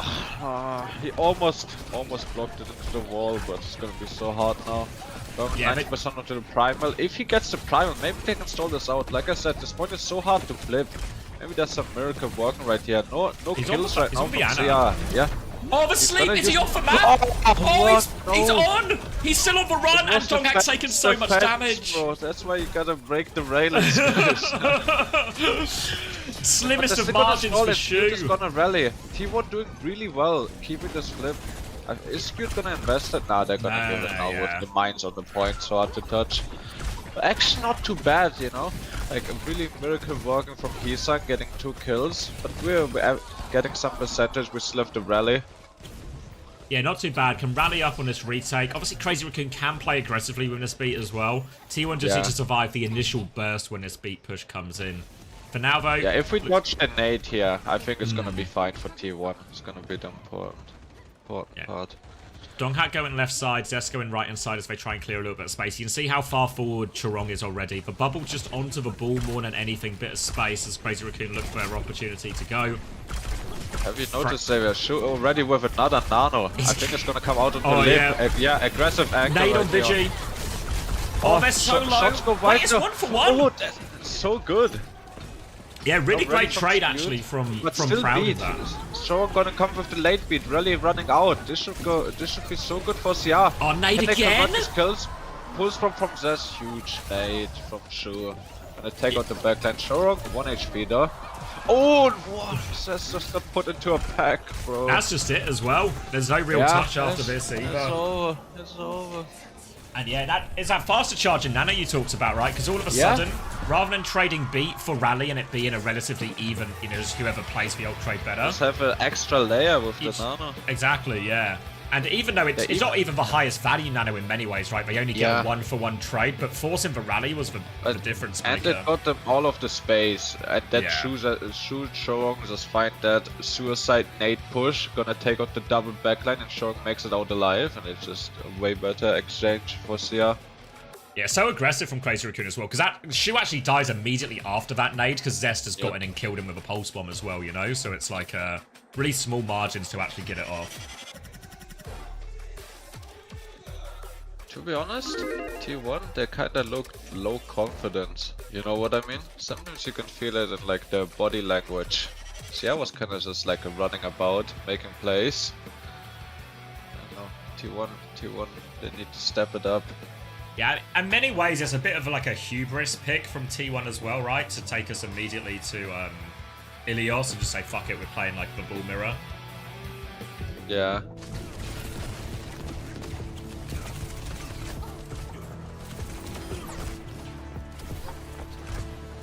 So they've struggled on Ilios as well, T1. It was like one of the only maps they lost. They lost it to AG, was it as well, maybe, if I remember? Yeah.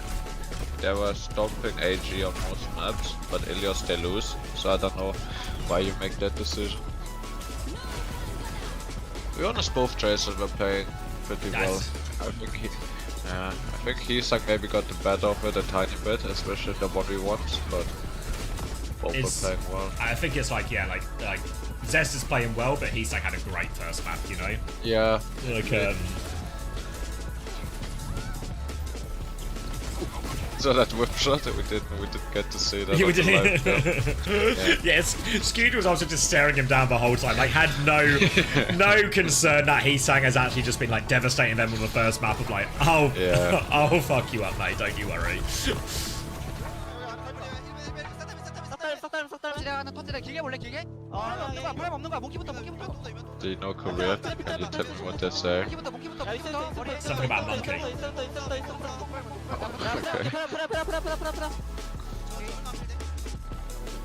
프라 Prayer.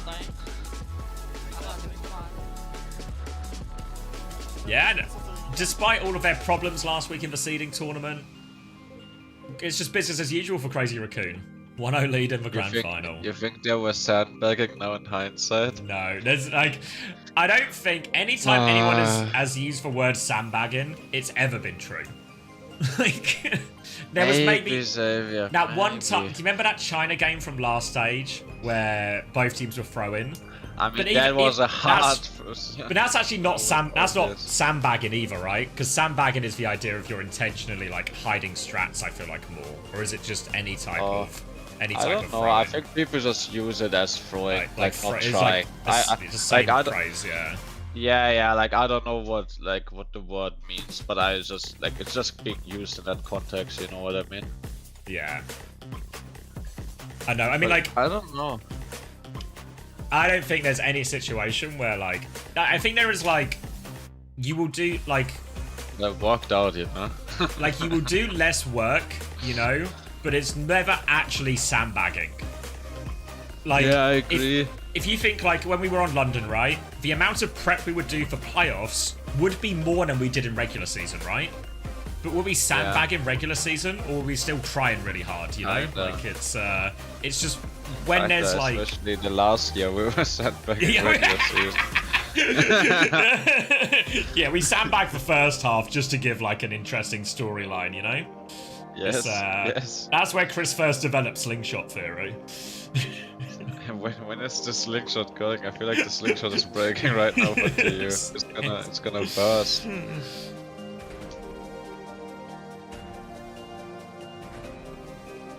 Do you know what Gaming for Hope, Xavier?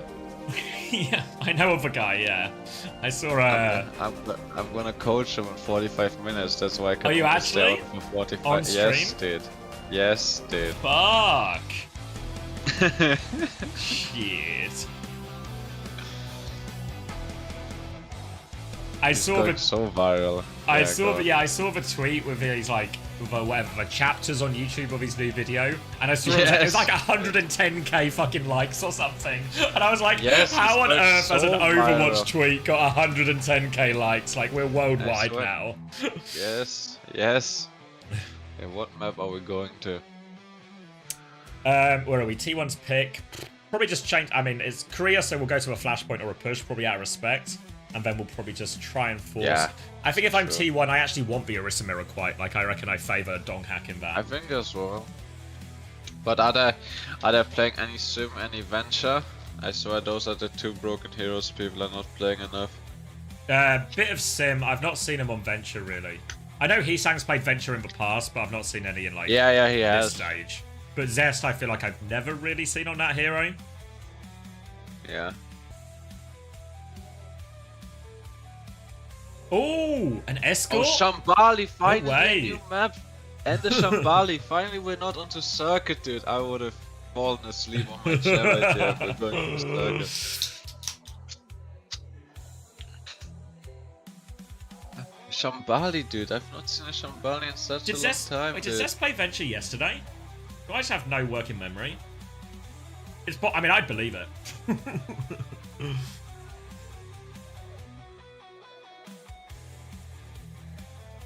How would you currently rank the regions? Korea is always better. Nothing you can Oh, no, do. you're right, actually. Yeah, no, you're right. I am stupid. Because he played on Varuna Sapi when they played the Bull Venture. And I was giving him loads of praise. Yeah. Alright, yeah, you guys are right. Thank God you guys are here. This is what everybody needs. Just like a room full of people who can remind them of things that happened in the last 24 hours. Actually, true.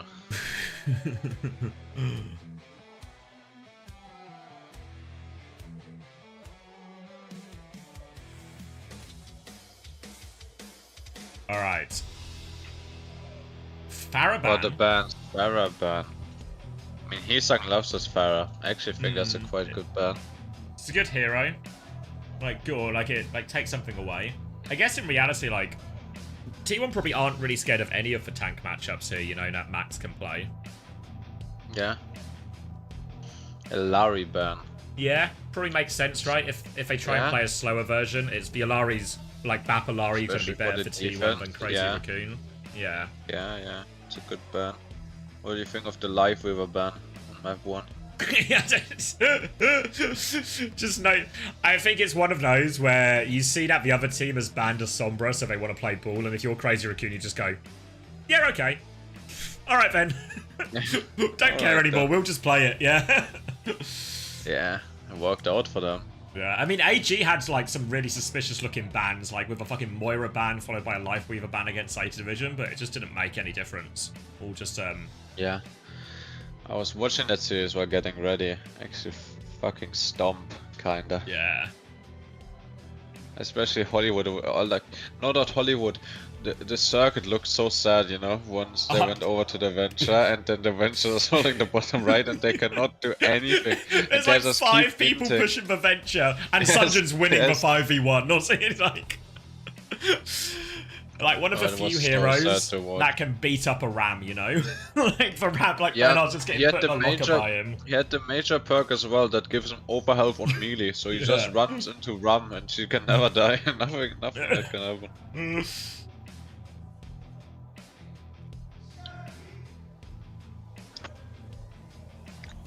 I was inviting Gaming for Hope on the co-stream. I don't know. I don't know if you mind, but he unfortunately can't. I'm grateful. I'm what's the word? Staying out of the situation.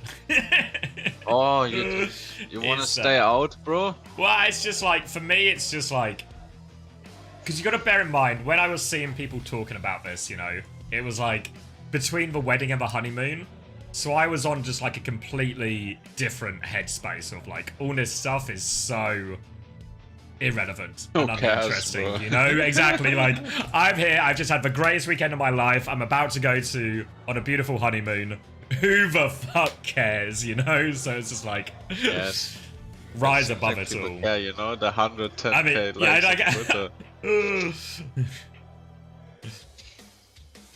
actually excited. I'm gonna get this guy to Masters by myself. I'm gonna be his personal coach if he lets me. Okay, let's see. Let's get into the ooh! More smoke! Shu about to be scared again. Shu, watch out! The smoke is coming. the lighting and smoke effects guy has got a bet on T1 right now. He's just trying to spook Shu right before the map. Keep spamming. Keep spamming at mid-map. Every time someone dives Shu, just play the smoke in front of him. Yes. What do you think of this Zaya? I think Max might try to pick it, but it's not as good as Circuit First, because it's even though Shambali First is a straight line, it's not as straight line. There's some corners there. So what do you think? I think it'll be really fine. I expect we're gonna get Donghack swap like as soon as he gets the opportunity. I think the Zarya is just like it's really hard for the Orisa in so many of these. Like even if it's like if you get minor perk, I think if you get minor perk, it's good. But he's rolling out onto the Rhine. Max onto the Rhine. Oh no. Alright, they're holding super close right now, T1, but they're going to get slowly but surely poked out by Nasaria. Sang is on the Venture. Well. Oh, Max one. He's in. He's going to get bubbled as well. Oh, he's booped actually by Skew. Doesn't find anything. Backs it up. And we saw all the problems that Abap Lucio was having dealing with the Venture. Imagine if that Venture also had bubbles. But Donghack's found him a pick to sort of save him a little bit here. The lamp has been force focused, and this next dive is big trouble. Backline looking for it, Skewed. Can't get out. Skewed won't be able to escape. They trade it back. It's not for worse for T1. They can maybe... Oh no, they can't. Zest is stuck in. T1 are running now. Guys, don't stagger. Okay, really important spear, honestly, to not get staggered here. Yeah, Chirong is really keen to chase. But He's really getting him there. Guys, I'm sure we can get him. Oh, that's on to May. I actually really like this one with Zaya right here. I think, like I said, as soon as Donghack gets minor perk, I actually think that this matchup is not that bad. Yeah, the wall is so hard for the Zarya to deal with, because also if the Zarya is getting walled, all of a sudden Max is using self bubbles rather than all the bubbles for Heesang as well. For now, though, Proud just playing on the left-hand side, happy to slow it Heesang is down. out, they need to take a tempo. No, they're just gonna kill him. Chase him. Let's hit a shot, Vici. Let's hit a shot, okay? Thank you so much. Everything's okay, and they can stabilize that choke. They've been forced back. It was what looked like a straightforward 1v1. I know. But it's okay. Everything's worked out alright, and Crazy Raccoon are going to have to full reset right now. T1 have control of the choke. They've got Terror Surge beat. Lots of the big ults coming up. The scary one is, of course, that grab timing from Max. Oh, an early window. Shoo's caught in the open. Yeah, I like this angle a lot, Vici. Very nice. Yeah, Donghak's dropped in. Backline. T1 need to keep pushing, actually. Yeah, no, they're too slow to help him. The beat comes through from Chorong, but only catches 2. No beat onto Max, though. T1 backs back, but grab is out. Yeah, very only one kill. Right here onto Max. Yeah, only one kill from that grab, but now Lip is just walking forward. Oh, I mean, he always aimbotting on Cass. Like, somebody check his PC.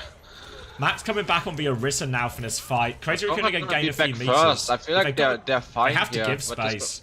They're going to play for a double boot to try and C9. First boot. Oh. Second boot, they get it! Oh, the double boot hits for C9! Oh my god. I mean, it was a free attempt. Free attempt for Crazy Raccoon, right? They can go for the boot play and still regroup, but I don't think they really probably expected it to work versus an Orisa. But that's a free first point, and now Vici has died to Max. Unforced error. Falling apart for T1 a little bit now. They need to be careful not to have this snowball into more errors. They get control of this first choke, and they will be able to stabilize. There is still a significant ult advantage here for T1, but Terror Surge for Blizzard. Ults that can win them fights, but they're just struggling, losing people early in the neutral. I'm so mad at Venture. I shouldn't be mad because it's Pride Month after all. Proud going left. Heesang is hiding here as well.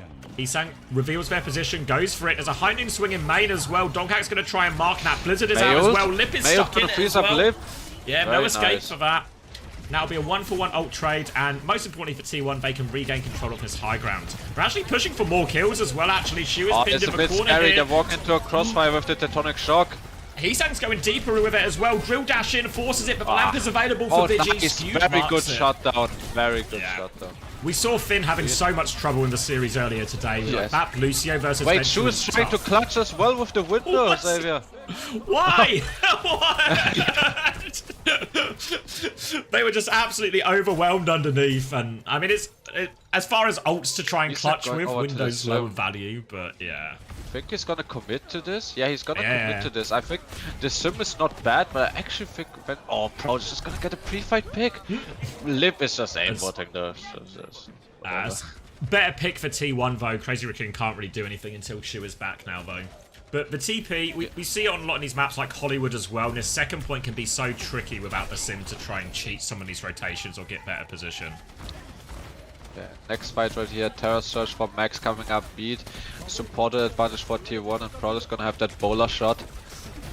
See window comes out. Aggressive window, beat through, beat him. Oh, did Skewed Ajax? Did he get speared? It didn't feel like they had a lot of health. Hold on, let me. It looks like Crazy Raccoon have finished it up. I'm gonna rewind and lose our sync a little bit, but action replay. Action replay. I'm pretty sure. Yeah, speared. Yeah, he gets speared. Yeah, you're right. Yeah. Really good spear from Max right here. Alright, should we do a quick resync? It's 137, 36, 35, 34. No, I want 0, 59. Yeah. Oh, wait, you're ahead of me. 57. I'm 59, ahead. 58, 57, yeah, 56, 55. Keep counting, 54, keep counting. I'm so close. 52. Yeah, okay, 51. nice. Right. Orisa may ult combo right here. They need to watch out for Heesang's TP though. Yeah, Sim. They're gonna choose the combo. Yeah, I don't know. It's like an expensive way to win the fight, though. But Crazy Raccoon have a lot. They're actually TPing onto the side here, but Heesang immediately TPs back. Wait, Chorong is stuck in. Chorong needs help. They're trying to push forward to help him. They window to try and save him. He's trying to turn it. Donghak might need to invest the Terror Surge here. No gold for him. Yeah, Zest really milks that ice block actually, and they're very nice. Really fine. Both Orisas going for the shield perk now as well. Obviously good into the what sim, do you think about what do you think about the perk selection right here from the Orisa? Still seems like it's kind of 50-50. What people should... Terror Surge engage? Yeah, he's caught Heesang in that one as well. Max tries to respond. They're also low, Crazy Raccoon. They're all going to get finished off now as well. Proud jumps over the wall, I think, at the same time. They finish him off. Losing the sim, like the wall fight, so punishing for Crazy Raccoon right here. Okay, now it's a slight supported advantage for T1. We really need Skew to not hit another Ajax. Yeah, I mean, in reality here, T1 are in control, so they can just almost play second tempo, essentially. Like, just match beats, don't give up any space, that they don't have to, but make Crazy The Raccoon Freya's so good give on space. this angle that Proud is playing. TP out, doesn't really achieve much. Wall out though, wall and shield out for Donghak. Donghak's just holding down that corner. Max getting really shot here. Window's gonna come out from Vigi. He's going aggressive. Beat in. He needs to use the window to respond right here. Beat versus Beat. Window Max is out right walled. here. Max under so much pressure. Lamp comes out to save him. No TP though. There's somebody on the Limpy on the left angle. I think he's gonna get. He's missed everything. Is gonna come. Oh, Donghak is down though. Yeah. Proud is gonna shut that down, but Donghak is gonna get the. Donghak is gonna die right here, but Proud just uncontested on this angle, gonna kill everyone. Mayot comes out, not even needed at the end from Zest. Proud just doing this. Oh, Max gets two. But Max, yeah, they're Max making a meal of cleaning up Max here as well. Yeah, Max is gonna go down. Next fight for Crazy Raccoon. Yeah. Oh, I was gonna say, Proud. Whoa! He's okay. Just about. Now, Hainan coming back, Symbol's the scary one for Crazy, or for T1 to deal with. For Terra Surge is what they really need as well. Yeah, Terra Surge and Bowler Shot TP. combo. Good boot. So much damage with the boot. Bowler Shot comes out. Damage 2. Proud should just clean up everyone here. Oh, Winter Proud, yeah, really fine. Gonna still Bowler have the Shot Orisa a little invested bit. though, so there's no combo. But are you seeing the speed gap? They use speed at the same time and Skew What, you up Terra almost Surges? 50. Oh, Max, guys, I mean, you need it's- to stop. Yeah, It's fine. It's like last fight, but it's awful. But also, what can you do? You know? Yeah. It feels like he sort of realized at the same time we did of like, oh shit. Yeah. It's a use it or lose it situation. Yeah. Luculus, thank you so much for your tier 1. Tier 1 for 7 months, much appreciated. Thank you so much. And this is really punishing for CR at the end. Seems like their ults just didn't get value. Investing those ults when they couldn't do much of it, and losing the wall fight, and then Hisang not being able to farm up to another wall. Yeah, no, I think like in many ways T1 actually had the better of most of those fights. There was just like that unforced error from Vigi on the second defense. Yep. There was the C9 on the first point from the double boot. And then there was the Ajax, you know, and there's just like 3 errors that have that way Crazy Raccoon have got it. But outside of those, obviously 3 is a lot, honestly. But outside of that, T1 are actually winning the Overwatch fights, you know? Yeah, I think so as well. But maybe it was because CR did also a lot of unforced errors with their ults, not getting much ult value. So to be honest, it looks kind of even. Looks kind of even to me. Good defense though, overall, for tier 1. Holding on that third close corner is very nice now for T1 to have a good win condition. Yeah, I think for Wayne this is promising as well in terms of this is like, we see so much of this type of comp in the matchup as well, so success on this is going to be a big advantage going throughout the series if you think you can win the Orisa comp. Alright, we're gonna go into mirror matchup right here. CR is gonna choose not spawn camp, gonna go for 2 better fights right here. Yeah, just back on the high ground. Gonna be so important, the Freya angles and the TP rotations. Proud just trying to poke his way through up main. They're going to get the cart to the corner at least first before they make their first move. Crazy Raccoon will be able to stop it. And now a choice for T1. Do they flip out main? Do they force themselves up the corridor? TP now from Zest looking for it. Where's he going? It's a fake one though. They've fallen for the bait. Crazy Raccoon. T1 are through the choke. Hisang's been pushed off. He's not charging up his beam. They have Zest advantage here now. The lamp has been used. Hisang is now back in the so fight. much pressure, running out of cooldowns. And they're just gonna get... Zest gets a kill right here to Lip, and very nice first attack right here from T1. Yeah, really nice little fake TP, all they got up, and the boop is actually the crucial bit. The fact that Hisang got knocked down and wasn't charging it up, that's why Zest was able to find that initial kill. That's why Max had to keep conceding all the space. Okay, TP comes out. TP just to get Max onto this angle, but now we have a free TP right here. Donghak getting into a power position. Oh, can it convert? Very nice that he's focusing DPS after. Hisang under a lot of trouble. Bruno comes out from Shu. Hisang might go down in the backline. No, they're not gonna choose to chase him. I think Hisang is under so much trouble.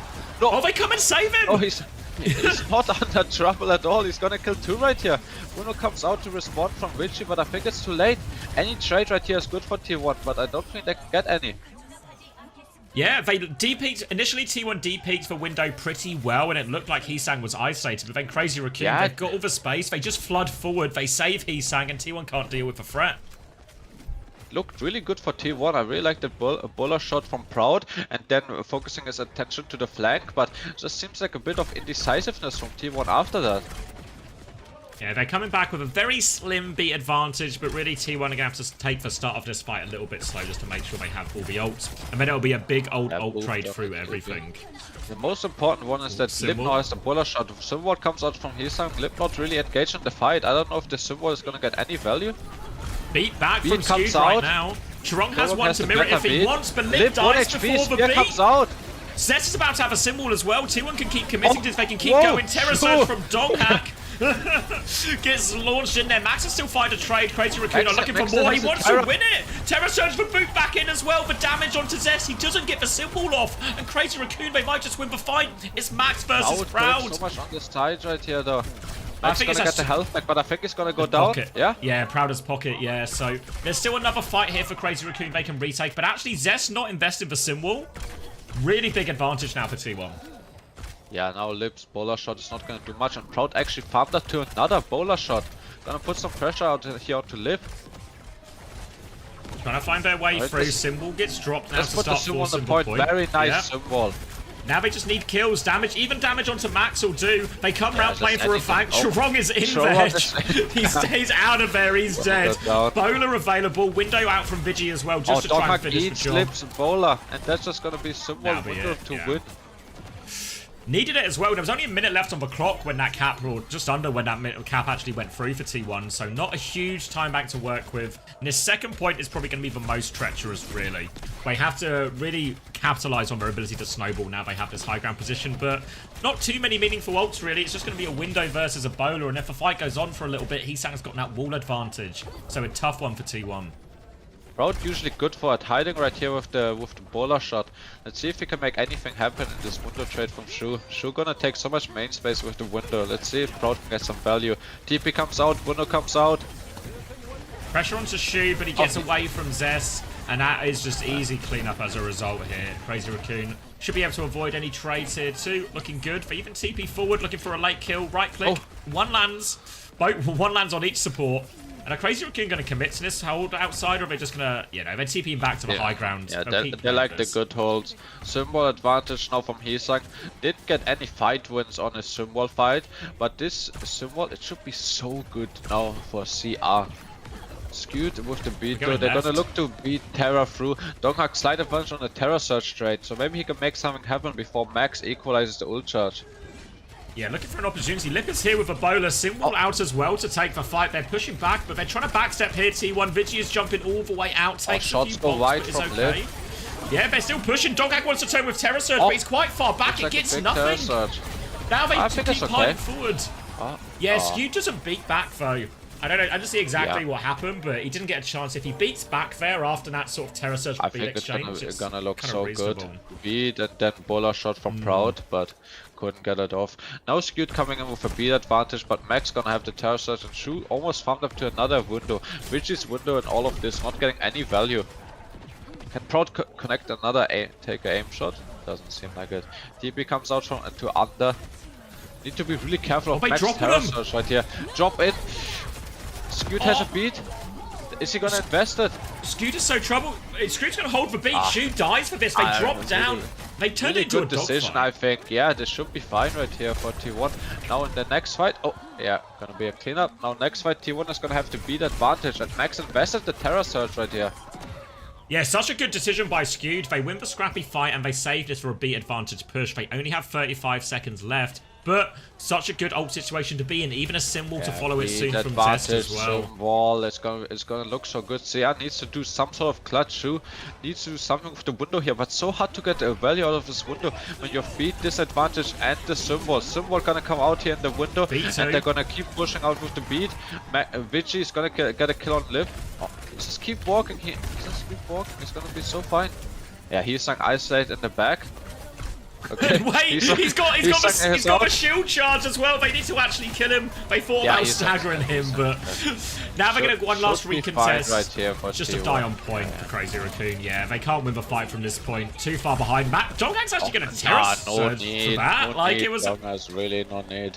5v3 and they were on life support there, and honestly really could do with that because they don't have a huge distance to push. You can see the box just below Zest right now, but a Terra Surge window, a Terra Surge bowler would have gone pretty hard in all of this. Now they're gonna have to do it without that ultimate, and there's only a minute left Close as well. to a last fight situation right here, honestly, Xavier. If they make this fight a bit longer, Crazy Raccoon win this fight. It's gonna be such a hard recontest for T1. Window advantage here from Witchy, slight beat advantage from Strong, but the Symbol. TP window on the side. No Symbol just yet! No Symbol just yet! Heesang has it now! He pops it! He's coming through, they've stabilized. Prowler's in trouble. Heesang is trying to push it. The lamp is good from Vigi though! Heesang hasn't died! Donghangs, they've killed everyone on point! Heesang's pushing for this kill, but it doesn't make a difference. T1 have found the opening there. The window flip, a javelin out of the sky to finish the job. And T1 are tying us up 1-1. I think T1 just played the ult situation so much better in this really. Heesang not getting much value out of the symbols, and it just seems like T1 is playing the macro of the game better. Always a symbol on that last recontest, while Heesang is choosing to push with his walls. I really don't think that's what he can do. Heesang needs to step up his sim gameplay, or needs to get the flippity flop of Symmetra. Yeah, game on as well, eh? 1-1. Yeah.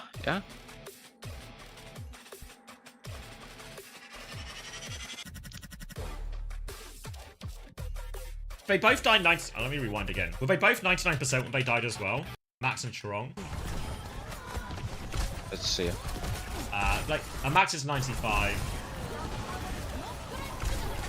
Yeah, Chorong's gonna be like 90-odd%. It's kind of like they're 95, but they also have... the problem is they have to take the fight because of where the checkpoint is.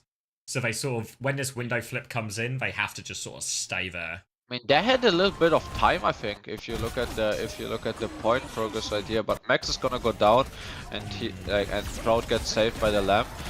I really think, like, if you look at Heesang's wall position, it's so bad. I'm not gonna lie to you, Xavier. Like, this wall, not too good. But Max is full committed. I think he got TP'd in, and then he's just gonna go down late. Actually, just good macro play from T1. CR really not playing towards their ults right here, because if the Terra Surge beat comes out 30 seconds, they're gonna turn that fight. Scoot doesn't have the beat to respond yet. Yeah, the timing has been so tight for T1 on the next retake. It feels like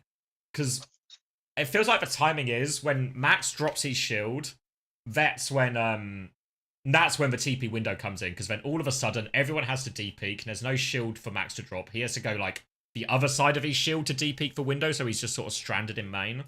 And then that's where he really needs the symbol to try and save him. But I also think Heesang is just like... He's just like spamming the button, you know what I mean? He's like spams the button and throws the shield at his backline. Maybe in hindsight, like, the wall is better for point for Max to use. It's Max who's gonna die. But they're also at time, like, and I know it's like close to the golden box of victory, but they had some time there. It just seems like CR not really ready for the ult trade, you know. Just press tab, you're like 80 to every ult. Just chill a bit. You have some time. Put the symbol towards the card. Max doesn't even like. Did Max get TP'd in? No, he like drops. Yeah, I see. Like Max's position is what causes all the problems. Because that's why like Heesang has to like. Because really, they could have just kited this window behind the wall if Max goes high ground with them. Yeah, if he just high ground, just like plays the time, because there's like 20 meters right there that they can kite, and those 20 meters is gonna give them the Terra Surge, it's gonna give them the beat, it's gonna give them more value out of the symbol. So yeah, it's just Max's good. Max's position is what ends up screwing them, because Max is like, he's just stuck after he flips to low ground. He's just stuck. And then they have no ability to buy time anymore, because they're not playing with meters anymore. They're playing with Max's HP pool, and it's just he's out of cooldown, just going down. What time are you on the back end? I'm on 32, 31, 30. No, I mean on the top left. Oh, okay. No, on the. Oh, okay. Just we can already 22, 21, 20. Okay, 19. You're ahead. I think I'm on 20, 19, 18, 17, 16, 15. 14. yeah, good macro play for T1. It just seemed like on that first, like they always like making it like a last fight situation, like 1 minute on the clock, 30 seconds on the clock, but they always have the Zoom wall as the finisher. The Zoom wall, like it's so hard to counter that unless you have the Terra beat to go through. Zoom wall at the end of point on the snowball, there's just so little CR can do in those situations.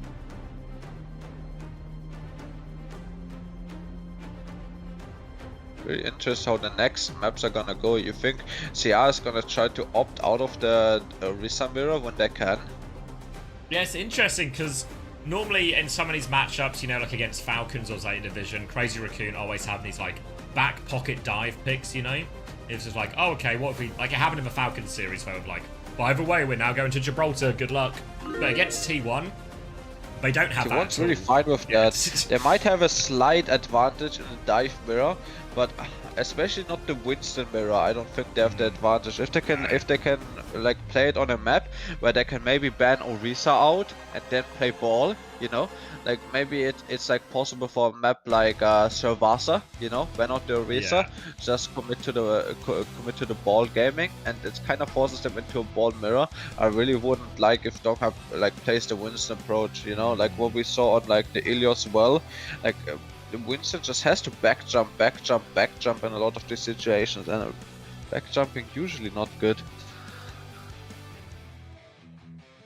What map are we going? Are we going to Zevi, you think? I'm really feeling maybe a Servasa or Orisa ban. I would. Yeah, they love Servasa Crazy Raccoon as well, so I wouldn't be surprised. The worry for Crazy Raccoon is like how much weight do they put into that Shimbali result of like, oh, do we actually need to hard avoid the Orisa mirror now, or like? I think maybe I don't know. Like I think there's two options at here if I'm CR. So either I'm playing, if I'm committing to the Orisa mirror, I think there could be a sim ban or venture pick. You know, like I really don't like them to take this sim mirror. I really think T1 was looking like way better in the sim mirror, making more use of the TP plays, making better decisions around the sim wall. And Proud also farms so much versus sim, like he's so strong on this Freya pick. Ooh, is for Servasa. Yeah, Servasa, let's see the ban. Jumping in as well. Feels like it's lining up for some kind of Orisa play ball. Orisa ban rather play ball.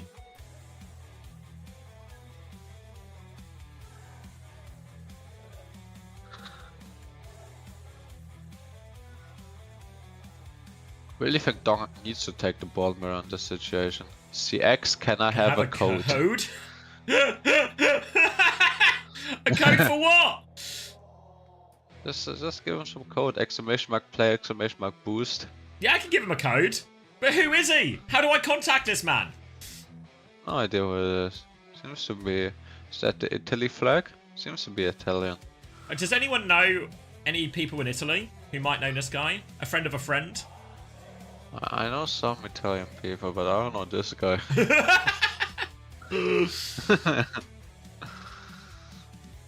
That's James. Oh, James. Now I know what you're talking about. Wait, someone says it's Rob. I'm getting conflicting reports. I'm getting more Jameses than Robs, though. It's me, give me the code. It's not you. Maybe James is Rob. It's actually me, Xavier. Can I get a code?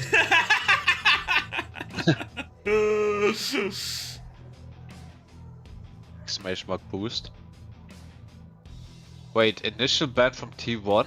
Tracer? They gave them second ban? Like CR chose to ban second? What do you think of this Tracer ban? I feel like Protect Tank would have gone hard if they already giving T1 the first buff ban. They're leaving everything open. What do you think of Baptiste in the meta? I feel like he's... I don't think Bap is bad, but I feel like maybe he's a bit overrated, you know? I don't know, yeah, it feels like there's so many of these fights I watch where the Bap inevitably gets traded, you know? Compared to like something like... Orisa's so strong, Venture's so good. Yeah. Yes, exactly, that's what I mean. Like, Juno, it feels like nobody's rating Juno anymore, but I don't think it's bad, you know? TM still playing a lot of Juno, right? And they're doing Yeah. really good. Really interesting bans. I didn't see those coming at all. Okay, No. the smoke screen worked last time for sure. Shu is once So, again rattled, yeah.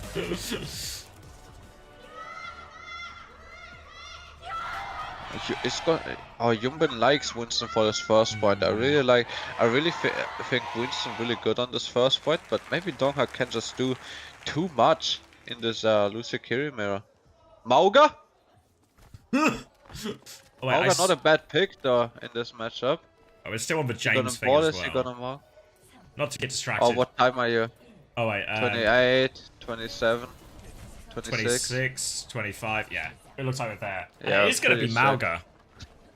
Alright, we'll look into Mauga this not bad. James theory and Mauga's see safe. if we can get him a code. But for now, we've got to look into this Mauga theory here. Crazy Raccoon have been playing Kiri, Lucio, Sombra, Winston. Heesang is actually behind already. Lips on the Freya here. Heesang's going to be forced to decloak as Lip tries to poke him out.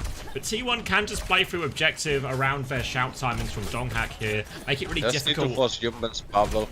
Yeah, until they have ults here, Crazy Raccoon are going to have a pretty hard time committing to a lot of these dives. Lip's going to take the duel on the high ground though. Pressure onto Proud. Jumping is just jumping side to side right now. Can't really commit to point. Drops down now. Suzu down. Out for T1.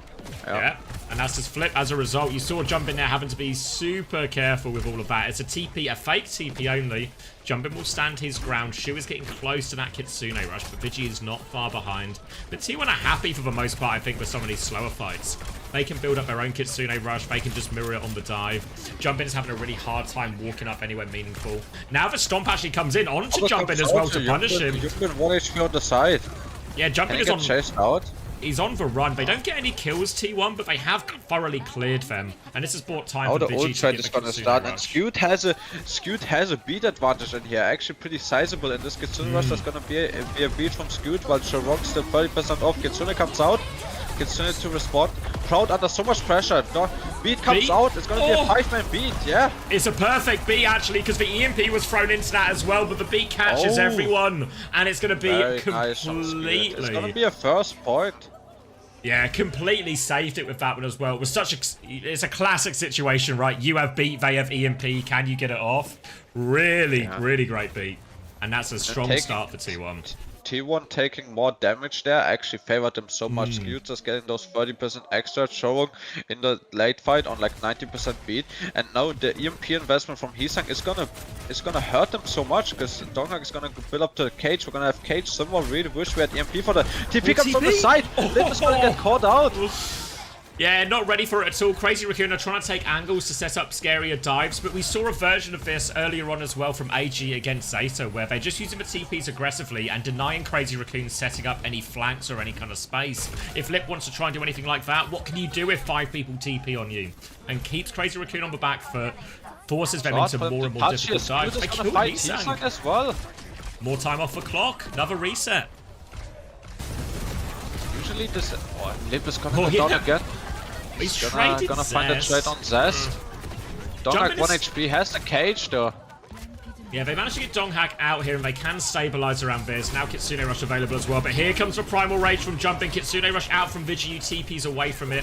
They're going to trade that 1-for-1. Chorong's actually 1 HP off screen right now. He's trying to get pocketed up so they can go with this beat push. But Donghak has for cage. Zest has for symbol. They have responses for these pushes.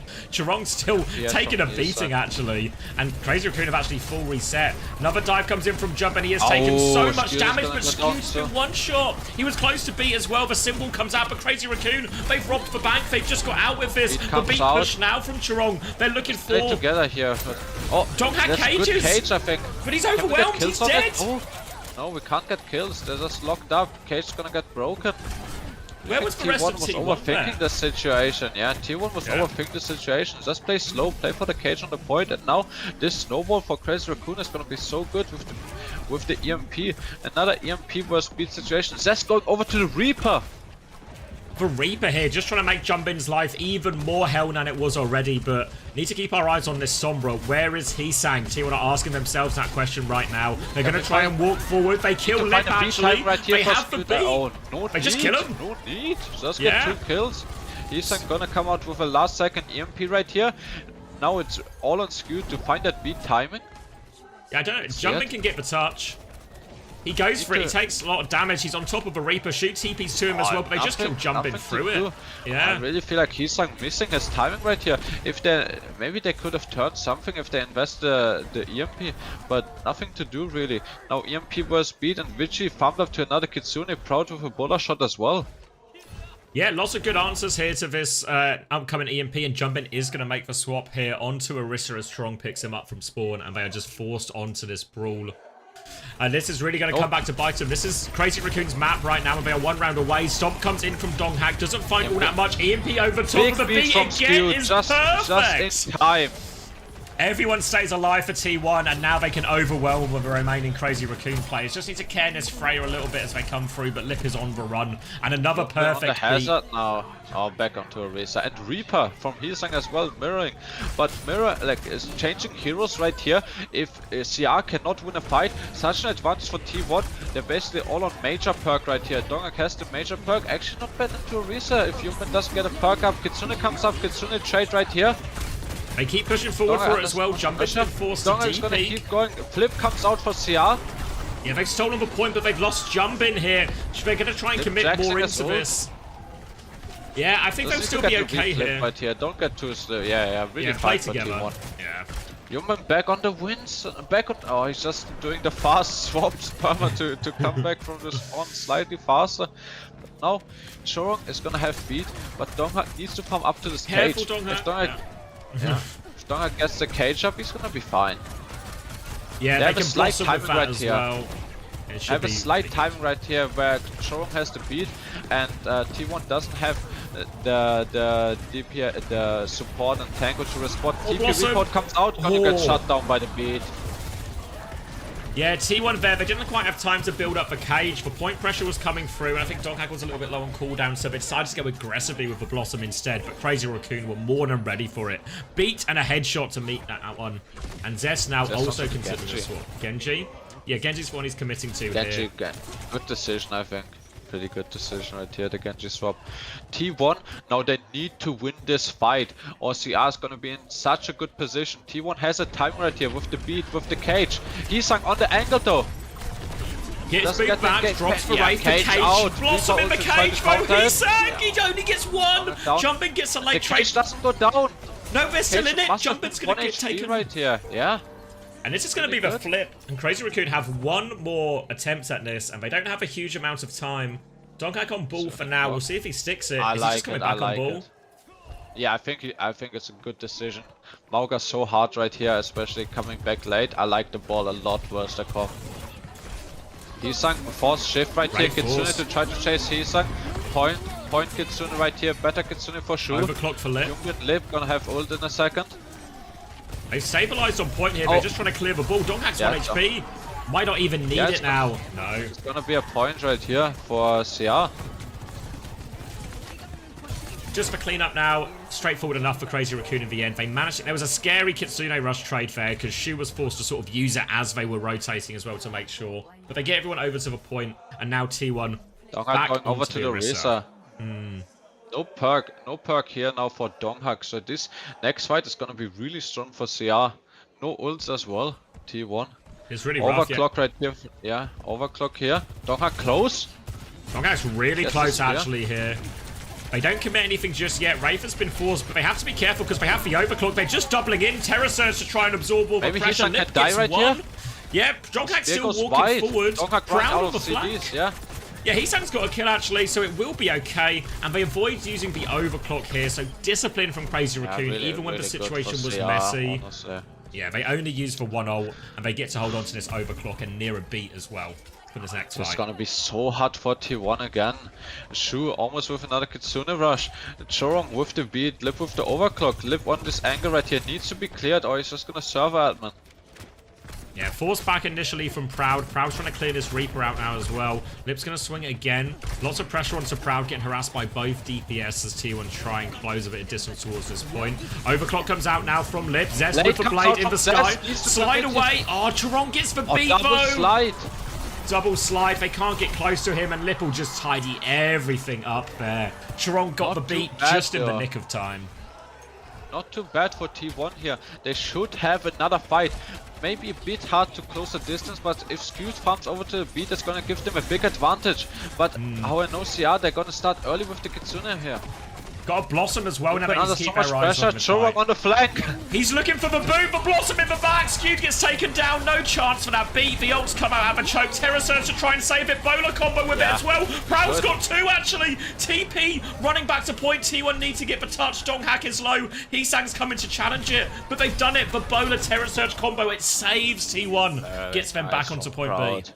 Let's take that unscouted flank angle from the left side, and he's gonna convert on it. Yumbin coming back with the Terror Surge, but big support advantage for T1. This fight really hard to lose for T1 if they do it properly. Proud on the side angle, look for the one shot, goes a bit wide, but he still has this really nice angle. Gonna fly over the wall in a second. Everyone back, Donghack back, has the shield now. Equalize the perks. Yeah, they're looking for this Kitsune rush push. They're close, but Lip's found a pick. They might get it for free. Yeah, Heesang is stranded behind. They can trace down Heesang here. They'll get the kill. Down late. Yep. And T1 in a really good position. Yeah, T1 in a really good position to convert this map. Crazy Raccoon is not gonna farm to the support ults in time. Kitsune beat comes out. We just need a good support ult connection, and Proud with another bowler shot. This guy is so good on the Freya. They've got it ready to go. Everything is in T1's hands to take the lead in this grand final. Lip has a full rail. He sang back on the Sombra. Oh, he's killed Vigi! That's the Kitsune rush gone! Shuhan nearly has a Kitsune rush of his own. Skewed is going to beat. It's a 2-person beat. Only Terror Surge over top. Skewed is pulled right into that. Damage onto Donghack. Lip finishes the kill. The bowler's available for Proud. Are they going to go for this? Lip has got another one. I don't think Proud can go for it now. They're going to have to take the reset. They're going to have to go to the final point. And just like it looked like everything was there for T1, Lip turns up. Lip is the hero they needed right there. Wait, did he Ajax as well at the end of that? No, not again, Skewed. No, it was a 2-person beat. Oh, yeah, I remember. I called it. Yeah, you're right. It was just a 2-person beat. Not enough value for the beat. If they get a 4-person beat, maybe it's clutchable with Vigi going down in the pre-fight, but now beat advantage. Beat advantage right here for Chorong. But Kitsune, Blade, Bowler shot. Lip really needs to pull off with this overclock. Shield comes out from Donghack. Might be a timing in a second. After the next cycle of CDs, he's gonna come out. Zest needs to convert with the Blade. Yeah, they're looking for it. They're trying to play it slow here. T1 just play through point. Crazy Raccoon beat back in. They come through. Terror Surge Blade is being pulled out, but Zest is so low. Lip has hit the shot. The Javelin is good, but Lip, he still has more pocket. The Genji's coming for him. Chorong throws his life on the line to body block for Lip, forces him away, and they have dealt with all of those ultimates. Kitsune Rush, Terror Surge, Crazy Raccoon deal with it all. T1 in such a good position to convert this map, but it seems like it's slipping out of their hands here. Yeah, all of a sudden this is not a good situation back at all. Onto the Mauga. Oh, I don't like this at all. Pushing back into an EMP here as well. They can get 2 fights if they're quick here, T1. Skewed. Yeah, they've got no answer to this. They have to try and fight. Even Vigi needs to hit the miracles happen, really. Or they just get a pick, something like this. You see Heesang now at main looking for it. Eyes onto Donghack. Donghack runs back though. He survived, but Jumping gets the kill anyway. Not even EMP'd up. No, 2 trades though are decent. I mean, honestly, considering the situation, it's not too bad for T1. They get the EMP out, they get some trades. The problem is the ult situation is still rough. Yeah. And it's gonna be Chorong and Lip has a double slide. They're gonna be so fast back into the fight. Yeah, Skewed really needs this beat here. Yeah, give them an answer to this. It's the only way to win this. They have time to get the beat before they go. Proud is going to swing right-hand side. Looking for some opening now. Donghack is driving through. Proud gets shot down. Bowler Jack. Skewed drops the beat. It just catch everyone. Jumping with the Terror Surge now. They don't get any kills out of the Terror Surge though. They're all on life support here. T1, they are so low. And Crazy Raccoon, they will finish off Surabasa. They regain the lead in the series. Heroics from Lip, honestly. Yeah, what a vintage actually from Lip, you know. Don't see as much Sojin anymore, but it was top quality there. Yeah, actually a Lip carry.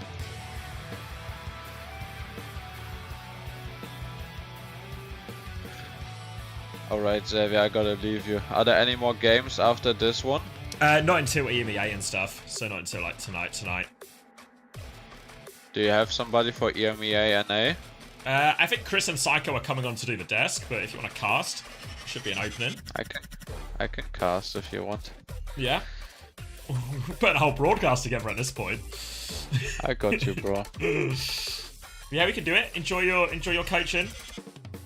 Yep. All right. For everyone else, Okay, I'm see you gonna later, grab a bro. drink. Oh, take care, man.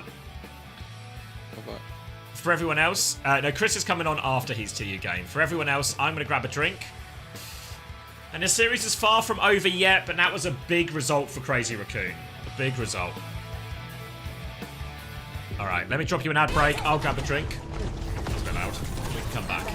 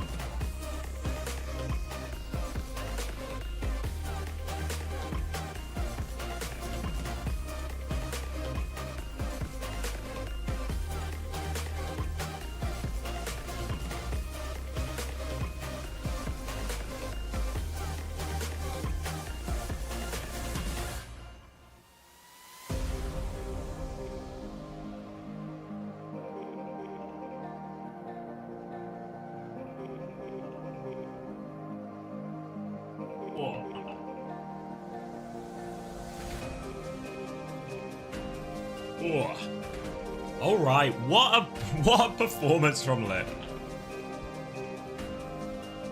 Chris is coming on after his game for the desk later. But he said he would. He might pop in.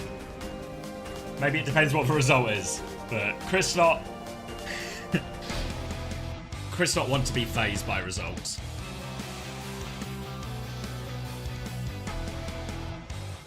All right, T1's map pick.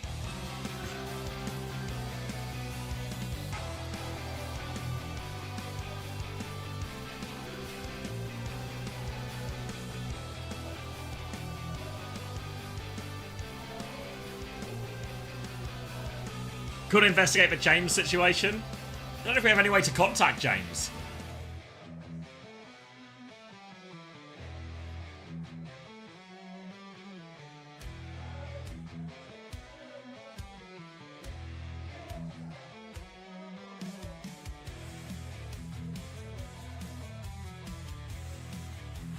Oh, thank you, Fab Easy Clap. Welcome back. Thank you for the tier 1. Random, please. All right, next person to type. Oh, it's San. Oh. All right, quick countdown. 5, 4, 3, 2, 1. It's a salute and a goodbye. He just wanted to know who James was. And now he's going to have 10 minutes to think about it. Oh, wait, we both did it. Whoops. We are trigger happy today.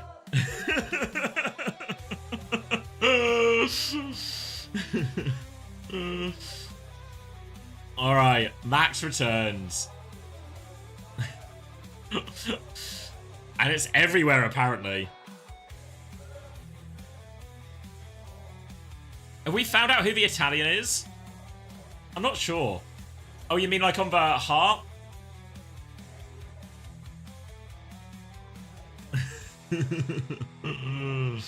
Someone found his Twitter handle. Has anyone got it to hand? Need our team of researchers on this.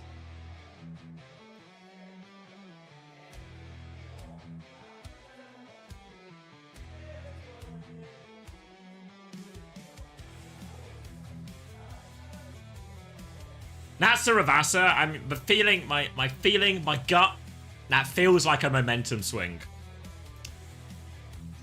I feel like the series is now in danger of getting away from T1 here.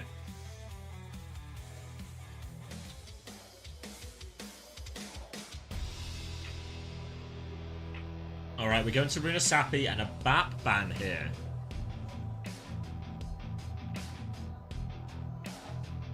Remember last time it was a Ball Venture composition from T1. Ball is the ban, though, from Crazy Raccoon, so they don't want to entertain dealing with that composition here. So what's the direction instead? Potentially Hazard available for T1?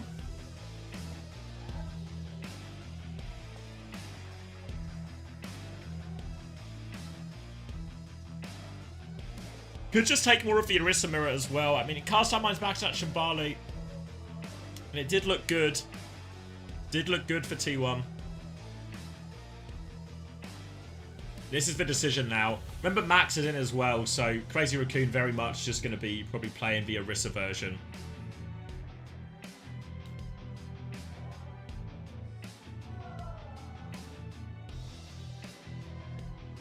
Scared of the Dong Bull. Yeah, they just don't want to deal with that Venture Bull comp at all.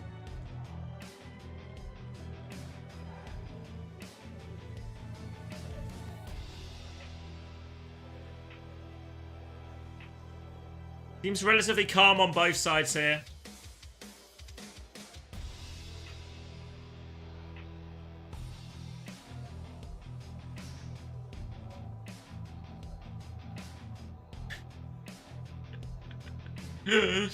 Chat being weird. That's how you know it's that's how you know the stream is on.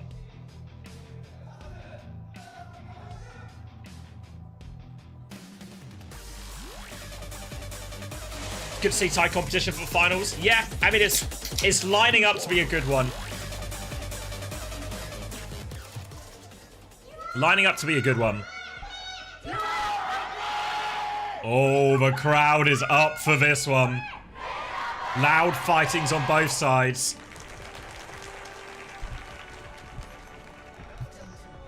And eyes on the composition. T1 can't play their Bull version. So it's just going to be Orisa, Kiri, Lucio. Crazy Raccoon, what's the choice? What if they roll out on Diva at the start for Max here? A Torb Cass? This is a throwback comp. Thank you, Guy Bedo, for the Prime. Thank you very much. This is like, do you remember, like, M80 used to play a version of this comp. Do you remember, like, City Center, they would play D.Va, Cast, Torb, and there would just be, like, infinite damage coming out, normally with a BAP as well. Obviously, BAP banned here too. So they're going to try it here into the Orisa, but I feel like the Orisa's going to match up quite nicely to this. Going to clear the turret behind initially is Zest. T1, though, on the back foot a little bit here. They're just trying to rotate and give space as Crazy Raccoon want to rotate aggressively, but Proud just got an immediate kill onto Chiron, killed behind, and Donghack's pounced on the backline. He's taken a whole lot of damage, but he has pinned Crazy Raccoon back inside. They've got a trade, actually, and they're going to try and shoot and poke their way out here a little bit, Crazy Raccoon. 4v4 as Crazy Raccoon come back out of the choke. Swing left-hand side, but Donghack finds the spear. He kills Shu. Main source of healing gone, and Crazy Raccoon, they need kills quickly or not at all. And they're going to deal with that. Chirong is back, but he's just trying to get Heesang out of there. Heesang is on the run. Donghack is on the chase, though. And big trouble here. Donghack's gone too far, though. Maybe he's overextended for the kill. Max has been team-met, so it works out okay and skewed with a late one. Works out okay for T1, but nearly a mistake from Donghack costing him there. T1. Wait, is he coming back on Doomfist? Doomfist Venture? T1 now just going for full aura. Max is on the Ramatra.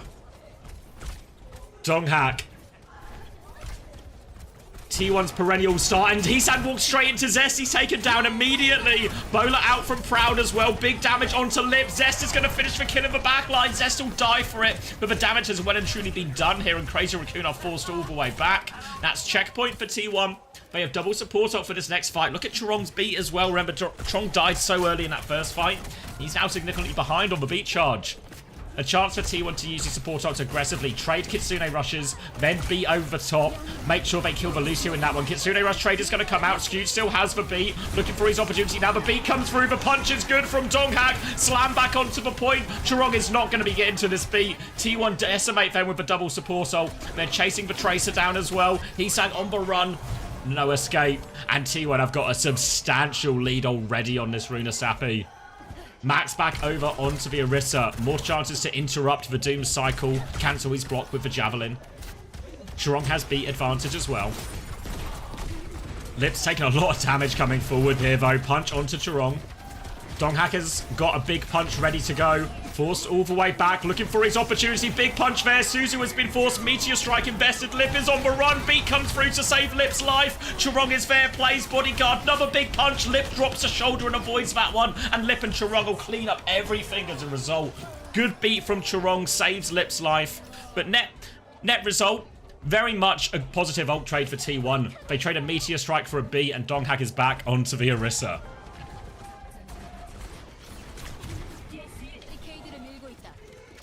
Walking back now. No ults just yet for T1 outside of this bowler. They're going to swing out the wide side of point, looking for the Tracer. Heesang has to concede the space. He's in trouble, actually. Does he have recall still? He's given Proud the slip, and the payload is moving away, so Zest is going to get the first touch, but T1 needs to come help Zest here. Donghack's going to take over the touch now. Keep it contested. Heesang still deep behind. High Noon swing comes out, and T1 are forced back, so they can keep the payload moving forward now.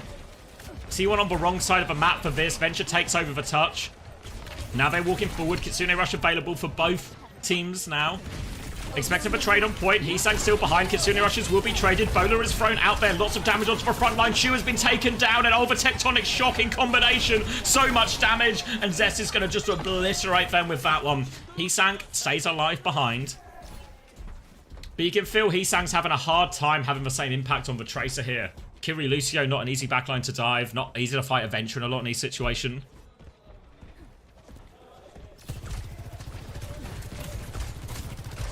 Lip has made his way over onto the Sojin. Needs for survivability against this Venture. Max has Terror Surge, but Skewed has the beat to answer it. Max going to trade spins on the point. They're looking for something behind Zest. Is he committing to this? He tries to get out. Beat to keep Zest alive. They keep walking forward. They just want to kill Max on point. Terror Surge to live. Suzu to keep the rest of T1 alive. Donghack Terror Surge gets free in there. They are pulled in. Donghack finds more with the Terror Surge. Fade away Javelin. They can't kill Lip. Oh, no, they can kill Lip. Never mind. And T1 front foot again. We're not even halfway through this map yet. And it's over 100 meters for T1 and gaining. No ults to speak of. Max going to the hazard here. Chirong has beat, so it's a significant advantage for Crazy Raccoon. Donghack's going to make a bit of a move round. Max is going to try and wall him off, actually, here. Skew just killed Shu, actually. The beat not in time to save him. Now Zest on point. Donghack is low, and the beat looks like it will be enough in the end, but Zest is still finding kills. Max is cleaning this one up. Tank advantage on point and a defensive wall, and Crazy Raccoon will just about hold strong as Heesang can clean up on the point. Zest is actually going to burrow underneath. Just annoying. Annoying for Crazy Raccoon. This payload will not move back. Crazy Raccoon hold on, they stabilize, but it cost him the beat. Coming back, Kitsune Rush is slightly quicker for Shu here. So T1 have to be careful not to take this fight too quickly. They did all get the forward spawn vote, so T1 will be back and ready to fight background where the robot started. Suzu used early, actually, from Shu there. Slash comes in, wall off as Donghack wants to fight it, and Max has been deleted there. He tried to wall off the Orisa, but it's a Kitsune Rush to turn it. Vici is going to match it right now. Shu is under so much pressure. Zest gets that kill, looking for a trade as Heesang with a blink melee won't do it. Zest has popped the Tectonic Shock to clean this one up, finish the job. And finish the job he has. Again, Heesang gets to preserve his life behind. But T1 are taking the robot back to Crazy Raccoon's side of the map. Lip is going to come back with Overclock, but again, skewed the beat to answer it. They are marking the Tracer quite a lot as well now. Heesang has to be careful, goes for the Pulse Bomb attempt, blinks back and stays behind. Now coming forward, stopped at the choke here, Disruptor shot onto Donghack. He's going to swap to the other corner now, avoid that damage. Nearly has the Terror Surge ready to go as well. Trading onto Max for now, swapping back to the other corner. They're dealing with Heesang behind. Beat push comes in. Slider's been forced out of Lip. Lots of pressure, but TP away from Shu. The kite is good, and Heesang has stolen the payload. Look at Lip's position. He's now got a great position for this overclock. He drops it. One shot onto Skew. Terror Surge pulls him in. He slides away from the damage. They're on the chase, but Crazy Raccoon have kept them at arm's length. They're pushing right now. More pressure comes through, but Heesang finds one. They're trying to catch Lip, but Lip is too far away, and Heesang is pulling them apart from the back. They have lost Max, though, so it's not quite over yet, but it is now. And Crazy Raccoon win the fight. They can pick Max back up from spawn, and this is Crazy Raccoon's chance. They've got Downpour, they've got Beat, they've got Kitsune Rush, they've got a late kill on Vigi. Really well played from Crazy Raccoon, and the fact that they win that fight as cleanly as they did into the Beat.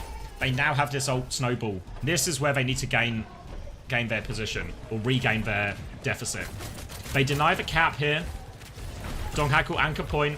Kitsune Rush available from Shu. Now it's going to be coming out onto point now. Max is going to go back to the Kitsune Rush.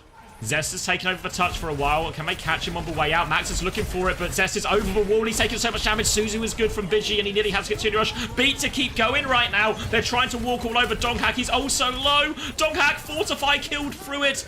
Kitsune Rush not able to be used back. They're going to invest actually anyway, but Skewed has just died. They've traded onto Max, but they need more. Pulse Bomb is good from Heesang. They're getting forced back. The Kitsune Rush to clutch from Vigi. It only forces trades. Oh, a late kill onto Lip. Crowd has saved the day here a little bit. Needs trades to allow them to recontest. And the ult situation has equalized somewhat. Downpour available for Max, but a difficult comp to Downpour into, really. The Orisa can survive it. The Suzu is available. Zest can burrow underneath. Not straightforward Downpour at all for Max. Might just start instead with Lip's Overclock once he gets it, and then try and use the Downpour once some cooldowns have been forced. T1 on the other side. Tectonic Shock onto this flank. Actually, Lip is in trouble. Zest wants to chase. He's going all the way. He's looking for it. He's all over Lip. He can't. He just about finds the finishing blow. He dies for it, but he denies that Overclock coming through. 2 for 2 trade as Crazy Raccoon are going to try and steal a few more meters, but T1 can regroup and they can clear this point. Looking to catch Shu.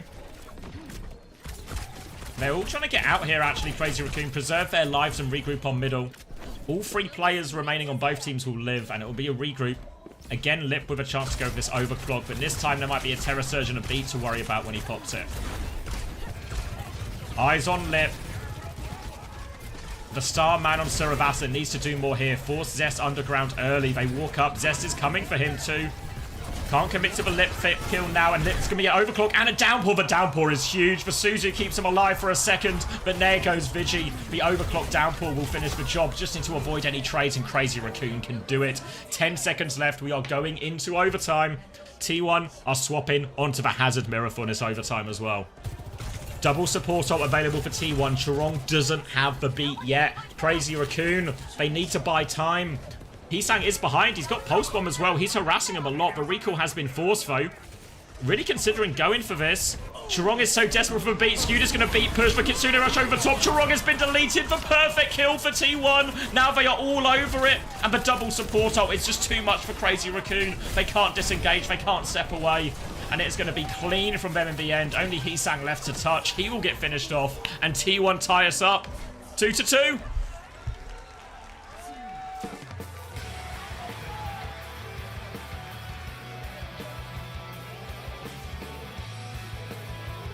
Good aggressive beat. You saw it as well. They thought Chorong wouldn't quite have it yet, but he would be close. So they make him the primary target, and Chorong, no escape. No chance of survival.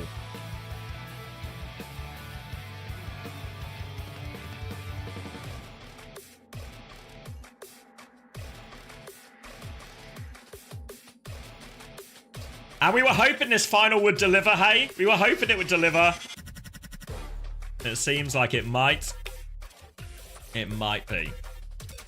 Is that Fletter? It is. Yes, it is. T1 coaching staff alongside Rush. Where can I find map stats for KR games? What's the website called?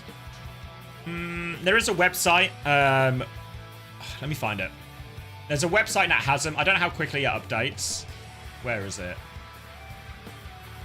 Oh, Overwatch Analytics.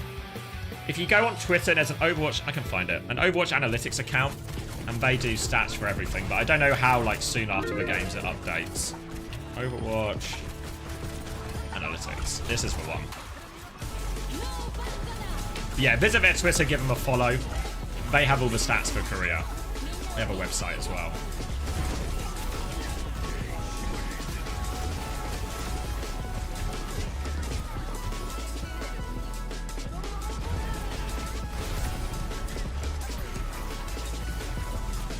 Yeah, enough coffee ring. Alright. Between Russia's team and Chris's team, who do you think is better? It might be Russia's team. I says best coach in the world. I'm not buying it just yet. I'll tell you T1 are the best team in the world.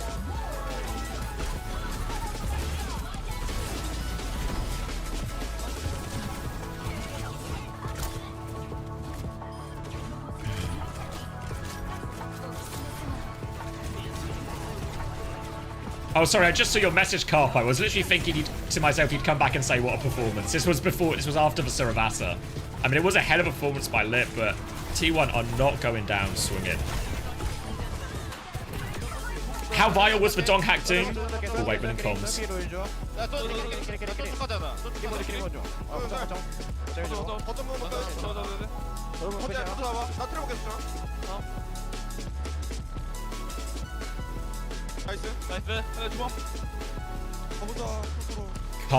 Calm. They know it's a, no, it's not it's far from over yet, right? Job is not done. But yeah, sorry, how vital was the Dong Hack Doom? Xananator says, gave him a huge initial push. Yeah, it was pretty good. Yeah, he was only on it for like one ult cycle essentially, but he managed to force beat with Meteor Strike deep on CR's side of the map as well. So, yeah, reasonable value, and didn't stay on it too long. Swapped as soon as Max was back on the Orisa.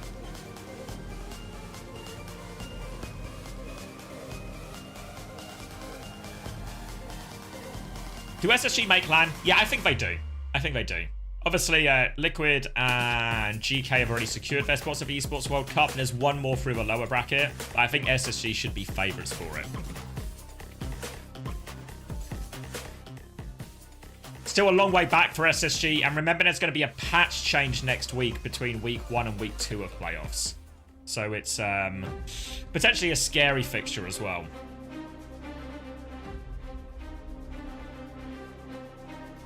How does this game affect the Esports World Cup seeding between... it doesn't. Because Crazy Raccoon's qualification is actually their major one, their victory at the first major of the year takes precedence. So Crazy Raccoon will go into top seed as the Esports World Cup regardless of this result. And T1 will get the second seed regardless of result. So it doesn't affect the seeding. It is really very much just to be just to be the top of Korea. I don't know if it's confirmed, but I'm pretty confident that's how it's happening.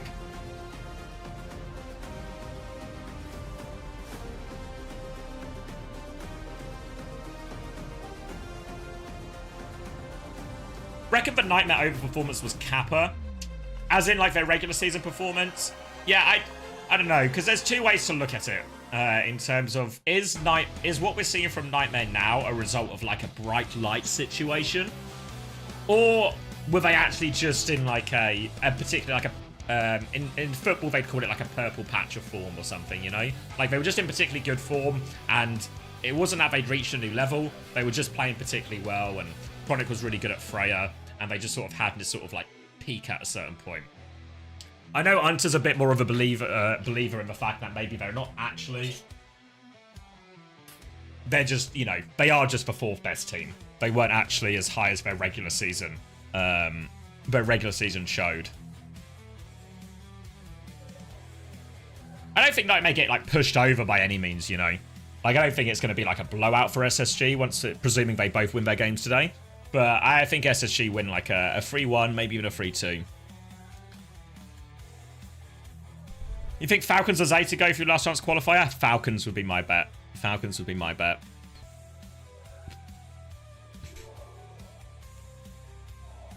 All right, Midtown for our next map here. Choice of Crazy Raccoon, actually, obviously.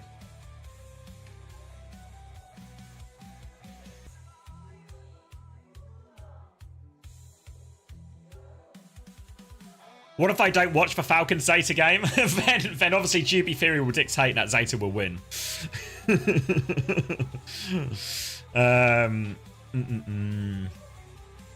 Surely Nightmare messed up, dropping their roster. Well, they were out of contract, actually, at the end of Stage 1, because the original Nightmare roster, that is now called GK, like the Kufa lethal lineup, I don't think they signed. They didn't, at the start of the year, they didn't sign very long contracts, because they were hoping they would get picked up for the Esports World Cup.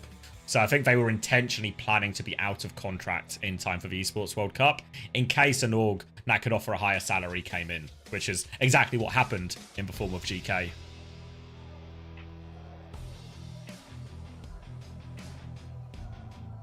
So Nightmare didn't really get much say in the team leaving. Obviously, like, Nightmare offered them, you know, like they offered them like to extend the contracts, etc. But that Kufa Cora players got a better offer from GK. Yeah, I think no roster changes before last chance qualifier or stage 2. So the rosters that teams are qualifying with now, that's what they have to commit to.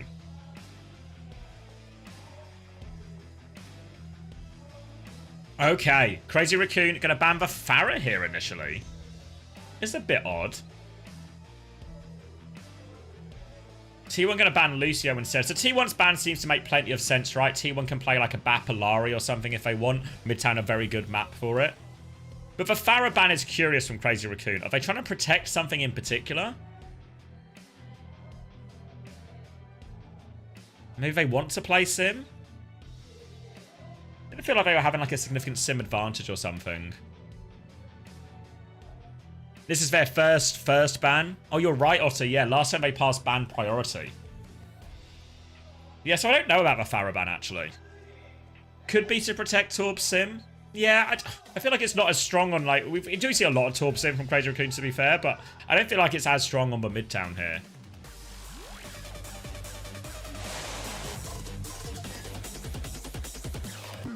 All right, getting down to crunch time. Winner of this goes to match point, championship point. And T1 off the back of that Lucio ban. No surprise to see they are walking out on Bap Alari immediately, and they will be playing Sim Freya. Crazy Raccoon obviously have more choice. Worth noting Jumbin is in as well. All right, so let me lean forward. Let me lock in, because it's all about to kick off. Eyes on Crazy Raccoon. It's just going to be a Matrix and a Widow shot, maybe from Hisang. Not even going to commit to the Widow shot. Eyes on what they stick to the comp. Why would you ever want to pass ban priority? Sometimes if you don't have like a clear, obvious ban, you just want to play to counter ban the enemy team, like let them reveal their hand first. It's a bit more niche, but I think especially in maps... Well, let me just turn my game volume up. But especially in maps where you don't have a clear idea of what the enemy wants to do, or you're quite happy to play a wider range of things, can be a reason to pass it. And Crazy Raccoon are actually, here's the surprise, Ana, Juno, D.Va is the starting composition. Now, D.Va is good into Bapalari. They're going to fly through initially onto Proud, but Donghak holds his space. There is an off angle here. Wait, Donghak is not holding his space. He gets the D-Mech. Donghak lives. He TPs away. Donghak, he's weathered the storm. He survived everything. And now Proud cracks down, gets 2 kills. Lip can get a trade, but only a single one. How on earth did Donghak survive all of that? He was in so much trouble, surrounded. And jump in, the D.Va experiment is over. Winston is the choice now. Shu didn't really get very much nano charge out of that at all either, so Crazy Raccoon don't have any ults particularly close. Jumpin's going to take a lot of damage. Crazy Raccoon slowing it down. Difficult for Jumpin to take meaningful space here. Difficult for Shu to take meaningful space. But now Crazy Raccoon are playing it really slow. Just a bit of a soft jump from Jumpin. Behind the bus shelter. Will be forced all the way back out as Proud looks for a kill. 1 bolt. A couple of bolts. I think the lamppost the lamppost might have actually saved his life there. And actually they managed to kill Donghak during all of this. Did he push into the room? Where was Donghak? A huge opening pick now, and now Jumpin can jump freely. He can get on everyone. He clears some space on point, back in his bubble. Skew just found a trade, but even trades are going to favour the attackers here.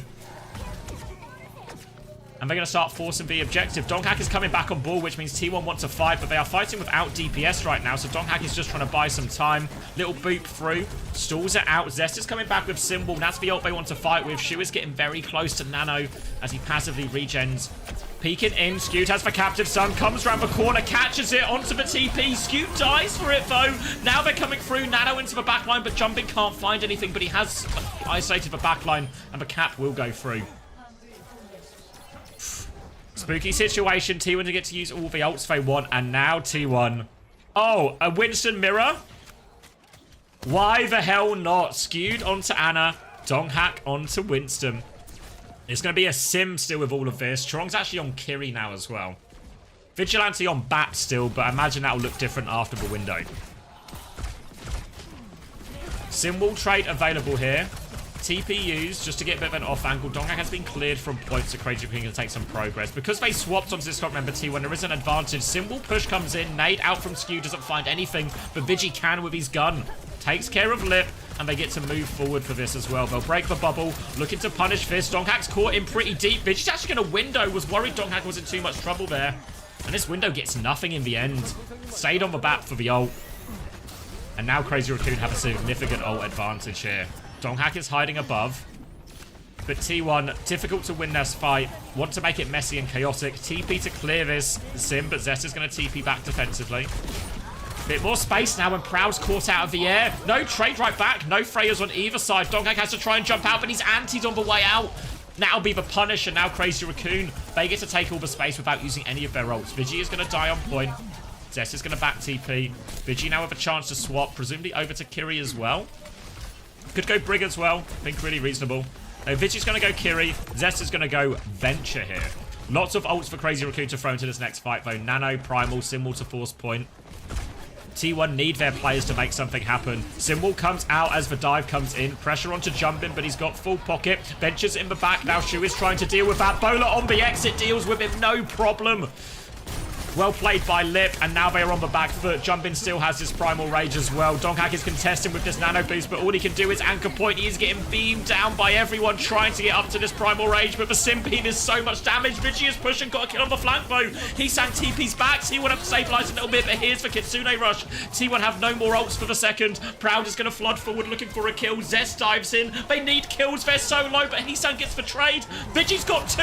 It's not quite over yet. Vigi's got 3, but the cap has gone through during all of this. A valiant attempt from T1, but they couldn't get up to their next wave of ultimates in time. And Crazy Raccoon just about finish it. 3 minutes and a bit now for this third point.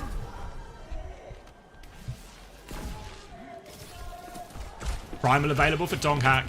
Kitsune rush advantage for Vigi as well. Chorong has gone onto the Brig now as we enter more of a Winston and a mirror. Oh, okay, Lip. Opening pick. Now T1 might be forced to use their ult sooner than they want here. Unburrowed, Chorong's in a little bit of trouble. He needs to be worried of getting drill dash back in. The sleep is good, and again, Zest is punished on the exit here. Lip the first time, Shu the next time, and they can't even invest the ults. T1 on the back foot. Skewed hits the sleep, defensive nade, trying to live. Does enough to buy him his life. But now Crazy Raccoon are knocking on the door. Getting the payload in his final corner. Donghack has the primal ready to go. Shu nearly has the nano. Zest has struggled so far, punished a lot.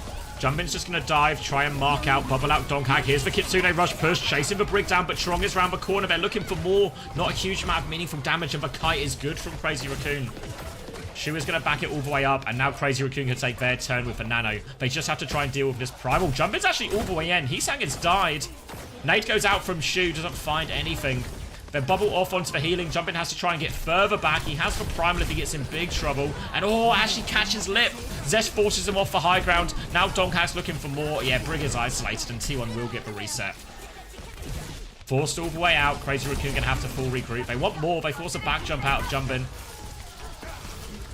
And actually, he wants to keep going here, Donghack. He's going to get slept on the high ground, but that means no sleep for this upcoming primal. Vigi is TP to Donghack as well. Donghack can go with a primal. No sleep available for Shu if he wants it. He's going to back it up and slow it down again. Patient with this, but Heesang has found a pulse bomb in the back. They need trades here, T1. Zest and Skewed is dead. The payload is moving forward. T1 are all out of position. Proud is hiding with the bowler. Do they see him? He goes for it. He hits the bowler. Is it enough? No, Lip is going to live. Thank you, Lewis 200 for the prime. And this has been a disaster for T1.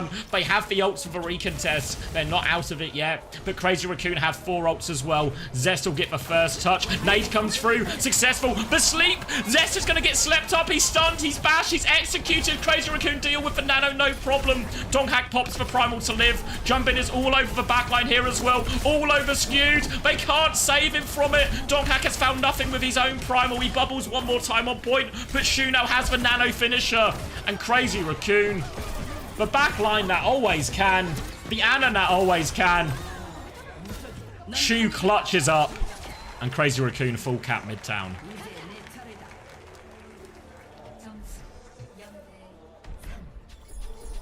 What is Shu?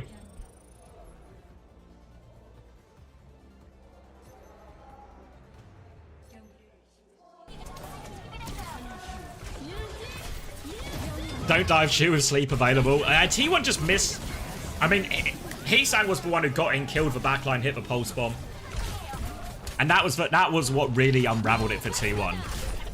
But also, this Venture got nothing. We talked about Venture earlier, and is Venture just broken? And I think we see an example here of where Venture is good and where Venture isn't always good. Because it was certainly much more difficult. Much more difficult for Zest on all of this, right? We saw him get punished every 3 engages. First one he got bowlered, second one he got slept, third one he was nanoed and also got slept, right?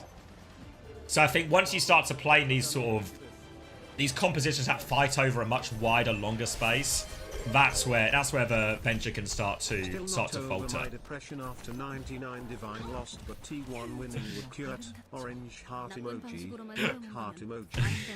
Thank you, Jin, for the 13 months. Not over your depression of 99 divine.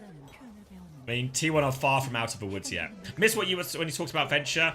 The TLDR was that just into BAP Lucio. The Venture's a really good matchup. Venture matches up really nicely into Sim as well. So when teams are playing these Orisa, BAP, Lucio Sim comps, the Venture is really powerful. Really good engages into the Sim, more better than other DPS, and also a great chance to kill the backline as well. Really hard for a BAP Lucio in particular, to peel these Venture engages. But an Ana, a Brig, a lot better, especially the Brig, but obviously the Ana has that punish with the sleep as well. So just seeing a bit of a difference in effects. Like this type of comp, actually, that we're seeing on screens right now, I think the Venture would be very good. Funny now we kind of just handshake our way back to... We just end up back on the Orisa for the mirror here. Both Freya's going to be battling over and under the trains. Back foot. Chorong's actually 1 HP, and Zest has got in, killed out with the right click. TP to take a bit of space. Jumbin's trying to walk forward, but Vigi has dealt with Lip as well. Heesang's trying to find a trade. Jumbin's pushed as well. It's turning into a brawl as Vigi goes over the train. He's in a bit of no man's land, but he can find his way to the high ground. He can pocket Donghack through here as well. Trying to body block the teleporter, but Jumbin's found the kill there as well. Donghack can't hit the spear. Unsure what target they want to clear now. He's going to eat the spear. He's going to turn his attention back to the Baptiste. The Baptiste, Shu is in the window, though. He's deep behind enemy lines. But he's okay for now. He's going to drop out. He's going to drop the lamp. Lamps are going to be traded. Shu is still in a lot of trouble. He's getting pushed by Proud. Proud finally gets the kill. But more trades come back as the spawns arriving. T1 are still trying to take a bit of space here with their Bapalari. They've got a window as well. But Lip has this annoying position. A TP to try and push him. Here comes the Sim. But they've lost Proud in the back. Oh, Zest has responded as well. Sim beats Freya. They're going to regroup and go again. Respawns for both teams, but T1 have a bit of space now. Look at Skewed's angle already. Looks like he's going to go top to try and clear out the Sim here as well. Body shot, forces for TP back. Vigi's going to group up with him as well, but they've lost Donghack in main. Now Chorong is trying to respond, but Heesang's caught inside with the TP. It's messy, messy Overwatch here on the first point of Midtown. Jumpin is pushed up into this room to try and clear it. Wants to clear out the TP. The TP away from T1 just to try and regroup. Skewed and Vigi still have a bit of a shooting gallery here, but Skewed's in a quite committed position. He's actually going to drop it. Is he just going to captive some for Orisa? He is! It's going to lead to a kill as well. They might have actually killed Orisa before it, but either way, result is the same. Captive Sun from Chorong to try and clutch back onto the backline. They're going to explode. Skewed goes down. The second trigger as well. Chorong has hit two. Donghack's got a kill in the backline, but Chorong has responded. He's got a symbol to play with. He's going to clean up everyone. They're going to stall out Zest as well. Zest is going to try and TP out. Zest tries to, forces for reset, and all of a sudden Crazy Raccoon are in a great position right now. Only a minute left on the clock for T1, but they do have symbol advantage. T1, if they can get to point, drop this symbol, it's going to be so hard for Crazy Raccoon. They're going to have to rely on their Bowler Terror Surge combo, but T1 have the same. All about getting in cleanly for T1 here. They TP towards the point, they get on the point, they drop the symbol, they start forcing it. Shu is going to die early as well. Terror Surge looking for that Bowler combo. Both Terror Surges out. Here's for Bowler, it kills Vigi. 1-for-1 trade, but Jumpin has died. Chorong is still shooting, but symbol is going to fade. Now it's just a dogfight, all about winning the duels. Bolt is good from Proud, though, finishes off Lip. Heesang is too low to keep this one contested. Javelin to deny the touch as well. And T1 stabilize. Brig is the swap now coming through. Jumpin's on ball. Is he committing to this? Oh, he must be. He's killed Proud. Seems like he's committing to this. I don't know if Jumpin actually wanted to swap ball here. No, I was going to say, or he was just swapping ball to try and recontest first when he thought Heesang could touch. But no, we are swapping onto Winston for the second point. Anna Brig versus Anna Alari. Winston v Winston. Chorong's actually going to make his way over to Brig now as well. So full mirror, no venture this time.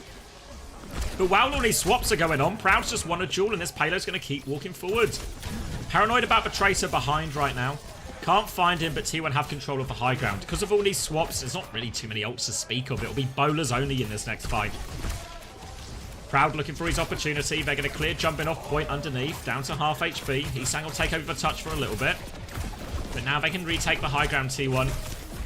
Jumpin has to jump quite passively. Drops down onto the high ground here. Will be forced to jump out. Both teams just probing.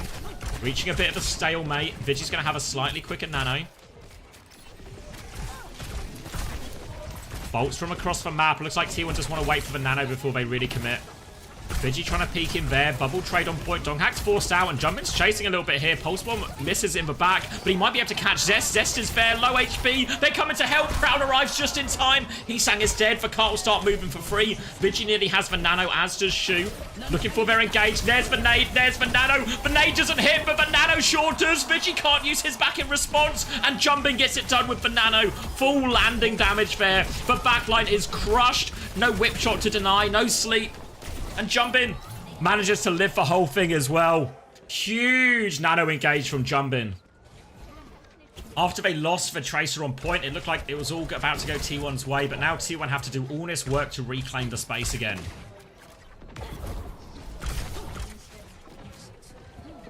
Crazy Raccoon starting on the high ground. We've got the Primal as well. Look at Shu. He's hiding too. They know they have our disadvantage. Donghack. He doesn't know how close he is to the Anna right now. They're going to launch out. The nade comes through. Nade onto Vigi. The jump is good again from Jumpin. They have to try and live, but they can't. Zest has found a pulse bomb trade in the back. Jumpin still has the primal. Minimal healing for both teams as Crazy Raccoon are just going to try and cut their losses. Well, not even cut their losses. Just regroup on the high ground. Live to fight another day. We're into the final 30 seconds. T1 have all of the ults ready to go. but they are out of time. And Shu is at it again. He wants to play karaoke. Oh, not now, clean feed. Not now. Hold. Hold. Not now. Not now, clean feed. All right, come on, come on, come on. Boost it, boost it, boost it. Shu is hiding, waiting for karaoke.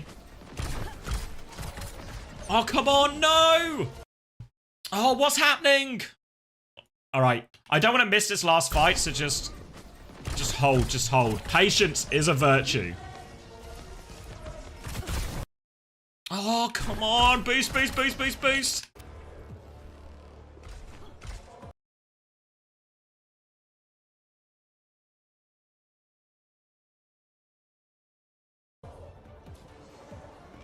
Okay. I turned down 10 ACP. Alright. Same position. Donghak trying to come through underneath. This is a different path than where Shu was hiding, though. Heesang is moving in behind. Primal is going to be popped by Donghak. Oh, what is... Alright, I'm just going to give it 10 seconds, okay? Because I really... Worst possible time, I know. 10, 9, 8. These aren't quite seconds. 7, 6, 5, 4, 3, 2... Trying. Okay. Primal underneath from Donghak pops earlier than he wanted to be. Jumpin's going to get naded as he goes high ground, but Vigi has died. But Nano has still not come out from Vigi. Scooter's going to rally. Might be too little, too late. But backline is dead. Jumpin has struggled in Donghak. Scooter's still rallying forward, but Donghak is so low. And almost anticlimactic after all those pauses. But Crazy Raccoon, they have cleared for point. They have held Midtown.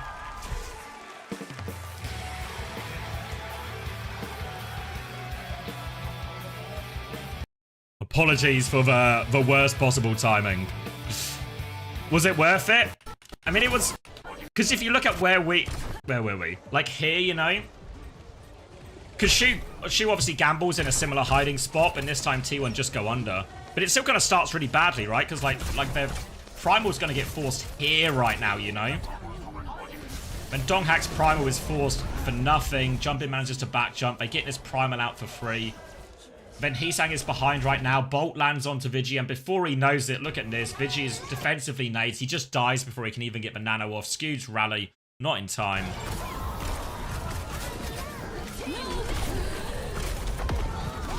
It's just over before it starts, right? All of these ults just come out. No ult value. They ended up on those ults for so long. Big turning point in that sort of second point was very much that Jumpin nano where he just killed 3. That was the one that really, like, hard reset T1.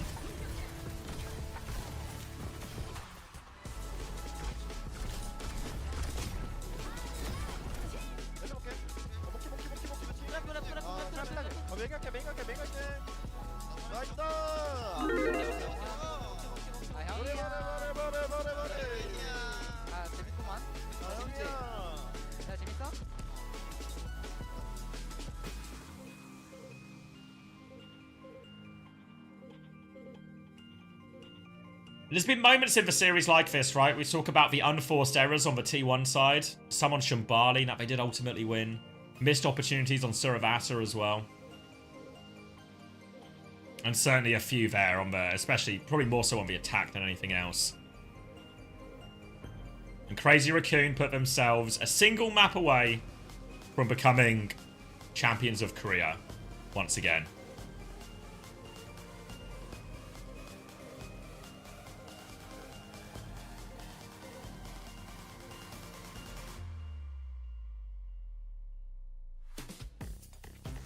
Makanda says this is going to map 7 for sure. Where even are we in terms of bans and maps available? It does feel like the dive mirror...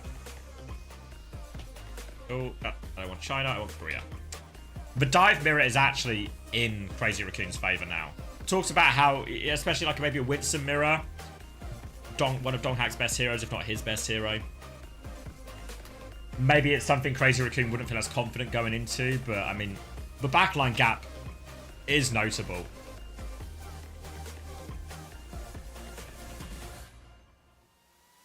Obviously, T1's map pick now, though. Where are we? Obviously, this is where the maps reset, so all the modes are available again. But obviously, we can't repeat any maps that we've already had. What's the choice for T1? They won Shambali, they won Runa Sapi. Probably want to try and force this Orisa mirror in some way again.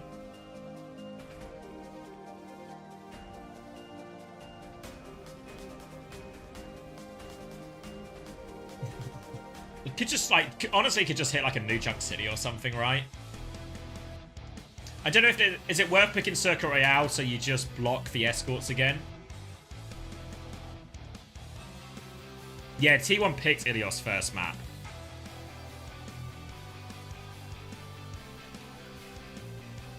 Yeah, maybe you pick Circuit Royale just to block Gibraltar or Dorado from being your map 7.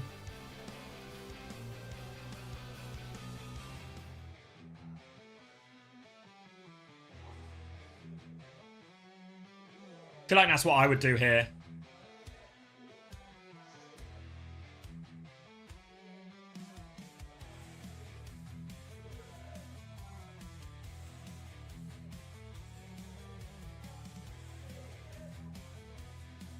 First time beggar. First time beggar.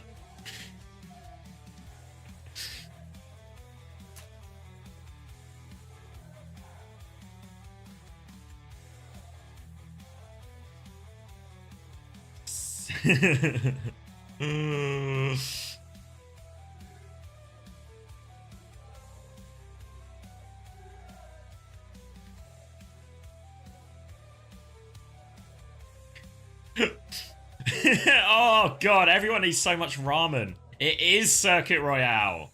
I could coach T1. I could do it. What's the ban here? Tank Protect?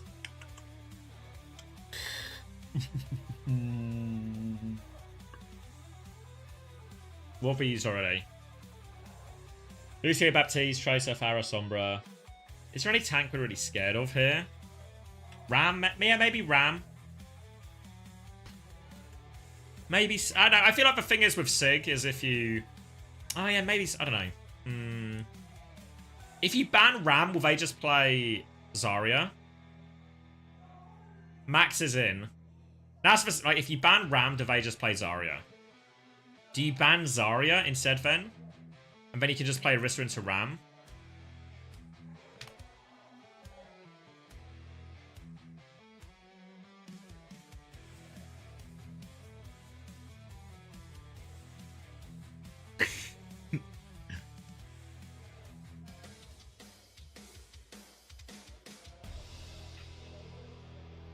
Yeah, Zarya ban. Yeah, good thought, good thought. You can also coach T1 as well. Souls, you're in. What's the counter ban? Sim. Okay. Yeah. I don't think it's as impactful here, and there's plenty of alternate options. Zest could play the Venture. Zest could obviously just even play... I mean, I probably just want to play Farah. Hey, Fabi. Yeah, great grand final so far. Third place match, kind of exciting. You know, but nothing compared to this.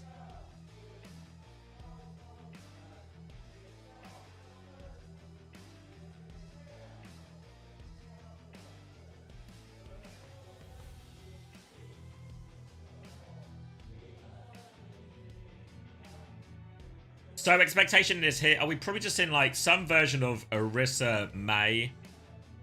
Or Orisa or May Ram or something like that. We've seen a few teams play like slower pokier comps on this Circuit Royale. So you play like the Ram or the Sigma and you play it with like a Freya Farah or something. Probably more common on the defense than the attack.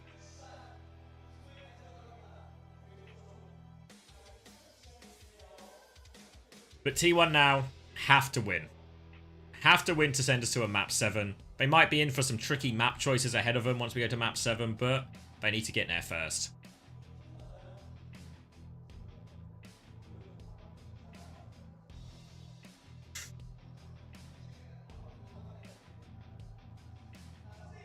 The post...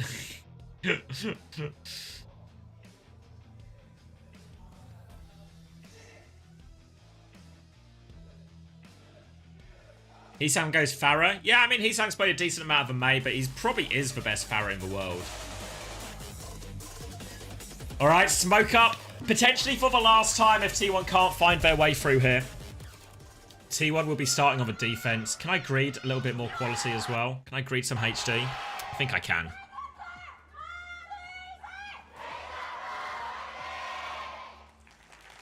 The crowd is loud. My volume was turned down for that as well. The crowd was still loud. And T1 are starting on the Orisa. Bap, Illari. Mei is the choice. Crazy Raccoon. No Zarya. So will they just be forced into the Orisa mirror here? Which I think is very much what T1 really want. Lip gonna start on the Widow. Potentially just a grapple out of spawn. Crazy Raccoon are lining up on an Ana Juno now. Obviously the D.Va is very good into this Bapalari, but a tough map, Circuit Royale. Even with the speed ring, Nano turns, it can turn it. But I wouldn't be surprised at all if we just get an Orisa mirror once they fully see the comp. Little dink for Lip, he'll take the ult charge. And he'll swap over onto Freya. And Crazy Raccoon are out of spawn. It is going to be Ana Juno. They're going to invest here into nade timings onto this backline. Nano boosts onto Max. Can they find these turnings to punish Vigi and punish Skewed? Or can Vigi and Skewed, can they live? Can they play the distance well enough? Starting as wide as they can right now, T1 just trying to poke early onto this corner. Heesang trading back. Slow and steady. No team really going to overstep until the cart is up there. But eyes on this speed ring to see who Max can connect on. Bolts are good though, and Lip wins that early duel with Proud. T1 has to take a step back. Donghack needs to get out of this room. He is low HP. The lamp has been forced from Vigi as well. Wall now to try and isolate him. Donghack still trying to back it up. Lip overextends, pushing for that kill. Skewed gets betrayed back to 4v4. They push forward now onto the Mei, trying to save Zest. The ice block has been forced. Donghack is stuck in this room. He really wants to kill this. He wants to juggle it in. Defensive wall though, and now Donghack is stuck. Donghack needs help. They're pushing in. It's an absolute barroom brawl up here. Heesang is one. The javelin is good. Donghack comes out on top. Good pocket from his team allows Donghack to turn that situation, and they force him all the way back. But watch out, T1, because Shu has Nano. It's going to be a speed ring Nano D.Va into the backline here. Can T1 survive? Swinging around the corner as Zest is trying to hold this high ground. Skewed responds and keeps him at bay for now. Crazy Raccoon looking to close the distance. Speedring is out now as Max looks for something. Just a bit of damage onto Donghack to clear some space. Skewed is a little bit closer. It has to be careful.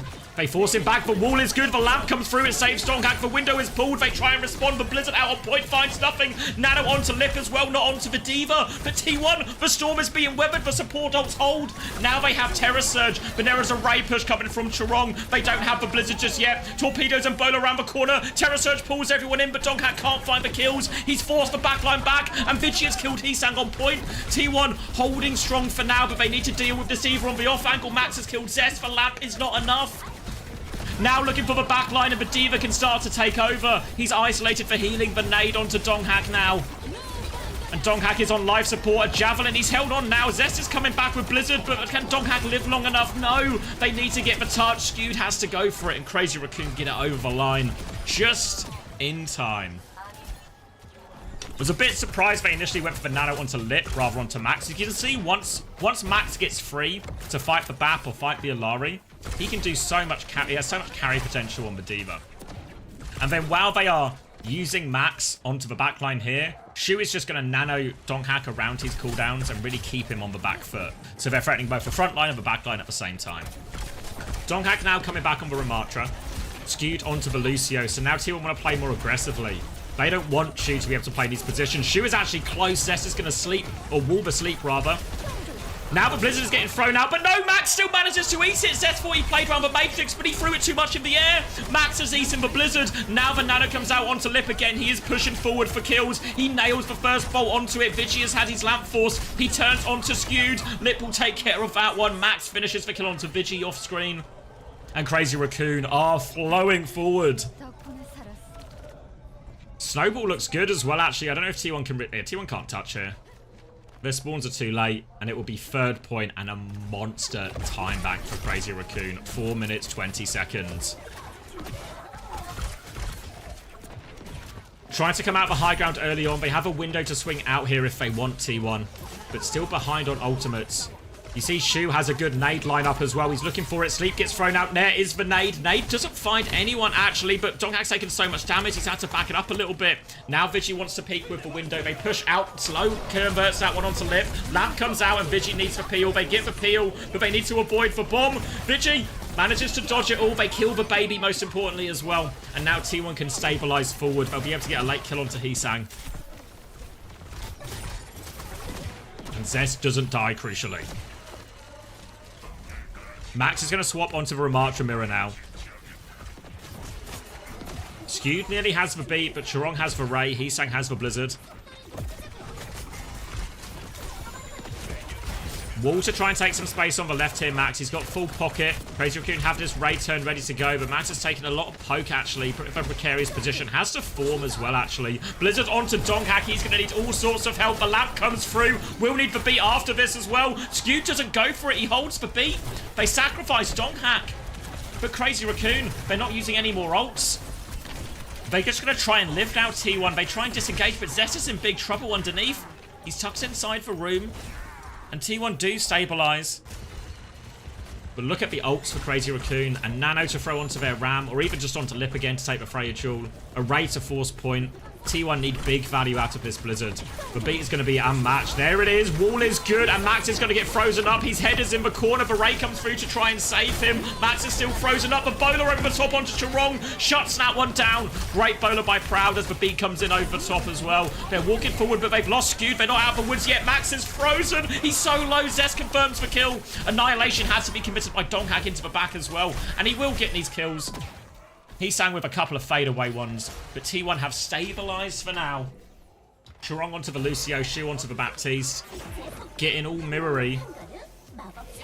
Vigi's going to have a window, but more importantly, Heesang is going to have the Blizzard here. So hard for the Rams to avoid these Blizzard timings. First wall out. Forces the form out of Donghack. Look at his... Proud is flanking, but he's going to run into them all here. Lip swings out here. He's taken so much damage. He is pocketed through. All of Crazy Raccoon want to push in his flank right now. Heesang is hurtling forward, looking for most. The move is perfect from Chorong. Oh, but they can't catch the kills. Skewed is on the run. Their Baptiste is massively split right now. Vigi is in main, and Lip is looking for the push. Here comes Vigi. He's windowed onto Lip. Lip tries to get away, but he's 1 HP underneath. And Vigi and Skewed, they not just surviving, they're thriving. 2 kills for them. They've frozen up Max. He'll die too. And T1 stabilize once more.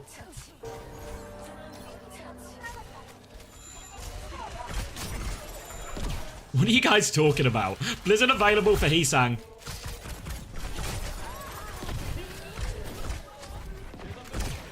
Ult advantage still for Crazy Raccoon, but they are running out of time. 1 minute left. Zest is holding close. He gets booped off of a high ground vote. A chance for Crazy Raccoon to take this over. Proud is committed here. He's got no way out, but Chorong's in a lot of trouble. He dies, but Bola gets another kill as well.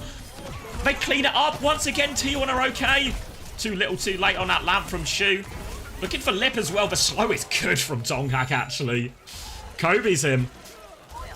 And now, as we enter the final 40 seconds, Crazy Raccoon, they still have the ults, but they've bought so much time. That T1 now have ults of their own. They have their own Blizzard. They've got a beat advantage. They've got an annihilation advantage. This is a tough situation for Crazy Raccoon. Zest boops off the high ground as well. Blizzard out. Donghack is frozen up. He's not going to get it. They don't beat to save him. They're going to play for the recontest. They need to get everyone out alive now, T1. They've got a significant ult advantage once they regroup with Donghack. Crazy Raccoon, a window, a bowler. Desperate for this Chorong beat. But Crazy Raccoon, they need some plot armor right now because their ult advantage is huge. Lip walking through main right now. Donghack will stall out the point. Slow onto the back. Doesn't find all that much. T1 looking for it. The Blizzard comes out. And Max, he's not frozen, but he is isolated in here. He's going to get frozen by the left click. They're looking for it. Donghack's popped the annihilation, but he's got 1 shot here. Heesang has found 2. How on earth have they done this? They're forcing the objective. They have to get back. The point, T1, the point. Skewed comes in. He's moved away. They C9 the point. How on earth is the plot armor this thick? How on earth have they won that fight?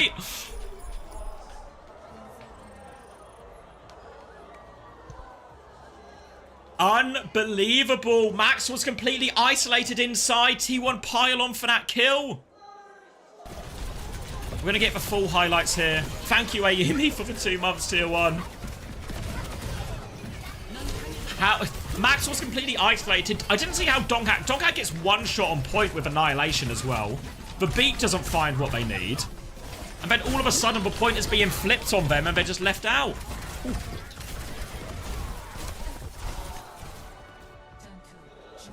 Yeah, potential Donghak was just frozen by the left click there in all of it.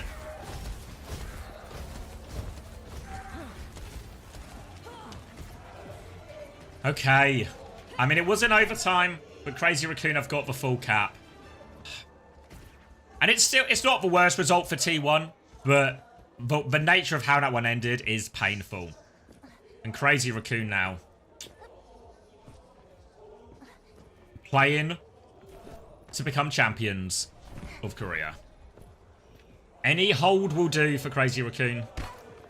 Pressure is on T1. Crazy Raccoon will be starting the Ramattra Bap Lucio. T1 considering the Orisa for now. Proud will go for a grapple at a spawn, or just a peek at a spawn. Shield is up though, nothing to shoot at. And Donghak is coming out on the Orisa. Proud will go over onto the Freya. In theory, Orisa into Ram is a pretty favourable matchup. The May can make it a bit more treacherous for both tanks, really. But the Orisa will have much better survivability in these Blizzard trades. And that'll be maybe the biggest difference maker. For now, Crazy Raccoon are just playing the back corner.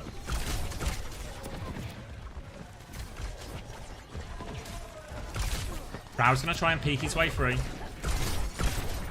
Takes a couple of bolts, but is pocketed. Heesang takes quite a lot there. I don't know if he had to ice block, actually. Max is going to try and respond. Heesang has been forced all the way back, and T1 have a bit of space to work with here. But here is Heesang looking for the dinks, looking for the trade. The lamp was used, an aggressive lamp from Shu to keep everyone alive. They're playing for trades right now. Heesang is low. Donghak finds one. Can they find any more? No, just one trade. And they shut everything down. Crazy Raccoon okay for the hold there. They all pile on for that kill, but Heesang actually lives so long in all of that. Lipple peek and spawn a little bit here, charge up the last bit of his bowler. Ult's looking relatively even across the board here, with the exception of a slightly quicker bowler for Lip, but they charge so fast, Proud won't be far behind. Beat, some window's going to be in play here. As Lip looks to take that duel, sees if anyone will peek him. Shu has the window ready to go already, slightly early in Vigi. Wall round the corner. They're going to try and break the wall. Max hasn't used his form just yet as T1 take a little bit of space. Vigi now has his own window as well. Max has now had to form back. Walls have been traded. Opportunities to window if they want to go for it. Beats available for both Lucio. Shu's going to window back first. He one-shot Skew during all of that. The lamp was out from Vigi, but it doesn't save his life. And that's going to put an end to T1's attempt. They don't even commit the window back there. Shu finds the one-shot. And another quick fight. 2 minutes of their attack already gone. Max trying to kill Vigi, but he can't. Will turn and just get the easier kill onto Donghak instead. They will send him back to spawn once more.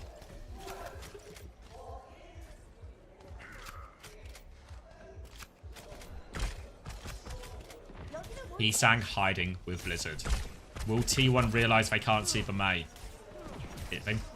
Been a lot of shooting on the walk up here. They should be aware they've not seen a May. Will they know? Donghak's looking for it. Donghak finds it. Heesang's going to have his ice block force. Spin has been used though. Heesang can Blizzard if he wants. He's going for it. The beat to save Heesang. He pushes forward onto Vigi. Bowler to turn the kill onto Heesang. He will fall. Good bowler. Defensive lamp from Vigi. Terror surge from Donghak pulls everyone else in there low, but no kills just yet. Vigi finds one, but he's traded.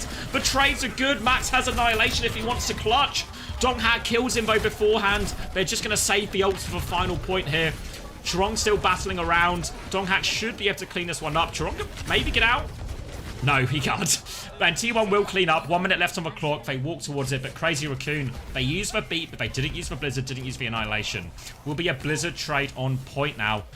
But if Max can avoid getting frozen, if he can survive long enough to get that Annihilation out, then it should give Crazy Raccoon the staying power to win this final fight and secure themselves the championship. But Heesang is one shot! Zest with the dink through the window, and now there's no Blizzard. It's a huge advantage. Zest has it to deal with it. Max is so far back. The cap has gone through, but one shot just when T1 need it.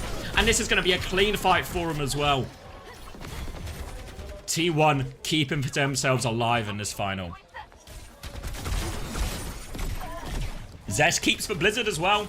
So the ult trade, it's still ult disadvantage for T1. But again, if they can, it's the same situation. If they can freeze up this Annihilation, there's a real chance they can just get a Blizzard gap here to turn the fight. Not straightforward for Crazy Raccoon. Walking up now, looking for a couple of bolts. Max is going to commit into the backline. Look at Max's rotation. They need to flip a map here, T1. They try and flip a map, and Zest has killed Hisang again. But Blizzard, is it even out? It is out. It's out on the high ground, but it's found nothing. Hisang, a disaster as well. And it's falling apart for Crazy Raccoon on this Circuit Royale. Zest now has a huge Blizzard advantage. Hisang coming back, Tracer, Desperation Touch territory. Zest can just use this Blizzard on point. Gonna be so hard. There it is, perfect wall on the window. Blizzard at the choke, trying to freeze them all up. Anyone going to freeze? No. They're forcing the objective. Can they get the touch after it? There is time. Hisang's gonna get the touch, but Blizzard doesn't get the value they need. Still a Terror Surge available for Donghak, but now Max can use his Annihilation freely. Beat comes out, match. Everyone gets the beat. Annihilation's still there. Vigi's in a lot of trouble. He's taken down. Still looking for the trade. Proud wants more Terror Surge on point. Lots of damage out. Annihilation from Max. He's 1 HP. He's frozen. Will he die? He does die. Zester's ice blocks on point. They're still battling around. They're looking for the cap. Desperately trying to trade it. Trying to find his kill onto Zest. Chiron can find it. I think it's a 2v2. Low HP. Skewed flying around. The point is still contested. Spawns are coming back. They just need to live, Crazy Raccoon. The lamp has been used. Lip is back on Soldier. Doghack is back on Doomfist, though. Looking for the punch. Hisang's connected a pulse bomb in all of it. Crazy Raccoon, the respawns are still coming. Donghack commits in for the kills behind. He punches Shu back in. They're so low, the backline of Crazy Raccoon, but they are living. Hisang is cleaning everything up on point. 2 more kills for Hisang and Crazy Raccoon. They've held. Oh. Not now. Clean feed. Boost, boost, boost, boost, boost. We'll go back down to 1080p out of respect. Fuck.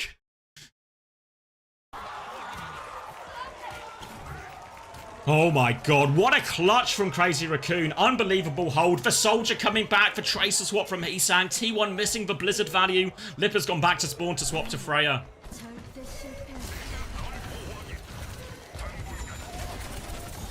Shu has the window. Final 35 seconds. T1 are battling to keep themselves alive. Skewed nearly has beat, but Chorong actually has it sooner. So T1, they need a clutch. They need this Blizzard, maybe. They can play it a little bit slow to get this Blizzard, honestly. Zest can get decent poke damage into all of this. And then they can try and win through the Blizzard. I think that's the best option here. 18 seconds left. Window comes out. They try and disengage it. Disengage looks good for T1. Crazy Raccoon, they can beat push if they want. Chorong is going for it, but Skewed matches for beat. Zest nearly has the Blizzard as they walk forward. He's got the Blizzard available on point. He's looking for the Ramatra. Proud has died. He's going to get the freeze, but can he get the kill? They can get the kill. They're still losing players, though. Ice Block is out. Hisang has the Pulse Bomb. Pulse Bomb is good onto the Mei. Donghack cleans up 1 off point, but he's got to try and fight a 1v2 right now. It's supports versus Donghack. If Crazy Raccoon just live, their spawns will be back faster. Chorong and Shu are going to finish it right now. They're flooding back. Donghack dies. Here comes Skewed. Here comes Zest and Proud. Emergency heroes. The lamp is good. They finish off Skewed, and Crazy Raccoon will hold. Circuit Royale is theirs. 4-2. The Korean Championship is theirs.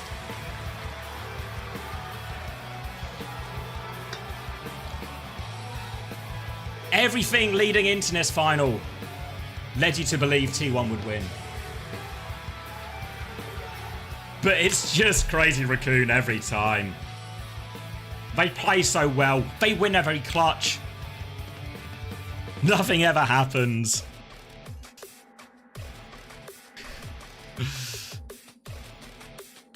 Think of that Suravasa they won, right? Think of some of those fights on Circuit Royale they won. Even that Midtown was like, should have been a bit closer, right? And T1. It hurts, it hurts. They came all this way. In such a good position.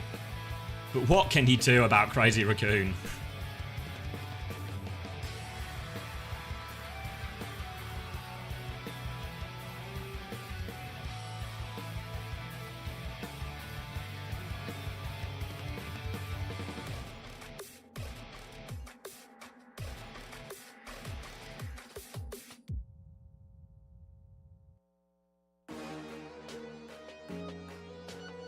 Hisang player of the match. I mean, he had a few disasters with those blizzards at the end, but overall, Ilios, hard carry. There's like different moments, right? Different moments. Like Hisang has a couple of maps where he's for hard carry. Shu has a couple of moments where he's for hard carry. Lip obviously had a couple. Hard to pick out one player.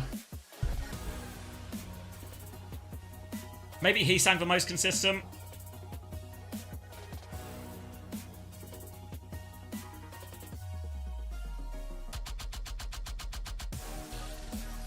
I'm trying to cast my mind back.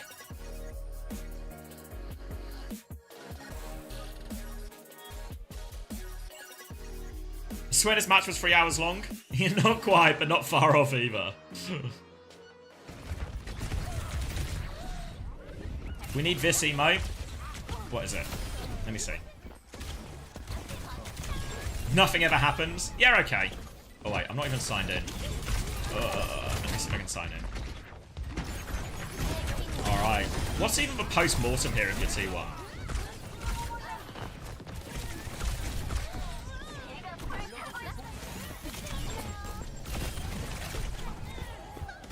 There we go. Yeah, great match though. Like, as for neutral, we got to see some great Overwatch. We saw some crazy clutches. We saw a variety of comps.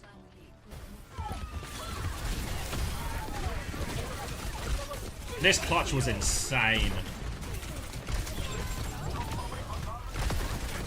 And the clutch is only possible though because they fuck up the Blizzard so much. But still, it's not like it's easy from there either, you know.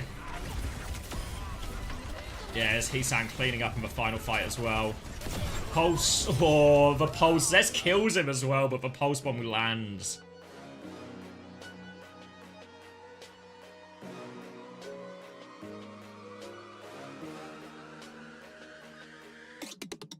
Zest back on tank.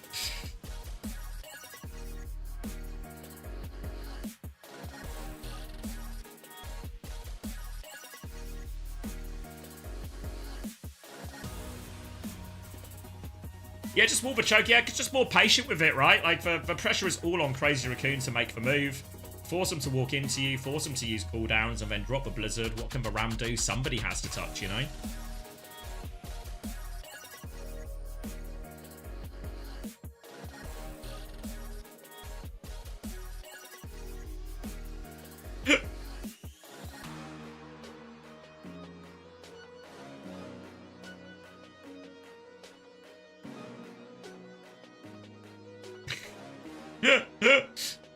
Do I need to take care of my chat? It's a free-spirited chat here, you know?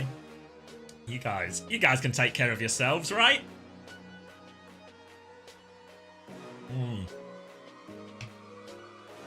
Alright, where... Let's see, hold on. I need to check a couple of things.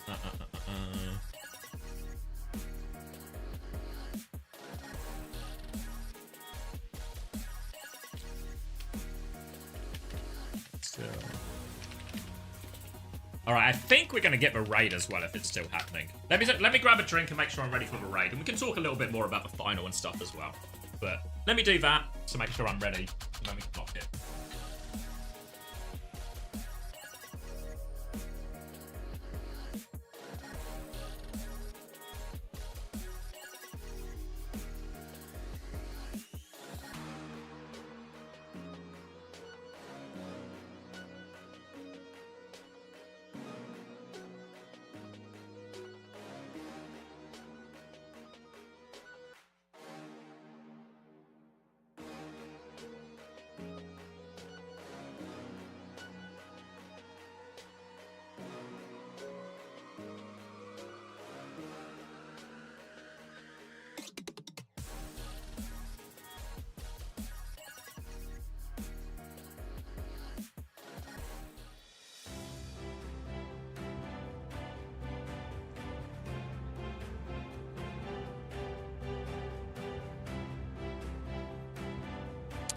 (2025) 오버워치 챔피언스 코리아 스테이지 2 결국 크레이지 라쿤이 우승을 차지하게 되면서 이번 스테이지 2도 모두 마무리가 됐습니다. 왕조는 계속해서 이어집니다.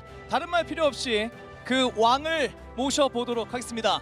우승팀 크레이지 라쿤입니다.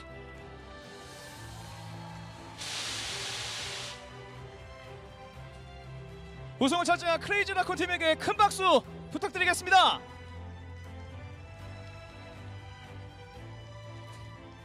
자, 모두 받아주시고요. 네. 자, 자 이렇게 챔피언을 달성하게 됐는데 우승을 차지한 크레이지 라쿤 사실 미드 시즌 챔피언십의 직행권은 이미 갖고 있는 상황이어서 어쨌든 백투백 챔피언 이 영예를 좀 가져가게 됐습니다. 크레이지 라쿤. 자 사실 오늘 우승 인터뷰를 진행을 해야 되긴 하지만 좀 부득이한 사정으로 우승 인터뷰는 진행을 하지 않고요. 좀 이 부분에 대해서는 양해 부탁드리도록 하겠습니다. 자 대신에 우승 세레모니는 이어집니다. 그 우승 세레모니에 함께 여러분들과 현장에 계신 분들과 함께 해주시면 감사하겠고요. 자 이렇게 해서 이번 스테이지 2 모두 마무리가 됐습니다. 역시나 이번 주인공도 크레이지 라쿤이 되면서 2연속 코리아 우승을 달성하게 됐습니다. 사실 국제전 직전에 있었던 챔피언스 클래시에서도 크레이지 라쿤이 우승을 차지하게 되면서 그 흐름이 계속해서 이어지지 않을까라는 생각을 했었지만 여러 위기들이 분명히 있었습니다. 하지만 라쿤은 위기는 있을지언정 몰락은 없었습니다. 그리고 그 왕조가 계속해서 이어지게 되겠습니다. 자 이어지는 미드 시즌 챔피언십에서도 라쿤의 선전을 기원하게 되면서 그리고 라쿤뿐만 아니라 다른 한국 팀들도 선전을 기원하게 되면서 이번 스테이지 2 코리아는 모두 마무리 짓도록 하겠습니다. 마지막은 크레이지 라쿤의 세레머니까지 함께 이어지게 되니까요. 함께 해주시길 바라겠습니다. 저는 여기서 인사드리도록 하겠습니다. 여러분 고맙습니다.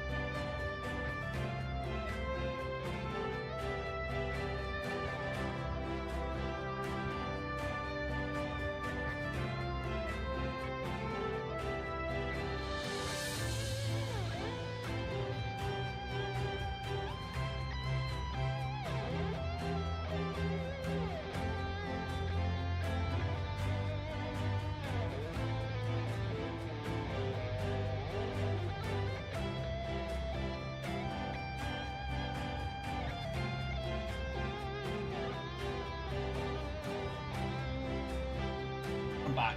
We have a trophy ceremony.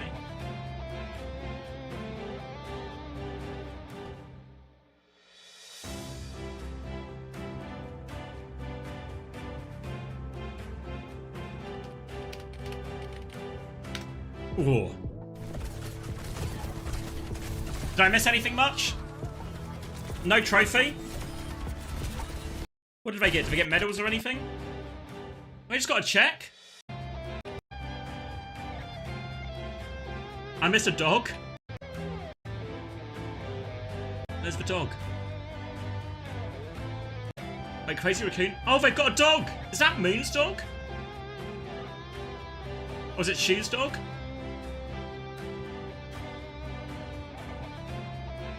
He brought his dog to the trophy ceremony! Oh, look at Shoe turn. Oh, he's to protect his dog from the smoke. Stop blasting the dog with smoke.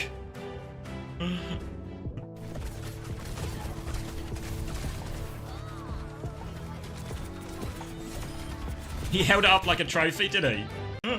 Wait, let me go back.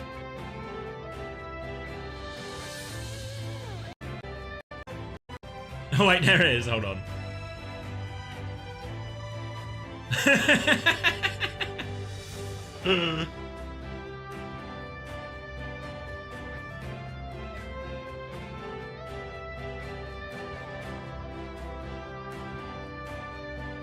The dog was the trophy all along? Oh, he's making the dog wave.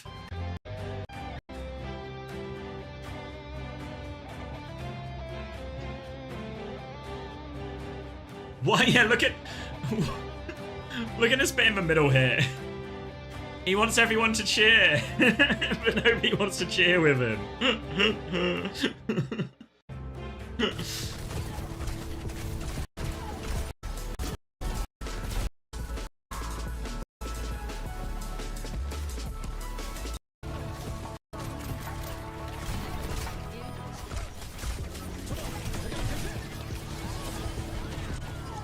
Has it all, doesn't he, Shoe?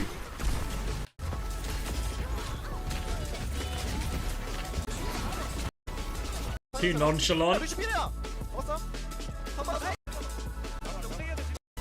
He's for winning comms.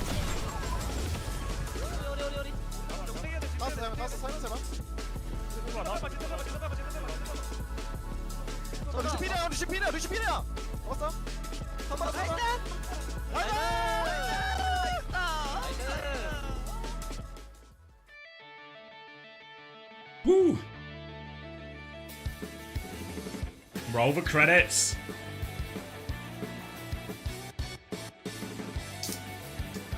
Great shout out.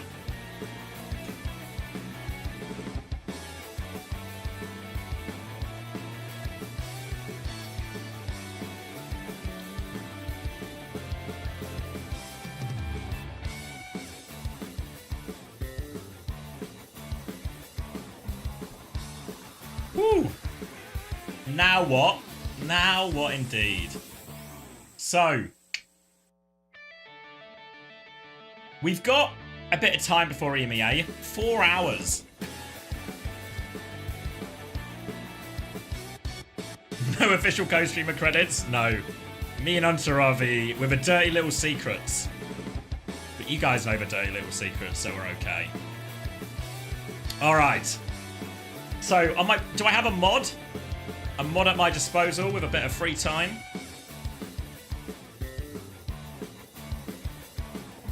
I do? Let's wait for the raid then we should do a giveaway. I'm gonna cut the recording now as well, so this will be where the rerun will end if you're in the rerun club. In the meantime, we'll get ready for some giveaways, shall we? Whoa! Look at that! Look at that! Thank you, Overwatch Esports! Welcome, everyone! Welcome, everyone! Hope you enjoyed that. We had a pretty big treat there. Pretty big treat. In terms of a grand final. Crazy Raccoon, just unstoppable, I guess, right? Unstoppable. They win again. Looks like they would have been first seed at the Esports World Cup no matter what. But what can you do, eh? The plot armor. The plot armor. If you don't know who I am... my name's Commander X. I used to be an Overwatch coach for teams like British Hurricane. Or it might have been London Spitfire. Maybe you've heard of those guys. I was a coach for seasons 4, 5, and 6 at the Overwatch League. And now I'm just... a measly streamer. A measly streamer. But we cover all the content, all the Overwatch esports here. I do all 3 major regions. We're going to do EMEA in North America later as the playoffs will continue there. But in the meantime, we got some codes to give away. And we've actually got so many bloody codes to give away. They're all for... Wait, I don't want to open it on stream. Maybe my mod can confirm. But I think there's some battle passes. Whoa! Thank you, Tiny Flames, for the 5 gifted.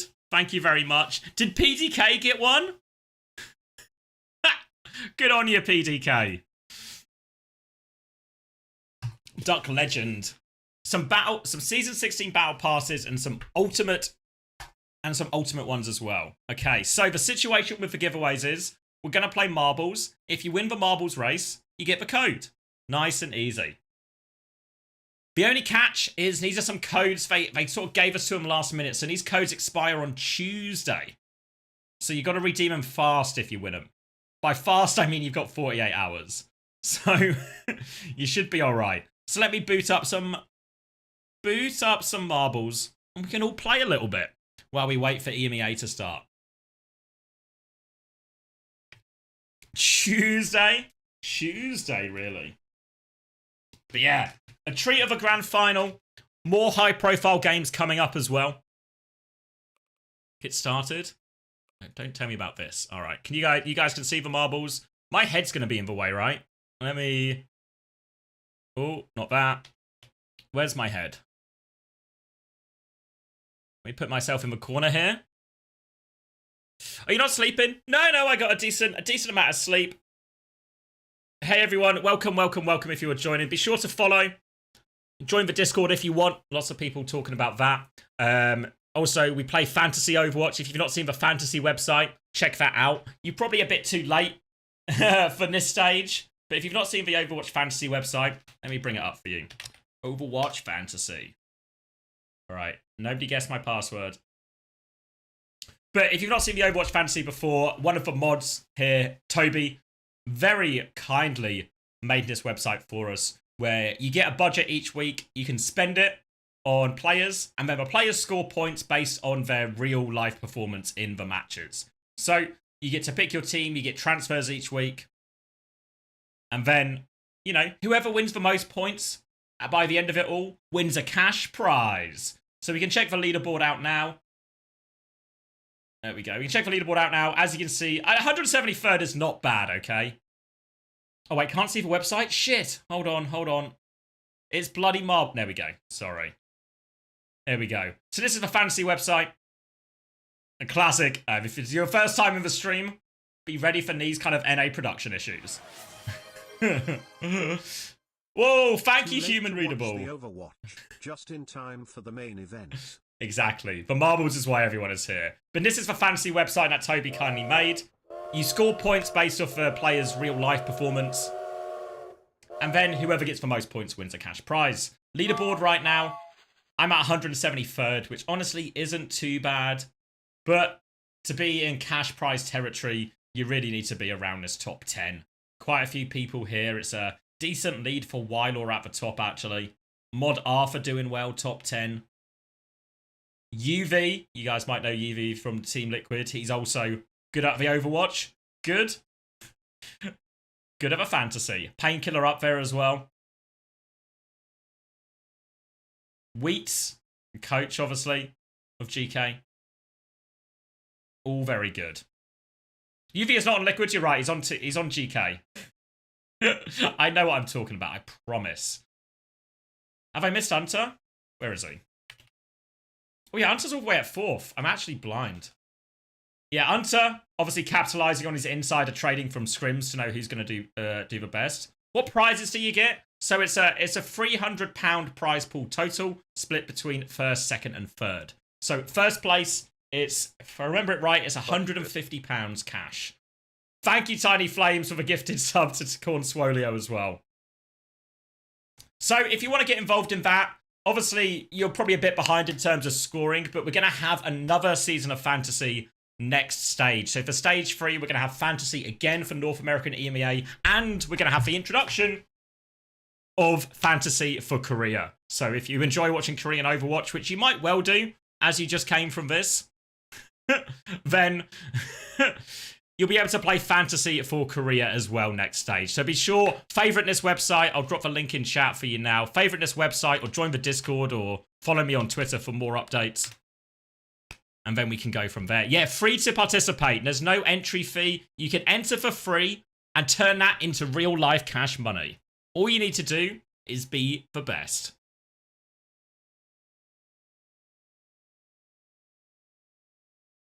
Easy, right? Okay. So, let's see. I've cut the previous VOD. If you miss any of the action today, then you can catch that out on my YouTube or on my VODs channel. We'll have all the action uploaded to there. In the meantime, though, enough about fantasy, enough about me. Should we play some marbles?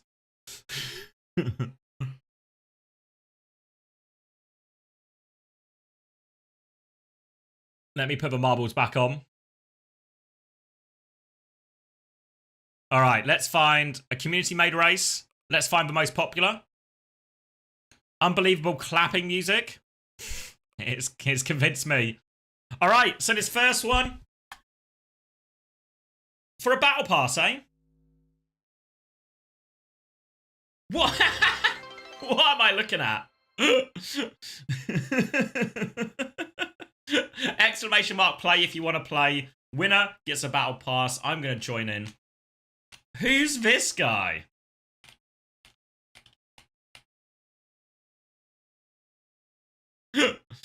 Alright, welcome all the first time players. Alright. Course seems pretty straightforward. Start at the top, race to the bottom. Battle pass on the line. You've got 60 seconds to join. Exclamation mark play if you want to play. Not too hard, right? Not too hard. Is this James? It might be James. All right, we're all starting in the air. Looks like we've got... Whoa! No way Red Eyes has a tank. Everyone else just turns up in their standard racing gear, their default balls. And Red Eyes brings a tank to this? Your car is better? Where's the car? Where's the car? We got 30 seconds to find a car. Oh, here we go. The clown car. Clown car or a tank? Choice of vehicle. Just a pretty ball here. Decorative from Markuki. Alright, looks like everyone else is just in standard racing gear. Final 10 seconds if you want to play. Alright. Honestly, Red Eyes, the pressure's on you here, because if you lose when you have a tank and everyone else just has a ball, then surely you're washed. Alright, we split up different directions right now. Red Eyes is actually off to the lead. Oh, no, get stuck on it. Few more people coming through into the next drop. SC30Z, how do I say it? Skios? I'll see SC. SC, strong lead first through these spinners. Gets caught up, though. It's a Suki overtake. Suki 173 Chu in the lead. I'm doing pretty good on the alternate path on the far side. Suki's going onto the stairs, dropping down. No time right behind. Says on the other side. Red Eyes is at the front of that one, but it looks like this staircase is proving a little bit faster for Suki in no time. But now, into these. Wait, there's music? Where's the music coming from? Where's it coming from? No Time and Suki are still in the lead as the beat drops. Does anyone know this song? Does anyone have the song name for this? It was called Musical. It's true. Jank for Jesus seems to be racing into the lead, though. Musically inspired. Bogwraith and Jank Jesus, opposite sides. They go flying into this next big drop. Chance for an overtake here. Fovai overshoots that one a little bit, though. It's Bogwraith who falls first. Fovai's not just overshot it a little. He's overshot it a lot. He's dead. Chillerbox now coming through this near side. 7 just behind. Slowed down a little bit. And now stuck on the spikes. Stuck on the spikes. Oh, it's turned into a crawl right now. Chili Boxer is having a disaster time. 7 maybe with the overtake. Jank for Jesus also caught up here. Can anyone get through these? Chili Boxer's still there, but there's boxes at the end as well. Oh, it's so slow. Jank for Jesus having to battle their way through the boxes. Maybe a chance for an overtake here. 7 might sneak into the lead, but no, it's the other side that's raced into it. Buggy West and Corn Swolio. Going into this long drop. 7 on the other side. Who's coming out first? The victory box is here, but the victory box is sliding. Buggy West caught up. Maybe Hyper can actually take the lead. All to play for here. The odd guy has died somehow. People are dying on the way out here. What's happening? There's a maze to slow everyone down. Looks like Corn Swolio is coming out first. No, 7 actually. 7 racing for it. All they need to do is time it correctly as they go down this Plinko. Smatto, Twix, all in for it. Twix, he's first, but he's gone too far. Smatto is the first one through successfully. Smatto 101. Everyone else has gone too far. Falling off the edge. Our top 10 will be secured. But Smatto is our winner. Everyone else trailing through the Plinko. People still overshooting. 40 seconds left to try and finish. Who's at the back here, though?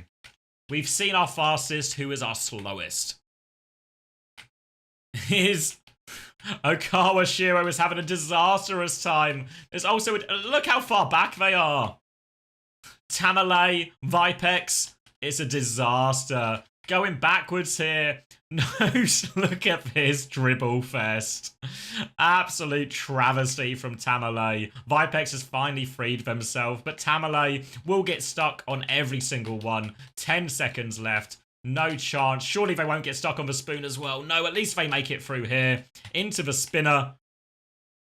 Vipex and Tamale. Suffering. Suffering as we get the final results. Timeout for the slowest, of course. Look at admin chat, please. I can.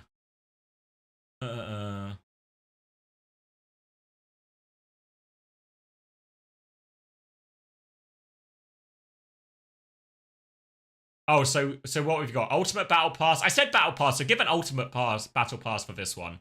What's so Ultimate Battle Pass to Smatto? Can I also ask? Oh, look who it is. Hello to my lawyer. Long time no see. What's the difference here between Ultimate Battle Pass and a starter pack? Which one has greater value?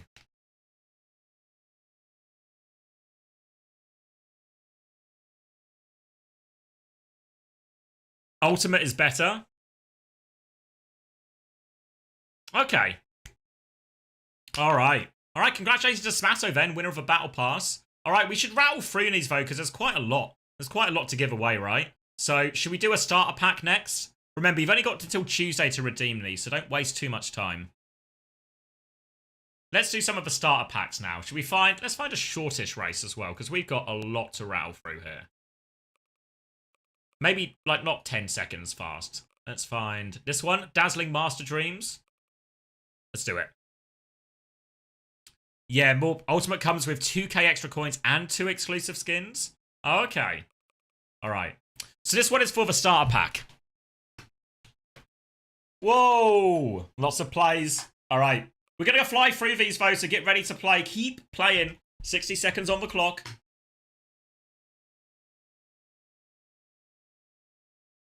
Might even whittle it down from 60 seconds in a bit. But this is for a season... Is it season 16 starter pack? In the meantime, be sure to follow.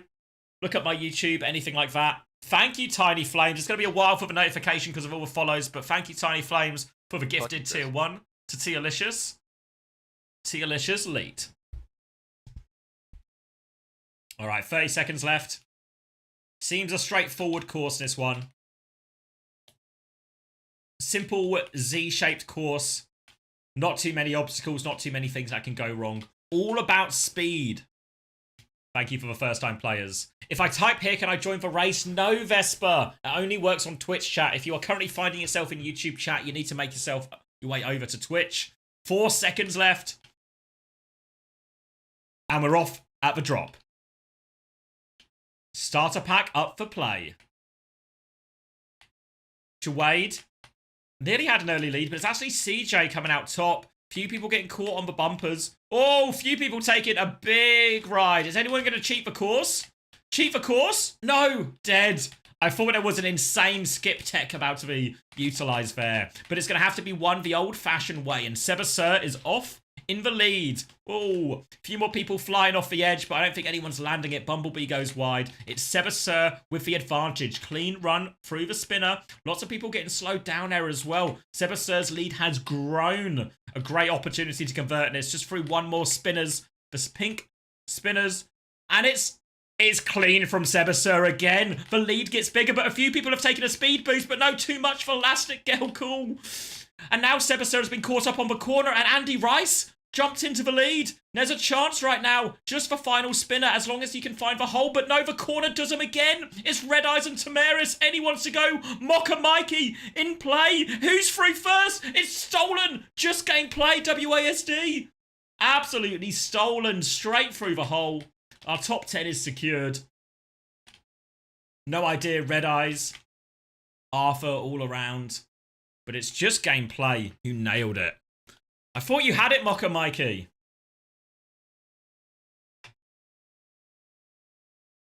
Everyone else filtering down. Should be the sort of race everyone can finish. Budapest. Wait, what's happening? Budapest is crawling. Crawling. An indictment of Buddha himself, this.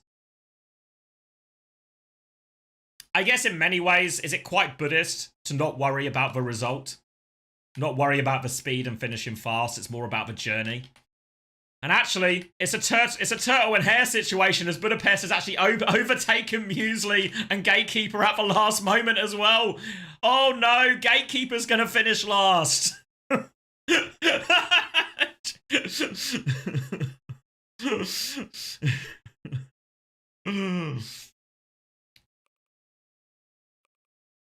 Gatekeeper, ironic, I know, right? Gatekeeper, in fact, gatekeeps no one. Alright, congratulations, just gameplay. Sorry to Gatekeeper OS, a salute for you. The slowest will get timed out, but there's plenty of codes. You'll get another chance to play. Alright, just keep going, right? We got so many bloody codes. So many bloody codes. we're just going to have to keep going. How many? So many. I think is there still 14 left, Juby?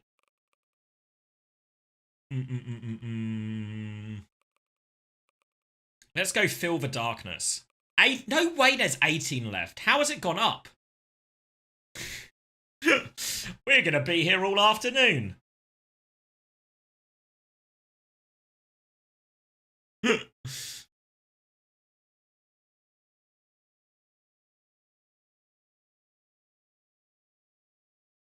All right, you guys know how it works. Exclamation mark play if you want to play. 60 seconds on the clock. I just enjoy playing marbles. Well, you've come to the right place. Yeah, I think you've found your spiritual home here. Because, wow, I spend more hours streaming Overwatch. Really, the Overwatch is all just one big waiting room for the marbles to start. All right, 40 seconds on the clock. We're going to do starter pack again here. We'll try and alternate them a little bit, do a couple of the smaller ones, then a couple of the bigger ones. So starter pack for this race. 30 seconds if you want to get involved.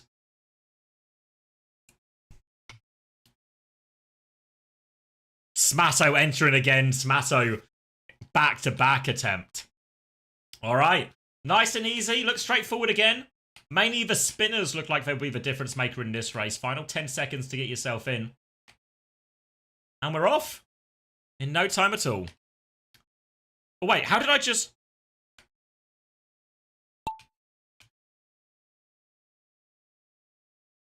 All right.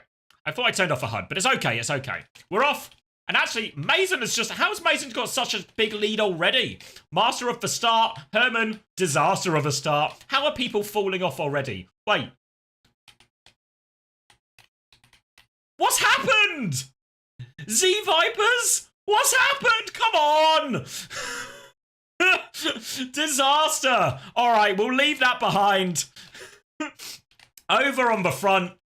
Arthur actually into a narrow lead here. DCP in the mix as well. Quite a few people, but Arthur is first up and out of the elevator. A mod winning a code. Surely such blatant rigging wouldn't be allowed. Clee with the overtake though. Vipers, yeah. It's one of those days. One of those days. Clee and Arthur neck and neck as we come down the slope right now. Now there is a chasing pack and Rip is actually doing pretty decently on the other side as we... Oh, as I get stuck. Into the spinners right now. This will be the difference maker. Cornering not great from a lot of our fast marbles, but Arthur actually takes a speed boost. But Rip takes a bigger speed boost and Arthur's gone off the edge. A mod-based fumble. Lots of people falling off here, but Rip holding on to that lead. Thank you, Tiny Flames, for the tier 1 sub to Pirate OW. And wait, Vipex! Vipers was last, but Vipex has leapt into the lead. I look away for a second, and it's an absolute steal from Vipex. 06 Vipex! A smash and grab! The lead meant nothing! Clears all the way back in 8th now. It's Elf who finishes second. Lahua and Suno just behind. But Vipex with the steal. What a finish! Out of nowhere. Everyone else catching up now. We still haven't secured our top 10. San will finish top 10. Clee, Smatto. First place for a top 10 finish. Maybe Smatto might be making a bit of a goat case here. Meanwhile, everyone else is coming over. Yano, Lazu, Mega, Nomad, all quite slow. Chaosify, very slow. But nobody is slower than Vipers, who once again has not actually crossed the starting line as the time is going to expire. This, and I don't want to be mean, but this might actually be the worst attempt at running one of these marble tracks I've ever seen.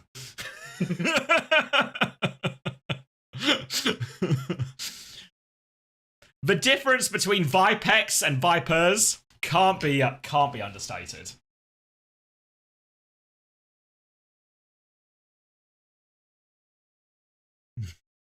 All right, congratulations to Vipex. Your code will be in your DMs shortly. I think Juby maybe needs you to whisper her. All right, and now, should we do a classic one? A classic King of the Corn? Should we do a King of the Corn, and this time, We'll do King of the Corn, and this will be for an ultimate battle pass. Okay? Alright. So if you've not played Alienated before, whoa.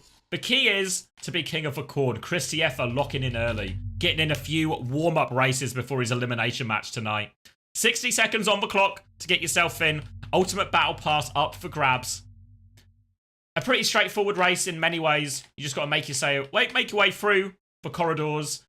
Whoever comes out first of the cornfield will be dubbed King of the Corn and will be in a great position to convert that into a race victory. Obviously, the biggest thing is this moving finish line at the end. Have to get your timing right. Also, has to be mentioned, care the UFOs, okay? Because the UFOs will abduct and kill people just like they do in real life. So you have to face the same peril here. All right, Ultimate Battle Pass on the line, ! Play if you want to play. The worrying sounds of a UFO. Trying to abduct someone, but no one there. 10 seconds left. Vesper says in YouTube chat, I hope Klee loses every race. Bitterness from Vesper. All right, we're off to the drop. Everyone's to play for. Lazu with a slight early lead, but plenty of racing to go. UFO getting in position for an abduction maybe, but looks like everyone will be safe from that. Choice of right or left here, which way you want to lean. Looks like everyone's safe from the abduction. Speed boost going to stretch everyone out a little bit. Temeria seems to be having some trouble at the back there, but let's keep our eyes on the front. Here's the abduction, though. Who has it got? Is everyone safe? Everyone safe? Everyone safe? Boa, into the sky, dead. Heartrender, leaping into the lead potentially? Oh wait, no, this is, Heartrender's not real, sorry. This is a previous record holder here, Heartrender. So this is our previous, it's like a ghost ball of our previous best.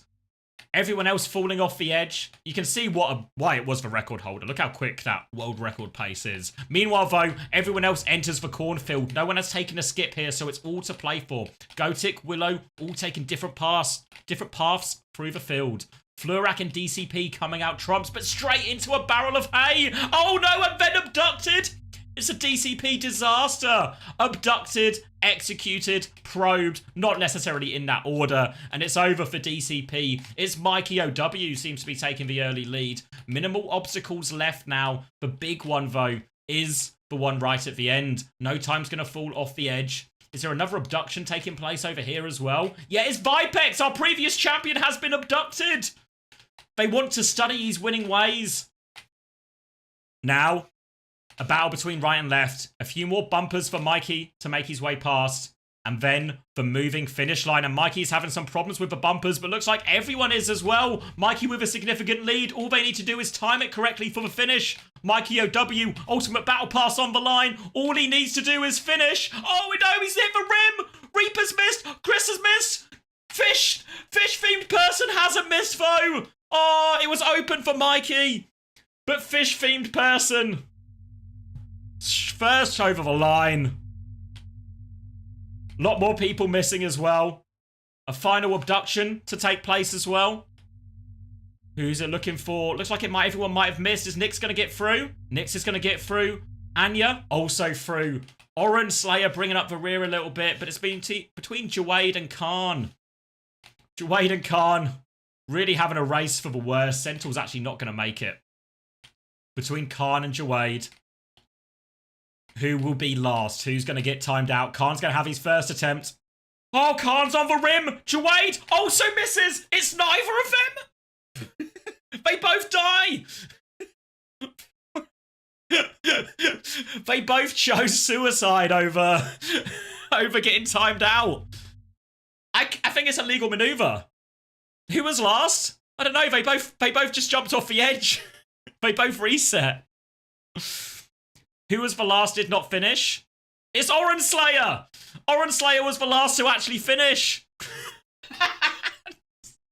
So Khan and Jawade suicide pact means Oren's going to get timed out. Salute for Oren. He thought he was safe, but he didn't factor in He didn't factor in the suicide pact. Obviously, congratulations again to fish-themed person.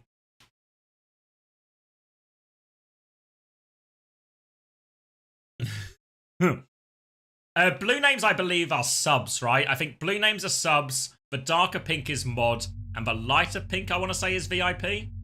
I think that's right.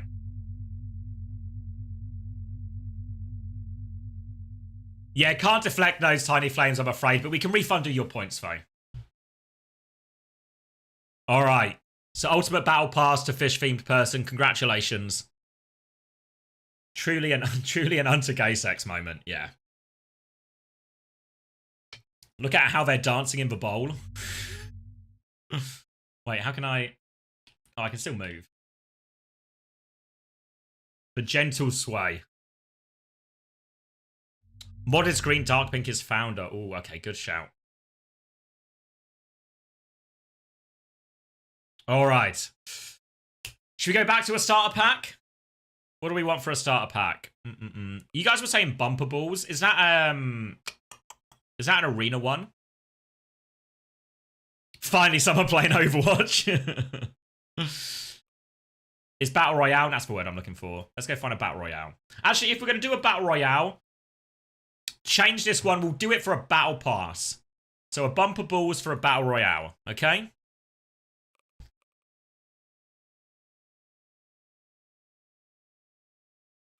All right, 60 seconds to play. If you've not played a Battle Royale before, they're both Battle Passes. The Ultimate Battle Pass, GB. The Ultimate Battle Pass. The good one. The good one. All right, 60 seconds on the clock. If you've not played a Battle Royale before, instead of a race, it's a battle of royal sorts. It's going to be last person standing who wins. So, everyone's going to try and push each other off the edge, try and fly up. If you fall off the edge, you die. Last person standing wins. Also, if you see these rings, the rings are going to slowly get smaller. You know, Fortnite style. The area of play is going to get smaller and smaller as time goes by as well. So it gets harder and harder to live.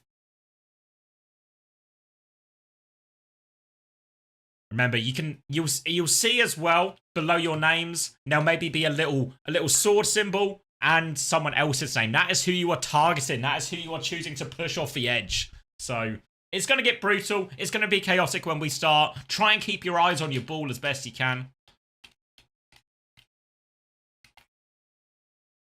And we'll take it from here. Off to the races. All right. A few people targeting people early on. A-Dog playing towards the edges. Klee already sent for a loop. Mama Hamter and Klee, immediate elimination here. Pixies, gonna get sent off as well. It's actually a relatively slow start here, just a slow brawl. Ghost Riddy's gonna jump back onto the edge, but now we're gonna get our first loss. Turlan's Badagol. Badagol's gone. Playing near the edge here. Arthur is close. Arthur's gonna get booped, but he stands his ground. No! Arthur takes DCP with him. They're both off the edge. The tables are tilting. Everyone is holding on right now.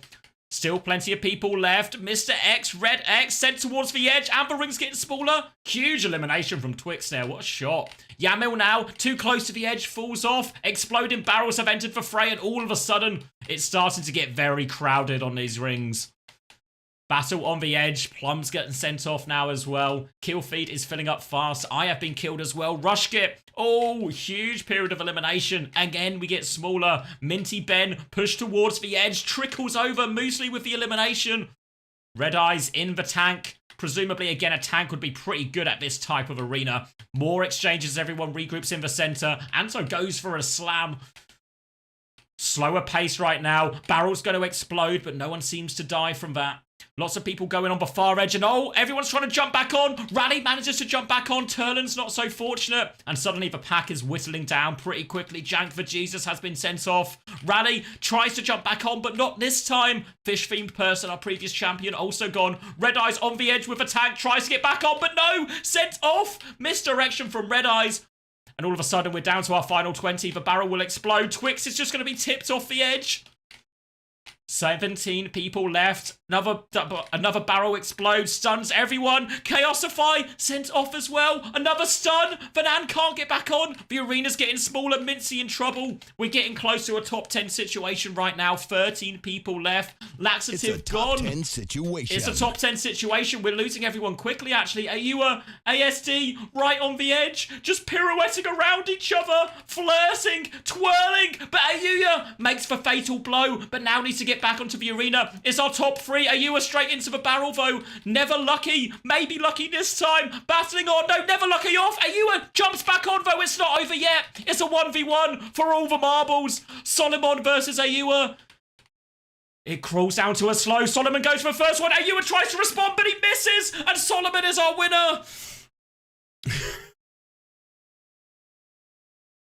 Ayua, I thought they had it.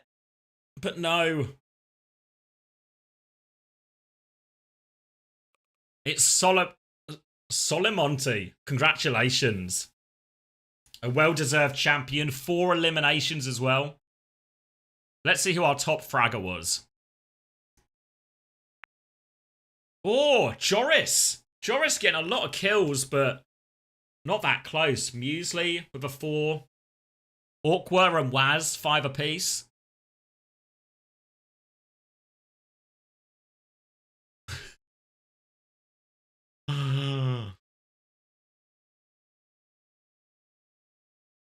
Whew.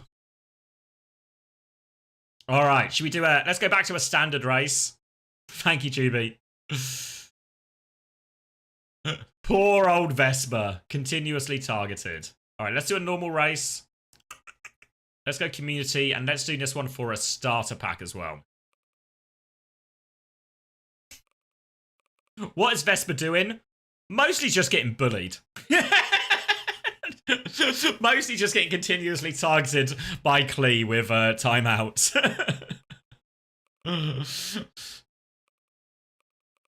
Alright, what am I looking for? Should we do this? Fancy Lazy River. From Hannah Your Banana. Alright, starter pack up for grabs for this one. Exclamation mark play if you want to play. 60 seconds on the clock. You guys know. You guys have probably figured out how it works by now, right? Welcome. Welcome to Hannah's Lazy River. It should be a nice relaxing one then. There's some cubes chilling. This looks like what a nice little course this is. A nice little resort. And then, yeah, just a straightforward big old slide down to the end. This had like a 0% elimination rate, so this should be a nice one. A nice chill experience for everyone. You can't target me. This is a nice, gentle, soothing ride down a calm river. All right. Start pack up for play. Exclamation mark play. 10 seconds on the clock. I think the cubes were marbles. What do you mean? Leave me with your riddles. All right, Christy effort in just in the nick of time as we're off to the start. Nice and easy as everyone goes under the bridge. We're all one pack right now. We're moving as a herd. Safety in numbers. And this is nice, isn't it? Normally we're competing against each other, but this time we're all just all together. Stick together, guys. We're greater than our individuals. Nice and steady, all together. This is a relaxing pace, isn't it? Safety in numbers, yep. No one stray too far from the pack. Take the corners together. Jack, no! Oh, I thought there was safety in numbers, Jack. How's that happened? Muesli's a little bit... Keep with the pack, Muesli. Keep with the pack. Come on, stay together, guys. Stay together. Muesli is the straddler right now. Luckily, there doesn't seem to be too many predators around. Wilder is now the leader of the pack. Wilder thinks he's better than the rest of us. He's trying to get ahead of us all. Take her back in the pack. Back in the pack. Just one of the group. Herd mentality is strong here. And it's the final slide. It all comes down to this.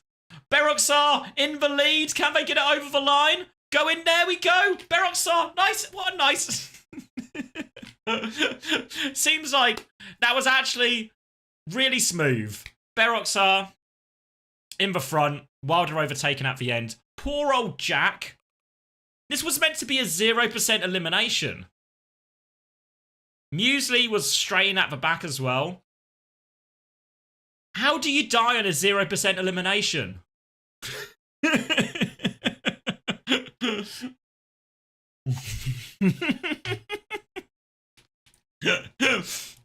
You know when you see at theme parks, there's all those like extreme rides, and then sometimes something goes wrong at like Alton Towers or something, and someone loses a leg or something. This is the equivalent of losing your leg on like a merry-go-round or something.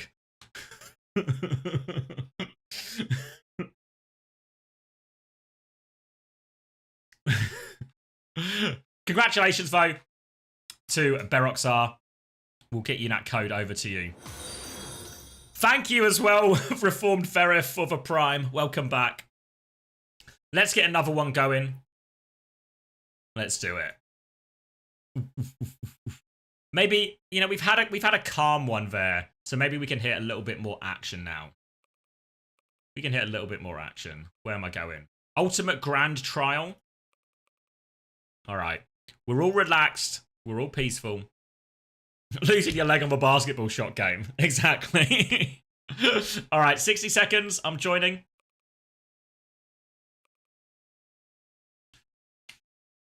All right. Straight old path, this one. Nice and easy. All the way down. Few different obstacles, few spinners. Few right at the end. Going to be difficult not to get caught up on these. But get involved. This one is going to be for a starter pack. A starter pack for this one. Remember, for anyone who has one already, you have to redeem them by Tuesday, because I think these are, they're sort of like clearing the backlog of codes. So don't dawdle. But you've got time. Oh, what's this one? Shadow City Ghost. They've got a little gamepad as well. Does this mean you're some kind of pro? Are you smurfing? I mean, I know Red Eyes did literally bring a tank to a bullfight, but... Alright. 4 seconds left. Pay to win. Pay to win. Alright. Start pack up for grabs. And it begins.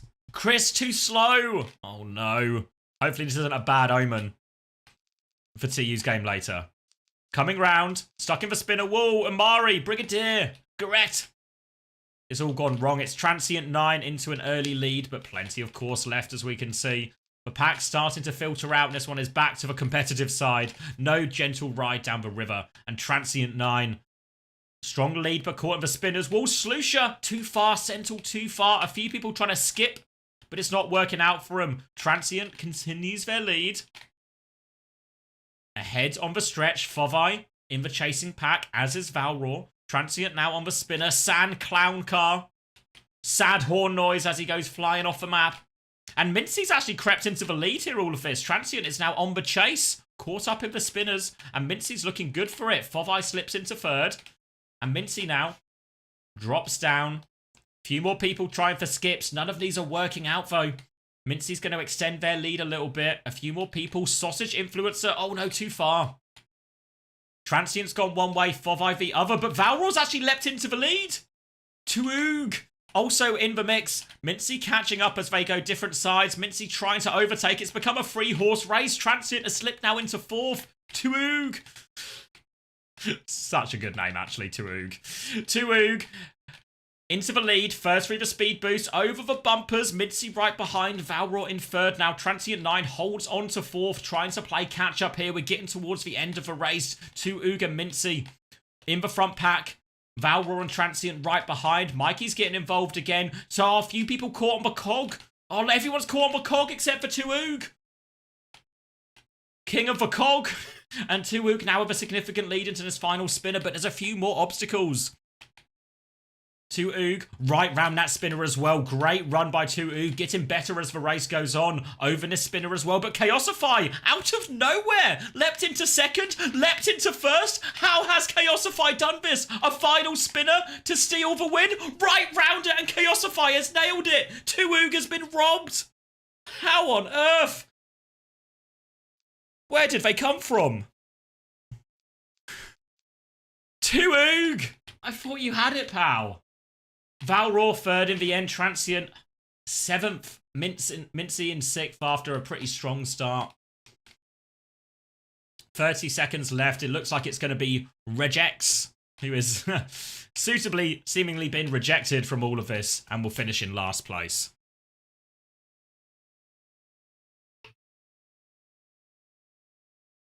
Congratulations, Chaosifivo. Starter pack for you.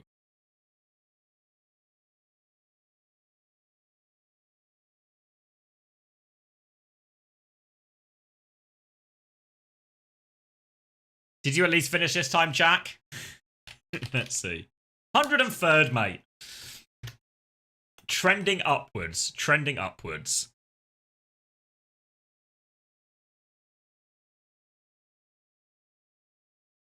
Oh, sorry, I missed your message. What is there? Is there... What's the question? Is there still a code saved for White Buy from the stream? Yeah, we can save one. Juby, can you put one of the ultimate battle passes to the side?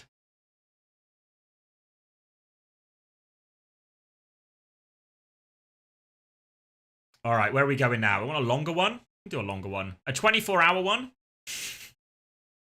Does anyone want to do a 24-hour race? Shattered? Is it one of the standard maps? You guys all say yes now, but how many of you have 24 hours spare?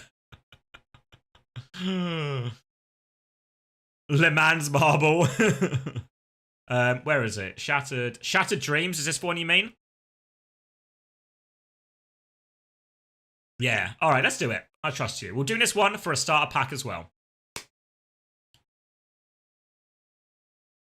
This guy thinks we are employed. All right, 60 seconds on the clock. Starter pack up for grabs. All right. A choice of 3 paths then. Left, right, and center. They all seem to flood back in at different points. We'll see what the best choice is. If anyone's played before, they can maybe give us the inside track on which track is the best. It's all going to be a little bit messy as we come down the Plinko, isn't it? Plinko into a speed boost and everyone chooses their fate.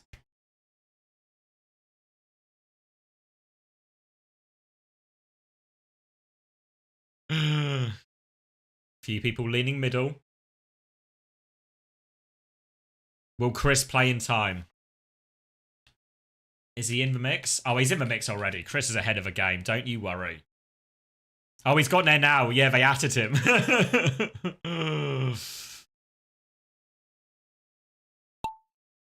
Oh, wait. I'll come back. Let me do this race Chaosify, and then we'll figure it out, okay? All right. Off to the races. Starter pack up for grabs for this one. Dreamhaven up to an early lead. But plenty to play for. Now choice. Which way is Dreamhaven going? Right is the choice. Mega Man Zero also chooses. A few people go in center. Juby center. CJ on the far side. But still a narrow lead for Dreamhaven. The right path does cross with the center path later on. We'll see if that chooses to pay off or not. A few people now. You don't want to go on this downwards path though. Hi Sniper. No, the downwards path.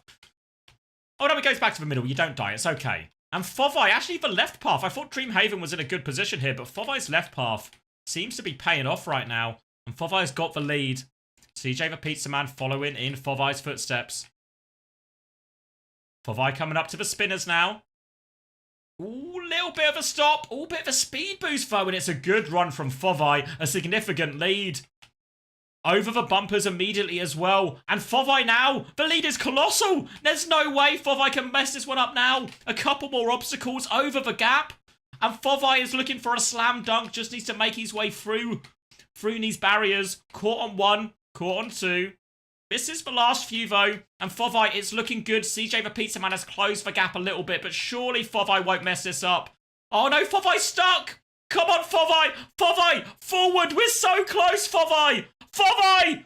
Fovai, we're so close! Oh, he's on! He's on! No, he's stuck again! Oh, he's done it! Oh my god! It was so closely fumble. So close to a fumble, but Fovai gets it over the line. Honestly, Fova, you had me worried. You had me worried there. Our top 10 is secured. 40 seconds for everyone else to finish. A few people getting pinged. Whoa! A few people getting catapulted off. Red Eyes getting catapulted back. But there seems to be a real problem here for Brink of Pink. They've made it through the spinners. But everyone else is long gone. There's no one else in sight. I also seem to be having a bit of a disaster. ASDF is actually going the wrong way. 14 seconds left. Maybe Brink of Pink isn't out of it yet. A few people are going the wrong way. Lost in the source. Where are we going, people? The other way. Brink of Pink not only avoids being last, it's Kiwipedia. A starter pack for this one, GB.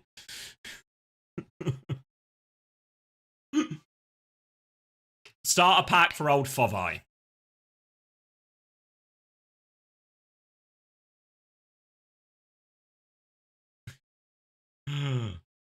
Congratulations, Fovai.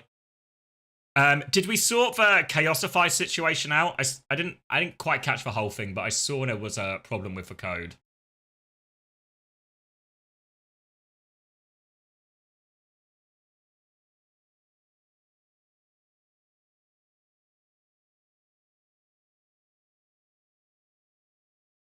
Yeah, is the problem with the code, or is there a problem, like, as in you can't redeem it individually? Do you already have a starter pack, possibly? I don't really know.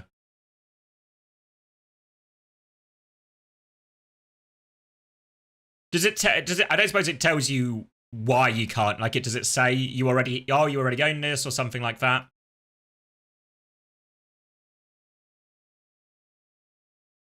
We'll figure it out. I'll scroll through the leaderboard while we look this. While we solve this one. Oh, if you already have it? Oh, okay. And it feels like what Amari says feels like the most likely explanation.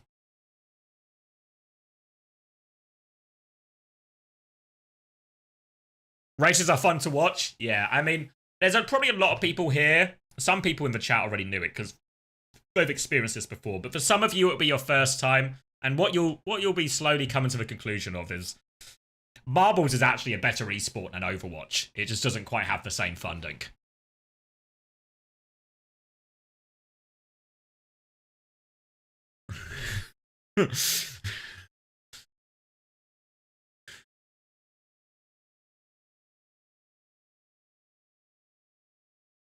Who came last? It was Kiwipedia, if I'm not mistaken. Yeah, here. Kiwipedia. Well said, thank you. Was it not? Wait, am I spreading misinformation? I thought you were going backwards though, no? Because Brink of Pink overtook.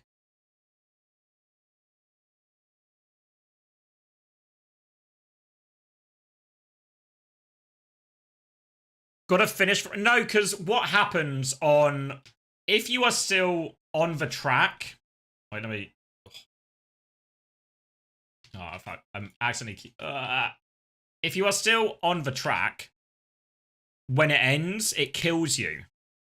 If that makes sense.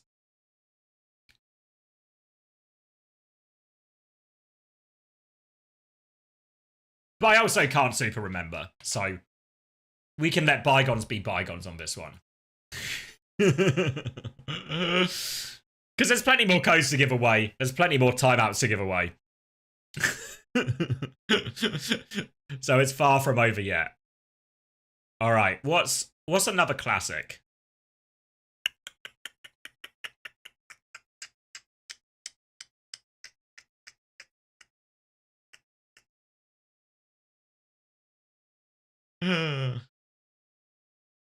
Castle Crash? Which one? What's Hop, Skip, and Jump?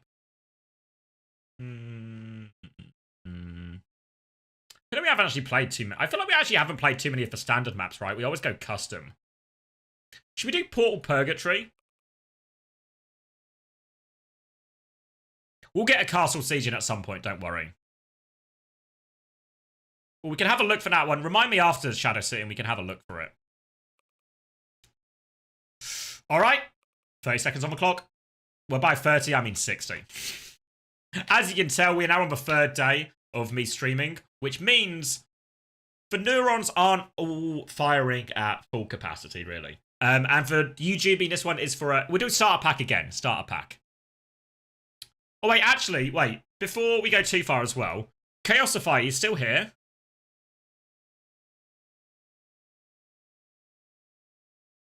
Do you want to just swap the code?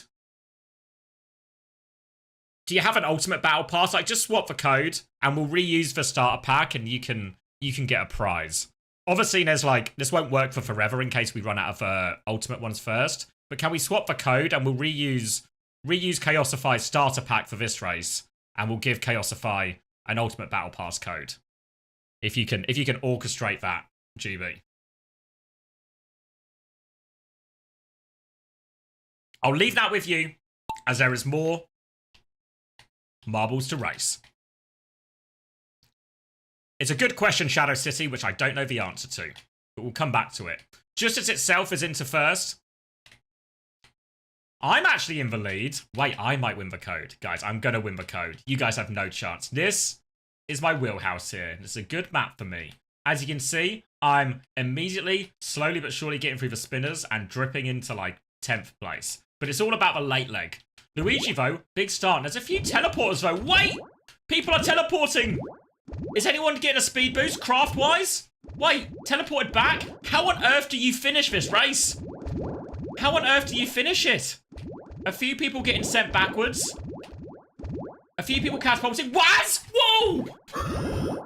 How on earth has Waz got that? He's found the correct velocity. What on earth? Waz out of nowhere, HVB craft-wise. I don't really know the correct way to approach this, but there seems to be some series of velocities and ping-ponging and catapulting yourself, slingshotting if you will. We still haven't got our top 10. Lots of people falling off the edge. There we go. Goretsuna will close us out. Oh, good luck as well figuring out who is last.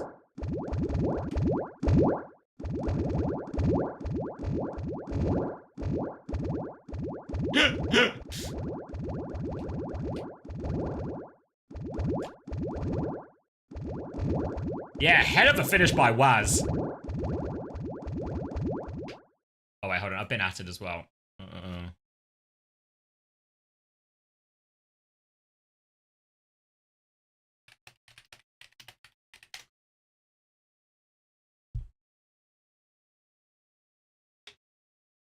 All right. Nicely done, Waz. We'll get you your starter. There was actually not a lot of people who finished that one. We'll get you your starter pack. Also, I should say as well, out of principle, you know how I feel about principles on this stream. But we'll sort out Chaosify with the upgrade, but we won't be doing it again because otherwise it will just get too messy in that. So if you do win a prize and you already have it from now on, you'll just have to sort of cop it, either give it to a friend, or if you have a second account or something, can use it for that. But that's enough T's and C's. We'll get Waz their starter pack. Remind me what the map you were talking about Shadow City was. Love cold food at the desk. Cheers, Sono.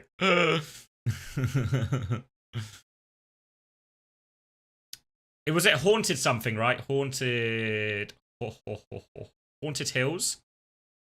Haunted Hills. All right. This one might be spooky, though, so fair warning to everyone.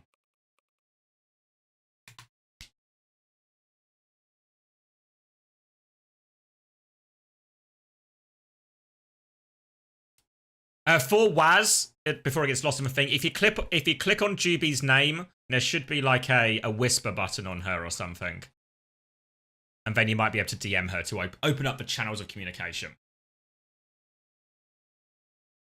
Or Yoham getting involved before their big match later. Wait, are you guys... Wait, have I trolled you? Yeah, I've trolled you. I'm sorry. Sorry, Yoham. I was away last week. Yeah, starter pack for this one as well. I forgot. Honestly, Yoham, if anything, the fact that I presumed you were in playoffs is actually a compliment because my expectations for you are so high. Think of it that way.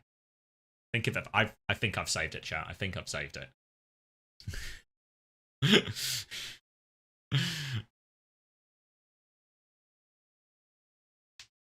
Oh, Tug with the accidental cinema.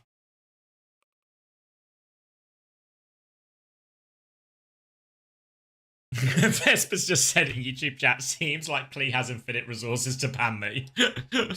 Yeah, Klee actually has an arsenal of points. I've actually not started for countdown. So 60 seconds left if you want to exclamation mark play. Halloween warning on this one.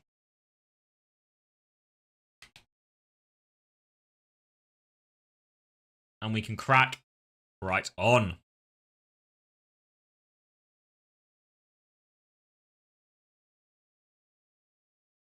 Alright, what time are we on? Is it 3 o'clock already? Bloody hell. How many codes are left, Juby? Say less than 10.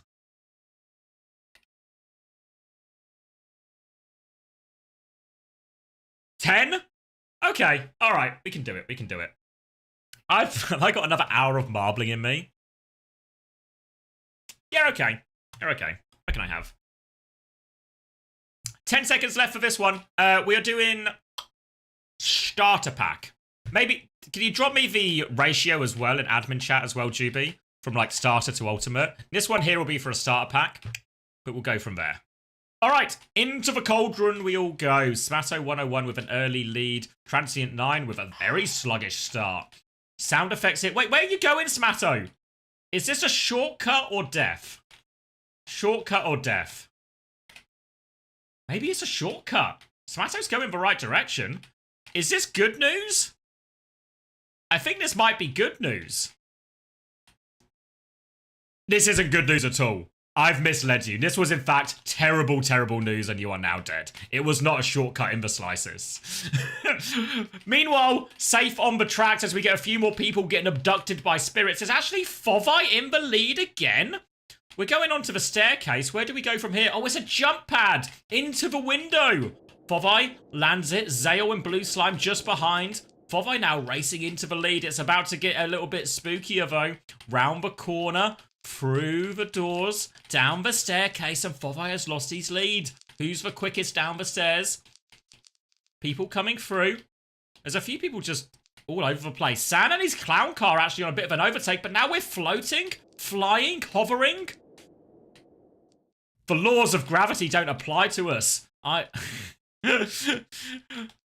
Zero seems to have taken the lead now as everyone has found gravity. Where are we going now? Different directions, a few people going up. Clown car into the lead. Round the staircase. Round and round and round we go. I have no idea where the finish line is in all of this, so I have no concept of how much of the race is left. But so far, the clown car is looking good. Round another corner. Coming round. Back down the stairs, I presume. Zale with a bit of an overtake, but it's not a great corner. Juby back in her trademark pineapple. Dogging a pineapple if you've not seen it before. San racing down the stairs. Coming down this final corridor. Eventually, yep, here's the victory box at the end. But it's Kiwipedia into the lead. San has lost it. Cat in the race as well. Up, who's going to get over the line first? Kiwipedia holds the lead. Second for Cat. San. Clown car in third, Juby fourth, High Sniper with a better finish this time, but it's Kiwipedia who wins it. I thought San had it.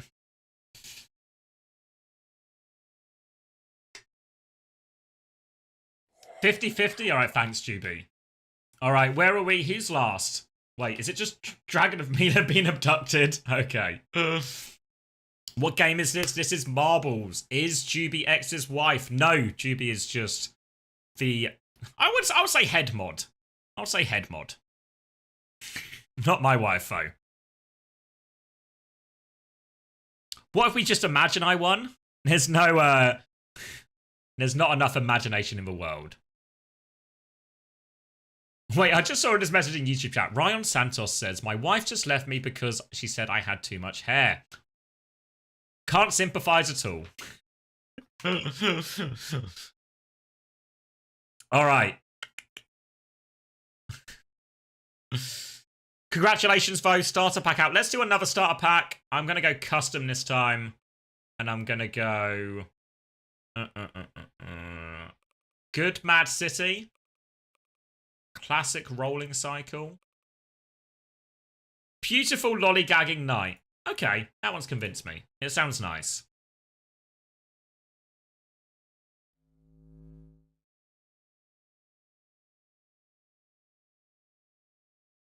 All right, 60 seconds on the clock. For lollipops. Wait, where are we going? Oh, okay. We do a bit of a drop, and then there's a big old... It's hard to see because of how dark it is, but you can sort of make out there's a slide there. And then right or left, back in the middle, another choice of right or left, and all the way to the finish box at the end, with a final choice of right or left. So it's all about pathing, really, I think, this map.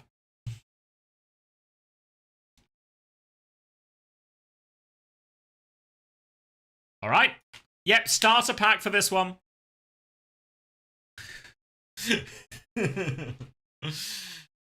Starter pack for this one. 15 seconds left if you want to exclamation mark play.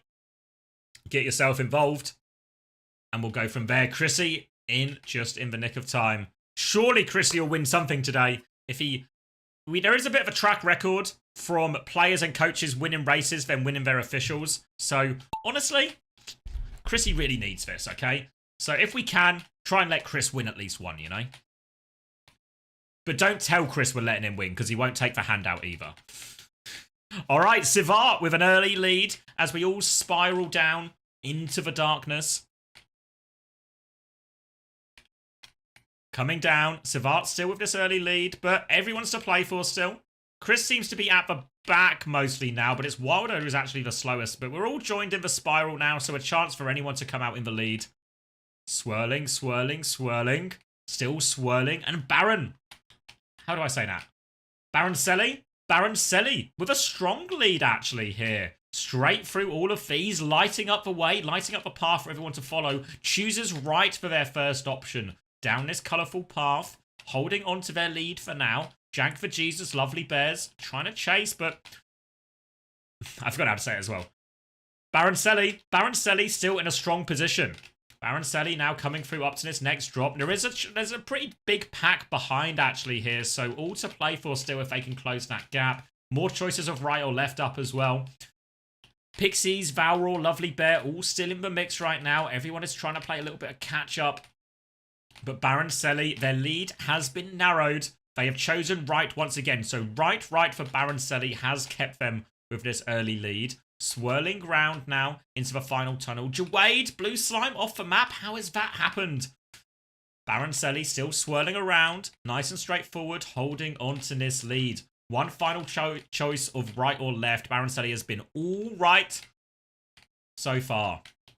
Chasing, Adrian Cast, 2887. Involved as well, but Baroncelli still leading for the entire race so far. Coming down to this spiral, a bit of a chance, a bit of a catch-up. Wait, Adrian Cast into the lead. Chosen the left path as well, but all of a sudden it's anyone's race right now. Coming up to the final, it's a finish line to go through as well. Right or left, which one was faster? Everyone is swirling round. Bogwraith on the left, Rally. We've lost Adrian in it. It's between Rally and Bogwraith. It's a photo finish. I think Rally's got it. Rally gets it over the line first. Adrian Cast third. And not even top 10 in the end for Baroncelli after such a strong race. Congratulations, Rally. I mean, it was a mighty good race. Baroncelli just couldn't close it out. Wait, was Klee last? Wait, I wasn't actually looking. Was Klee last?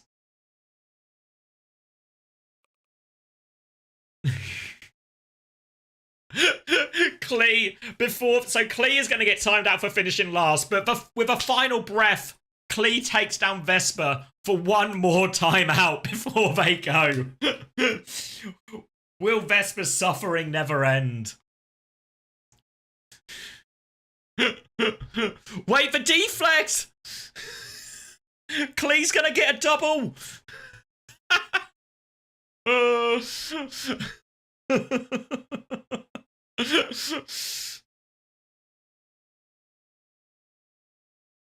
Oh no, wait, yeah, you're too. I'll let the red eyes one stand, but I'll let Gabinia will get you refunded on that because Clee had already taken the bullet, the second bullet. But we'll get you your points back at least. Congratulations, of course, to Rally. We'll get you your code as well. God, we're keeping Juby busy, aren't we? Should we take a quick break? Because I need some more water because it is warm in my room. So we'll take a quick break. And then we'll come back. I mean, we're talking like 3 minutes, you know? I'll drop an ad. I'll get the ad out of the way. And then we've still got some starter packs to give. We've got a lot of ultimate battle passes to give. And I didn't tell you about this, but there's maybe a surprise prize at the end once we give away all the battle passes. But you'll have to stay tuned.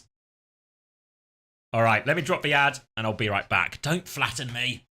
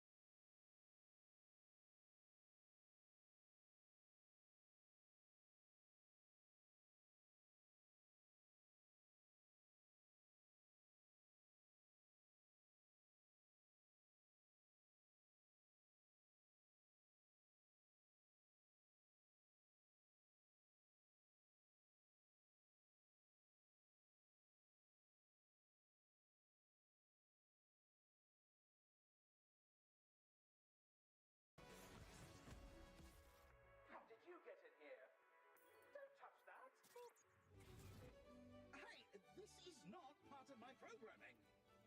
Class dismissed. Overdrive activated. Final upgrades inbound.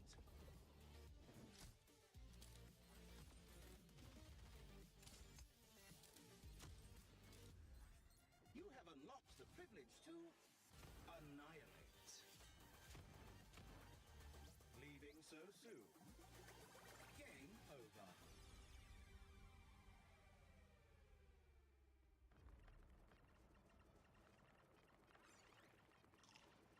네, 안녕하세요. 반갑습니다. 옛날에 이제 그 오버워치 그 프로게이머 잠깐 진행을 했었고 명예훈장 줄여서 명훈이라고 하고요. 안녕하세요. 저는 전 오버워치 선수 감독을 했던 토비 양진모라고 합니다. 반갑습니다. OWCS의 팀의 1러 포지션을 맡고 있는 루지형이라고 합니다. 네, 안녕하세요. T1에서 중계 및 여러 방송 활동하고 있는 울프 이재환입니다. 안녕하세요. 스트리머 러너고요. 오버워치 같은 경우는 이제 뭐 프로게이머도 했었고 감독 그리고 구단주도 했었는데 그에 반면에 뭐 실력은 그렇게 막 뛰어나지 않은 러너라고 합니다. 반갑습니다. 이벤트성 대회 한다고 하시길래 나가면 재밌겠다 싶어서 수락을 했습니다. 예전에 같이 팀을 맡았던 재홍이 형이 있는 걸 듣고 결심하게 되었습니다. 일단 뭐 입으로 게임할 사람이 좀 필요하지 않았나 좀 약간 리더 느낌으로 해가지고 그런 맏형이 필요하지 않았나 생각이 듭니다. 그거 답변 좀 부탁드립니다. 왜 섭외하셨죠? 이벤트 매치라서 전 프로가 아닌 스트리머를 원하는구나라고 생각도 하다가 다른 생각이 하나 든 게 내가 저들을 꺾으면 저들 멘탈 완전 부서지겠구나 이런 생각까지 들더라고요. 일단 에이스는 저는 그래도 류재홍이 아닌가. 류재홍이요. 재홍이 형 아닐까? 제가 에이스가 되고 싶습니다. 저는 솔직하게 명훈이라고 생각을 합니다. 지금 또 나이에서도 엄청난 또 폼 보여주고 있고 저희 5명 중에 딜러 역할을 제일 잘 소화할 수 있는 사람? 잘하는 게 진짜 대단합니다. 너무 대단합니다. 그쵸, 저 포함해서. 명훈이가 일단은 제일 중요한 네, 저 포함해서예요. 그렇게 크게 기대하진 않고요. 재홍이 형 몰빵이 아닐까 대부분. 없지 않을까요? 아니요. 생각 안 했죠. 저는 이제 마인드 자체가 너무 대단하신 전 프로분들이긴 하시지만 제가 1인분 그 이상을 해야 Alright. 그래서 원하는 대로 잘 굴러갈 거라고 생각을 해서 저라고 얘기한 사람 없나 보네요. I'm back. 제가 하늘에 서겠습니다. 저의 영원한 라이벌 러너 형님이 계시긴 하지만 그래도 Should we give away an ultimate battle pass? 오히려 명훈이가 아닌가. 피지컬이 워낙 좋아서. Wait, what's that back? Is this what you guys are talking about? Background sound? Oh, it's just restarted again. It's playing the VOD. All right, there we go. Maybe it could have been Koreans in my house. How did they get here?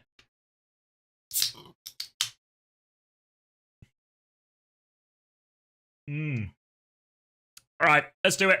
Quick. Ultimate Battle Pass. Where are we going? Where are we going? A Castle Siege for an Ultimate Battle Pass? Where is it?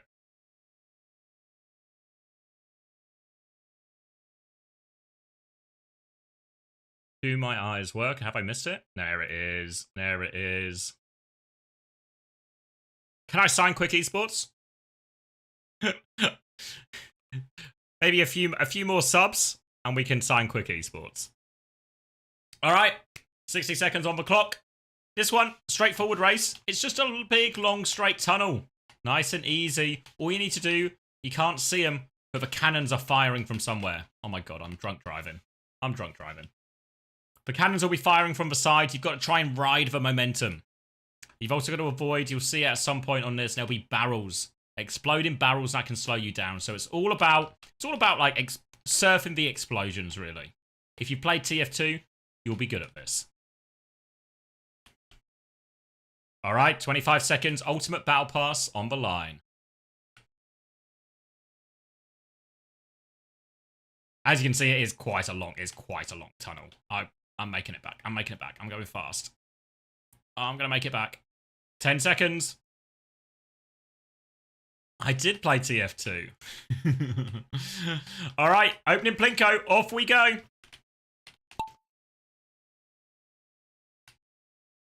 Nomad.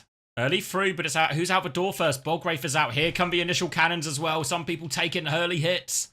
Bogwraith, though, early lead, but all to play for. Iris surfs that explosion into the lead. Iris, steady pace going forward. Few people falling off the edge right now. Bogwraith, though, rides this next one. Back into the lead. Iris, though, even faster. Iris making record pace here. I can barely even keep up. Iris is going all the way. Just needs to avoid these explosions. Oh, still a bit of forward momentum. Going. Slow to a bit of a crawl. Another one. Oh, it's a near perfect run from Iris. Iris. Slow to a crawl, but the lead's right at the end. I think Iris is going all the way. One more speed boost. Are they just going to nail it? What a run. Oh my god. Never before has someone deserved an Ultimate Battle Pass so much. God damn. Look how far back we are for second place. Insane. Pixies. Sivar. Slow to a crawl. Have the explosions just stopped as well? It's going to be an anticlimactic finish here. Is anyone else even going to get over the line? There's still barrels for Pixies and Sivar to try and avoid. Pixies. Through all the barrels. Sivar. Oh, maybe not so lucky. Sivar is going back. Oh, the barrels have been juggled forward. More obstacles, Sivar. They're going backwards, but they might have sabotaged Pixies as well. 10 seconds left. Can Pixies get it over the line? We'll get a second place. Will anyone else finish? 3 seconds left. No one else is going to finish. No one else is going to finish. Such an unbelievable place. No one can even come close. Rolled. Normally Castle Siege is back and forth and people are overtaking. Some people are going backwards. But Iris here just with... Yeah, look at that. Almost a minute gap. First time in top 10. Congratulations, Pixies. We'll get you that Ultimate Battle Pass. How many giveaways remaining? It's a question for Juby. I think maybe like 6 or 7, plus for surprise prizes. Clear's back from their timeout. And once again... once again... All right.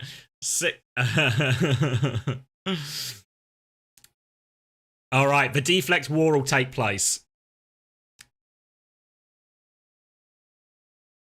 Klee is on a war path today against Vesper.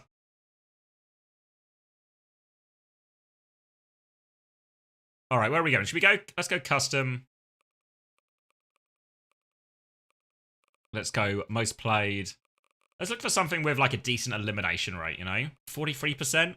Zesty Out Eternity. Wait, this one's got 50. It's longer though. Safe. Alligatory Abduction. Okay, I'm convinced. How do you join these races? All you need to do is once we're on the race and the timer starts, just press !play right now and you can start. You can join the race and a ball will be added for you. All right. This one seems to be made by Sarah, I think. If a neon sign is to be believed. All right. What on earth am I looking at here? What is this contraption? There's warning signs. It seems like the perfect place to do some kind of electron experiment. Oh, who's this guy at the end? Who's this little guy in his bright white suit? We'll find out when we get there, I'm sure. Maybe that's James. Seem to be encountering a lot of Jameses. All right, this one is for a starter pack. Battle Pass starter pack. 10 seconds left. ! Play. Chris still trying to get his first win of the day on the board. Everyone off to the races.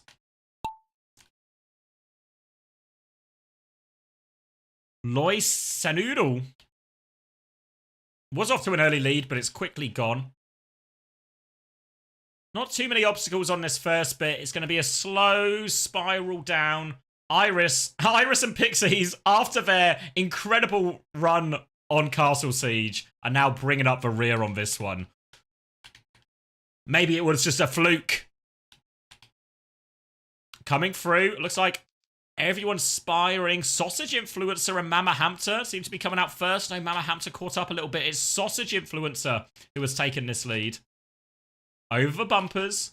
Round the corner, Mama Hamter in second. Enhan, Nick Lazy, LeBron, Chris, all in the mix too. Mama Hamter, though, booped off the edge. Disaster for Mama Hamter. DCP, racking up another death too. Sausage Influencer, though, unfazed by the death and carnage around them, continues to go forward, but stuck on this spinner. Stuck again on the spinner. Oh no, maybe they weren't as unfazed as we initially thought. Now everyone into the spinner. Who's coming out first? It's Laxative. No surprise to see Laxative coming out quickly here. Enters the maze. Gets caught up a little bit in it. Hard to see exactly, but no, a pretty clean run through the maze, actually. Sausage Influencer and Commander X Lawyer still in the mix. Laxative is going to take the jump first. Straight through the spinner. On through. Bounding through. Spinning all the way. Wait, no, bounced off the edge. I thought they landed. They didn't. Disaster for Laxative. All the way out. Sausage Influencer now trying to land, but I think underneath is bad. Trevorican in, but Sausage Influencer. LeBron. Oh, LeBron has missed. Wait, Chris is in the mix. Soldio as well. Soldio is into the lead. Chris and Sausage Influencer are all stuck up on these spinners, and it's now between Blue Slime and Soldio. Blue Slime has crept into the lead here. Looking like a clean run. Oh, no. Look at this pile up on the spinners. Disaster for Sausage Influencer and Chris. It's Blue Slime leaping into the lead. Chooses the right path, as does Soldio. Still a big lead, but another spinner to try and avoid. Coming round the edge. Blue Slime, pretty clean run through this spinner. Soldio still behind. Blue Slime, no, caught up. Oh, no, stuck on the corner. Soldio also stuck on the spinner. Chance for an overtake here as Blue Slime is crawling into the lead. But look at Twisted Umbrella out of nowhere. Straight through. Can they get all the way through now? Tulip. Also in the mix, Twisted Umbrella stuck on the corner. Tulip has raced into the lead here, but no, stuck on the spinner. All to play for. Twisted Umbrella is gaining. Tulip coming forward, but no, the fan. Yes, past the fan. Few more spinners, but Tulip has a strong lead. Crawling over Twisted Umbrella, trying to catch. It's looking good, though. It's looking good. Still more obstacles, but Tulip has got a steady lead right now. A few more people getting lost off the edge. Tulip has to find their way through this. Twisted Umbrella joining the mix as well. Tulip is through the hole first, though. Blue Slime, pretty clean run through, actually. So Blue Slime is still in this as we go up into the elevator. And now these final spinners. These are the last two obstacles. All about a clean run through this. Tulip will be up first.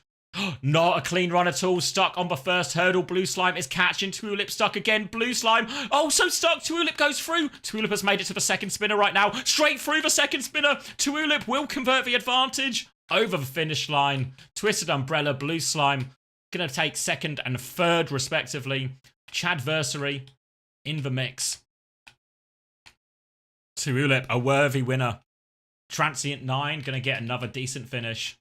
Ghost Riddy, Asphyx, all in the mix. Few more people stuck on the spinner. No such trouble for Light, though.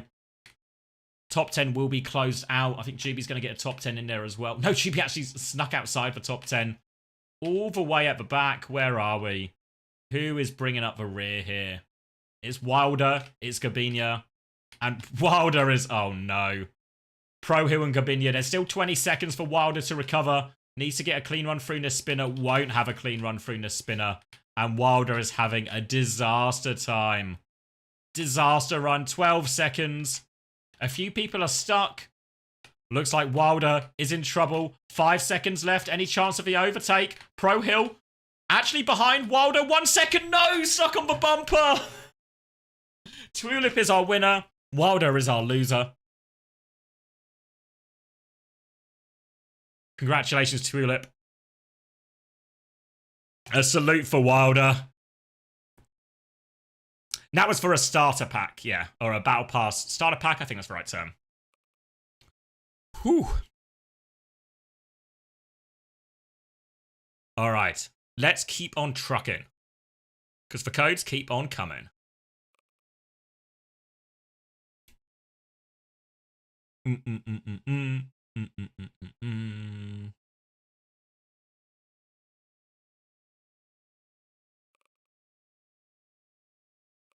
When clutch time comes, I will be back. Alright, where are we going now? Top 10 marbles player needs coach. Chrissy will coach you. Don't feel the darkness. Beautiful Marble-tastic adventure. This one sounds nice. Alright, let's do we still have a starter pack? Let's do a starter pack here, and then we'll do a battle royale for an ultimate one after. So this one, 60 seconds on the clock, and this is for a starter pack. I'm joining the race. Alright. This will be a nice quick one. Looks chaotic. Lots of spinners going on here. What are all these portals as well? God knows how you get out of this first bit. Sometimes it's better. The best way to solve something is just to do it. And there's loads of these portals that just go to immediate death as well. Okay? So I guess just take the safe portals, avoid the death portals. Good rule of thumb, I think, for this. I mean, you're right, Clee. Theory will only take you so far. 20 seconds left if you want to play. Starter pack on the line for this.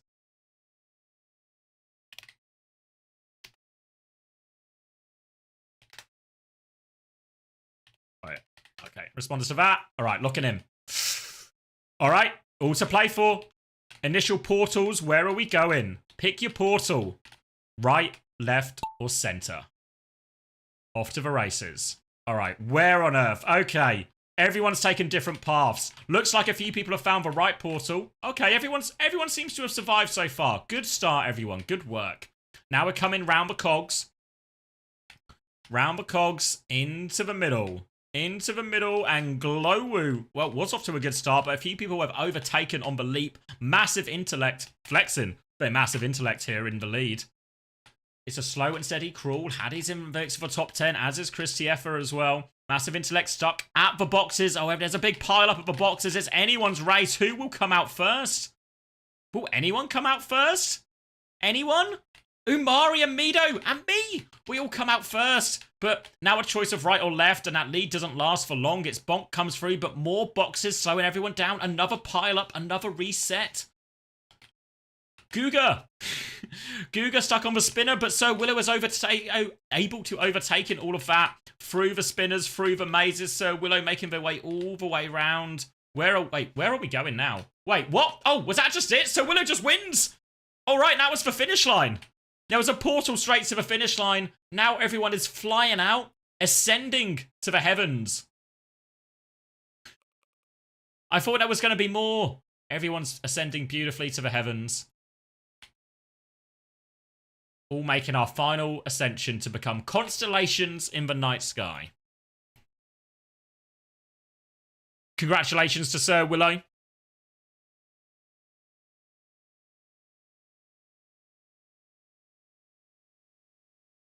All right, Battle Royale time. So that one was for a starter pack, which Sir Willow just won. And then we're going to do a Battle Royale. Battle Royale. We did Buckshot already. Or sorry, Bumper Balls already. Should we go to the Coliseum?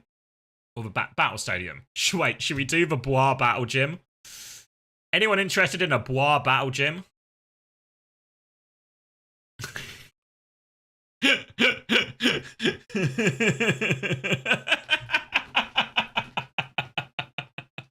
All right. Exclamation mark, play if you want to play. Hattie is now addicted. 60 seconds on the clock. Get yourself involved. Again, if you've not played a Battle Royale before, this time everyone has a health bar. You can see that little red bar, and that's your health. And everyone is going to be bumping into each other, trying to murder each other. Last person standing will win an ultimate battle pass. All you need to do is survive. Easier said than done. All right. There is a safety fence here, but I think you can probably still get pushed out over the safety fence here. So nowhere really is going to be that safe at all on this. So it's going to be a chaotic start. Look out for who you're targeting. Please rig it. I'll try my best. Hattie is going to win this Battle Royale. It has been officially rigged. All right, 10 seconds left to get involved. Ultimate Battle Pass on the line. 5 seconds left. Get ready for the chaos. Chris Tieffer, was he in time? Was he in time? He is. All right, chaos right now. Eyes on the health bars. Eyes on who you're targeting right now. Early deaths. I've killed Lovely Bears already. Off to a strong start. Battling away, bumping in. It's pure chaos right now. It's a big melee. Lots of low HP bars already into all of this. Red Eyes in the tank. In theory, a tank is a good thing to have in a battle arena. But everyone's getting whittled off quite quickly. We've already lost 60-odd people. Battle's on the edge right now. Umari still with a decent amount of health in. There's a few full health people here. High Sniper is full health in all of this. Somehow unscathed in all of this. Tide's doing quite well as well. I am on 1 HP. Oh, it's a right old scrap in this corner now. A few people jumping over, leaping, looking for it. LeBron, lowish HP. Everyone is looking a bit battered and bruised right now, except for Tides, actually. Can you see Tides? I'm losing them in the melee, but their health is still very high. Rusty Razy as well. Strong HP. Stop targeting me, guys. I'm already dead. Down to our final 32. Whoa, a meteor strike from the sky doesn't hit anyone. Everyone avoids that. Whittling it down, approaching our final 20. Another big meteor strike comes in. Few more people fragging out. No Idea still has very good health, as does Tides. Another meteor strike in. LeBron is on low HP, trying to survive. Turlin's good HP on the side as well. Targeting Dr. Wilbo. Big brawl on the side, trying to push somebody off. Everyone stays on. 16 people left. Only Tides is off with so much HP, but Soldio has pushed Tides off the edge. We're approaching our top 10 situation right now, and Turlin's is still full HP. How on earth is Turlin still, well, not quite full HP, but significantly more HP than everyone else? Still battling away. Oh, Azura. Top 10 situation. Into our top tank. Wait, someone's got a laser? Who's got the laser? Eyes on the laser. Fovai, Turlands falls as well. People getting pushed off the edge. Fovai is in a 1v1 over on the side with Gim. Everyone else battling out as a group. Meteor Strike comes in, boops everyone away. Are people going off the edge? Are the Meteor Strike has decimated them? Disaster now. Fovai has won his 1v1 on the coast. And now there are 4 people. There's some kind of black hole. This can't be good for everyone. Everyone's locked up in the black hole. Low HB bars. Spinning around. Flinging people towards the edge. The black hole. Is anyone going to get catapulted off? No. They're riding it on. Looks like everyone's landing. The black hole seems to have expired. The dust will settle. Fovai and Jonas with a big HP. No, Muesli off the edge. 3 people left, more damage, ganging up on Jonas right now. Jonas has become target number 1. They're focusing him down. Jonas, 2 against 1. They're tag teaming him, but no, Gerrit Sooner, a disaster. Now it's a 1-on-1, but Fovai has the HB advantage. Jonas is beaten up, but Jonas gets the first blow in there. Jonas, a sliver of HP. Fovai has the HB advantage, and Fovai wins again? No way. Fovai, second win of the day.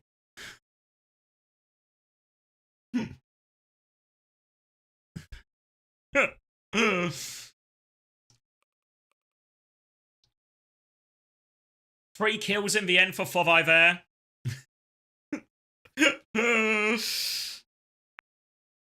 Pixies was actually the top eliminator. Turlands, Rikiwatur, Azura as well. Decent kills. Who had the most damage? Turlands, top damage. Jonas had like the 4th highest damage, but only 1 kill. Red Eye just timed out Fovai. Alright, a deflect battle is underway now between Fovai, as nobody wants to let anyone get away for free.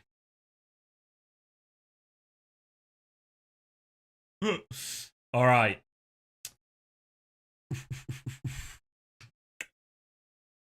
Alright, I'll let the mods deal with the timeout stuff, as I will be lost in the weeds with it. And in the meantime, we still have... Should we do another Battle Royale? In about 2.5 hours, Haddy? Yeah. Oh no, it said 17 CST, I think. Oh, wait. It's at 6 BST. Whatever 2.5 hours is from now.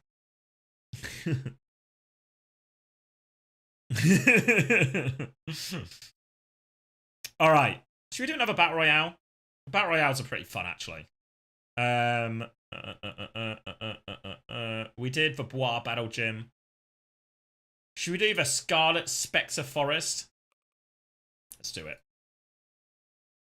I got a game, let me play. Alright, loading up. Join quickly, Haddy. 60 seconds on the clock.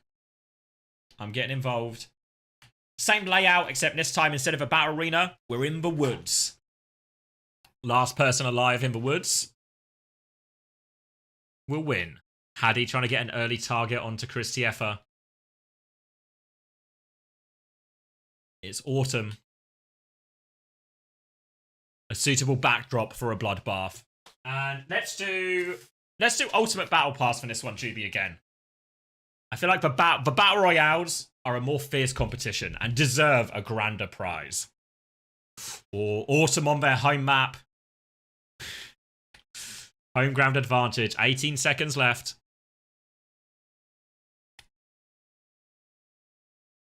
All to play for. 10 seconds before the opening melee. The calm before the storm.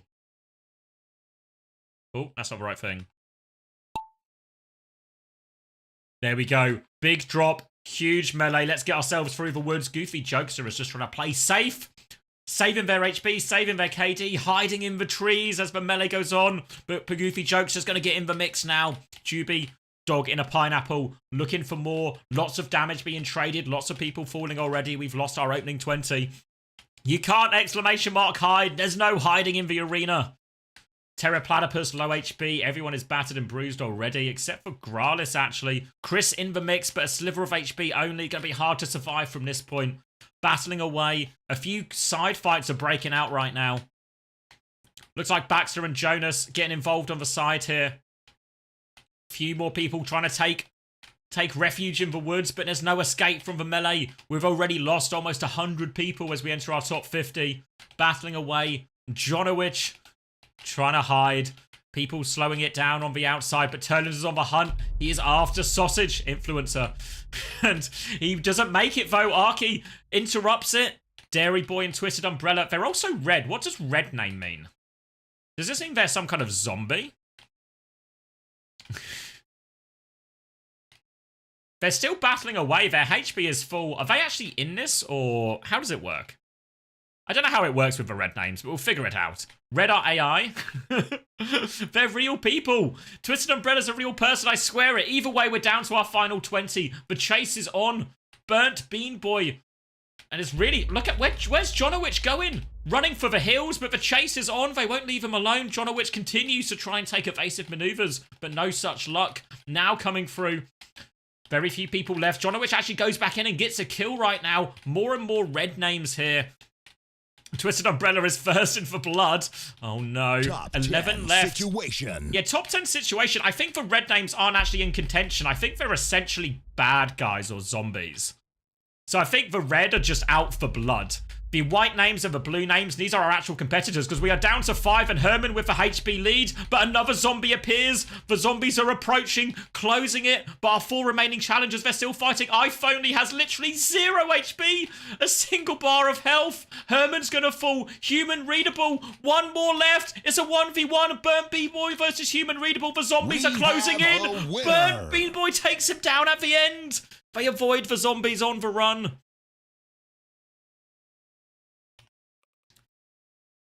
We'll look at our top finishers there. Burnt Bean Boy with the clutch. But look at Human. 8 kills. 8 kills. Has to be, yeah. 8. Jonowich after that kill streak on a 7. Burnt Bean Boy. Respectable 5 for our first place. But 8 is insane. Top damage. Yeah, Human Readable, of course, has to be with the 8 kills.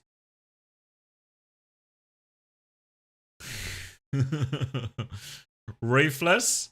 All right, congratulations to Burnt Bean Boy. If you drop Jubia Whisper, we'll get you that Ultimate Battle Pass. Got to redeem before Tuesday, but should be manageable. Still tilted about the haunted house. How many codes left? I think we got 1 more. Let's go back to normal races. 1. 3. So we got 1 starter pack and 2 ultimate battle passes. And then we've got the surprise prizes as well. There's 2 surprise prizes. Okay, let's do the starter pack and then we'll get the double battle passes on the way. You guys are so hungry for blood today with the timeouts. Sporty Midnight Lights. Okay.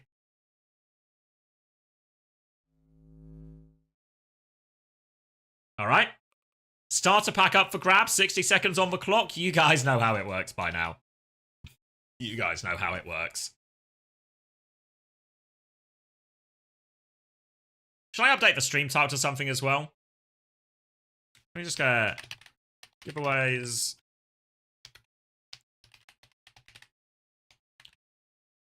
Code giveaways. Then OWCS playoffs. Something like that. Oh, pardon me. All right. Not a lot left. The last starter pack up for grabs. 20 seconds left on the clock. Exclamation mark play if you want to play. All you have to do is win the race to win the code. And this race seems pretty simple, actually. Kind of just a straight line. How hard can it be? All about speed. All about speed. And we're off. Early lead for Zono. Off the cliff first. No obstacles. Bit of a speed boost here. And Enhan's going to take a narrow lead. Everyone get a bit of airtime. Kanto, way too much airtime. Sarah, also too much airtime. And San, Clown Car, in the mix. Tide's fighting for it as well. San's gone a different way than the majority, but it might work out for him. LeBron off the edge, Boreen, Chadversary, all gone, all fallen. San now swinging around this side. Chance to go into the mix. Moving up to the flickering panels right now, but the San, significant lead. Is this his time? Is this his moment in the sun? He's got a clean run through these tunnels. Rejects the closest to him. San is going to choose to go left once more. Round the corner. More people seem to be picking the right-hand side, but San still has the lead. It's close on the corners as we enter another shimmering corridor. Vey comes flying through, but these people are off the edge. It is San, the Clown Car at the front, trying to go forward. Bouncing their way through, but Rejects hot on their heels. It's a hop, a skip, a jump. Rejects is getting closer, but San is holding the lead for now. Holding the lead. Going into the next drop. Need a clean run through this one. San, big one. Wait, Glowoo. Is it steal? Wait, San over the top. Is this genius or disaster? It might be genius. San has a big lead. It's genius. They called him a clown. They laughed at him. But a few people trying to skip. It's San with a huge lead. There's surely no way back for anyone else. Wait, they're gaining. Rain is there, but it's San's to lose at this point. Just needs to get round the final corner. Rain is closing. Round it. San is through. San wins. Starter pack for San. Rain in second. Gim Juni, Shinro, Mama Hampter, Waz37 gonna all secure a spot in the top 10. A few more spots in the top 10 for people. But San there, I thought it was going to be a disaster off the edge. But they nail it. Whoa, where are we going, bonk? Top 10 secured. Let's see where everyone else is. A few people bringing up the rear. Mincy and Enigma having a hard time getting out. 30 seconds left on the clock.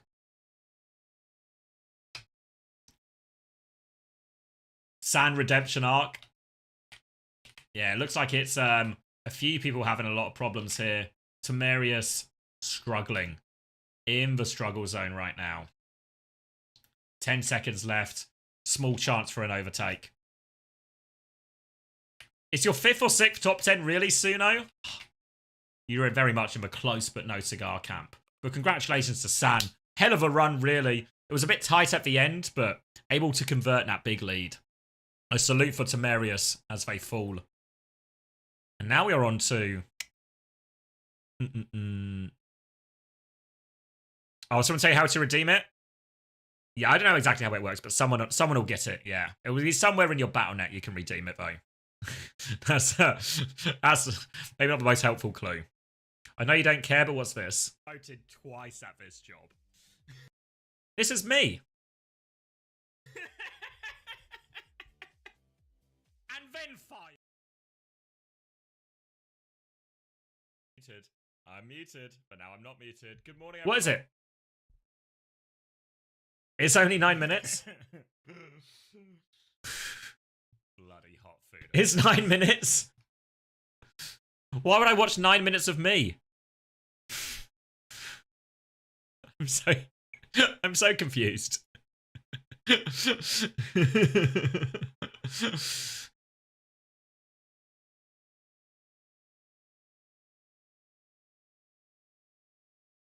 Oh wait, is this for VOD? What do you mean? Oh.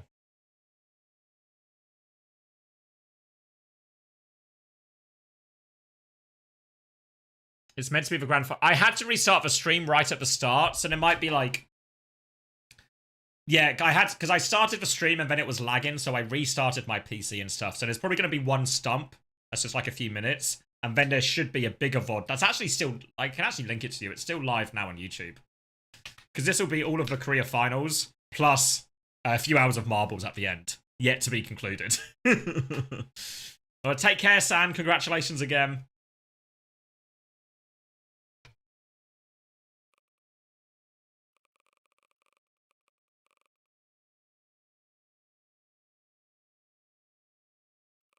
So hopefully that solves it.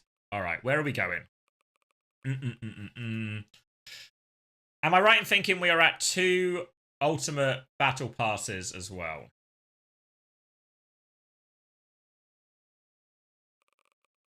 All right, 2 more ultimate battle passes, then the surprise prizes, and then I will get some food and have a bit of a break, and we'll just maybe do a rerun of the finals.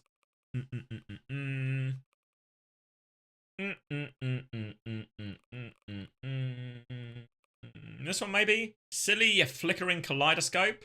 Sounds like it will hurt my eyes. Let's go beautiful secret garden. Beautiful secret garden it is.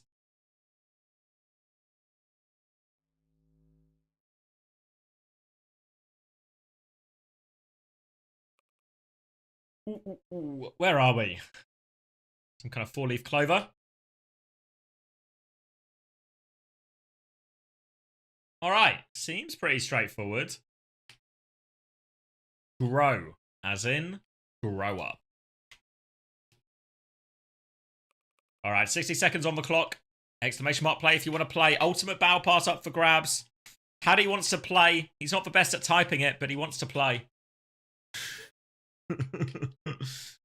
Alright, so you just got to get through the final garden. This is the secret garden. Don't tell anybody, okay? Keep it to ourselves. And then the finish line right at the end of the garden. Just past these little, presumably wind generators. There's a speed boost in the wrong direction, though, which could be a problem. But we'll cross that proverbial bridge when we come to it. I mean, in my defense, Hadu, it is pretty funny.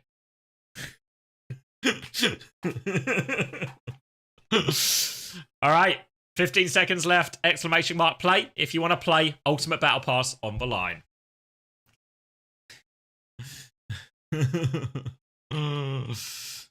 I saw it. I think Juby's got the code set aside, don't worry. Alright. Off to the drop though. Race to the secret garden.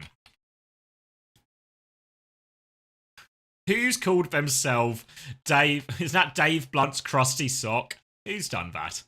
Alright, I seem to be in last place. Great. Already tilted as we start this one. They, though, not in last place. They, 22, off to a decent start, but actually, Bauer off to a strong lead underneath. Captain Prash just behind, but Bauer is through the spinner first. Now a choice of right or left. A few people trying to cheat and go over, but so instead he seems to be winning the race, and the better Panda looking for a bit of an overtake here, but it's all going to be about this cornering round the spinner. Strong lead. Now, there's a few obstacles in this spinner as well that they need to try and navigate. Bauer's going to go straight past, as is Panda. Nice, clean run through.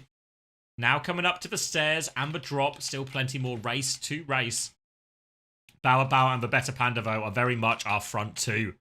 Neck and neck. Dreamhaven in third as we come up to the steps. Bauer's going to get stuck. Better Panda. And it's going to come to a bit of a crawl. Navy tried for a big skip there, but it doesn't pay off. Now, slowly but surely making their way over the stairs. Bauer and Panda still tied neck and neck as they come through this one. Crawling their way down. Crawling. Bauer with a bit of a lead. Rusty Razy has sort of entered the fray here in third place. Better Panda with a drop though. No, Better Panda. They're at the front for so long. Rusty Razy disaster as well. Not many people landing the drop, but Bauer continues their strong lead. A few people trying to look for an overtake. Hope for an overtake. Can you leave the marbles for me? Thank you, actually, P, for the prime. I can do that. For a prime, I can do that. But all of a sudden, Bauer has been caught up, and it's actually anyone's race all of a sudden. Lad comes out. Lad lands it. Lad 05 leaps into the lead for the secret garden. Makes it over the spinner, over the speed boost. Dreamhaven catching up as well. Lad coming round. The finish line awaits. Dreamhaven and Red Eyes in the mix as well. We've lost our early two leaders. It's all about Lad right now. Do they need to... Oh no, for backwards. They go backwards though. Dreamhaven, can they avoid it? No, everyone's going to take the backwards spinner. Thank you, Kanto, as well. Could you rig it for a normal... Oh, Lad is stuck going backwards. Everyone's going the wrong way. Can anyone go forward in this? Everyone's getting spun backwards. All of a sudden, it's anyone's to play for. What is happening? It's a crawl over the finish line. Inert, Red Eyes, stuck on the wind. Inert and Dreamhaven canoeing towards it. It's a photo finish. Dreamhaven's first. Dreamhaven gets it over the line. Dreamhaven, it became a right old mess at the end in this secret garden as everyone started going the wrong way. But Dreamhaven gets it done. Captain Prash with a top 10. Massive Intellect has gone up a level. How are people going up a level? Up a level what?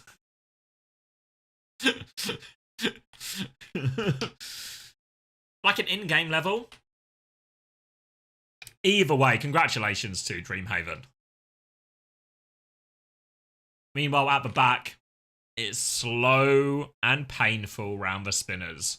For Notorious Overdrive, Asphalt Soil, Human Readable, Panvich and Gralis. And I sort of have a feeling that they're just stuck. This isn't just slow, this is just tourism at this point. Yeah, I don't even know. Let that one go to the keeper. Don't give it to Haddy, he's tricking you. Dreamhaven, Jubial DM you the code, and then once you get the code, it's somewhere in Battle.net. Maybe someone in chat has more specifics for him. But yeah, I mean, it was a good start, lad. I thought you had it, but 17th in the end. It all went wrong in the garden.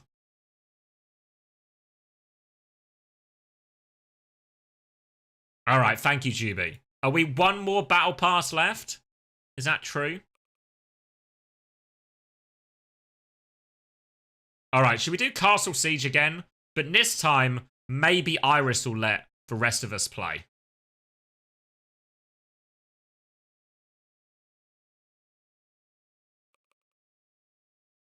All right, one more Castle Siege for the final Ultimate Battle Pass. There's still some surprise prizes afterwards, so stay tuned for those. But for now, 60 seconds to ! Play and enter the Castle Siege. Iris has really... We've had a pretty good demonstration of how it's done here, you know? Iris has set the bar so unbelievably high for Castle Siege. So we need to try and replicate that incredible feat. 40 seconds left to get in. You can't target me. The surprise prize is just a DM from Tubi. Yeah, the surprise prize is I'm pimping out the mods.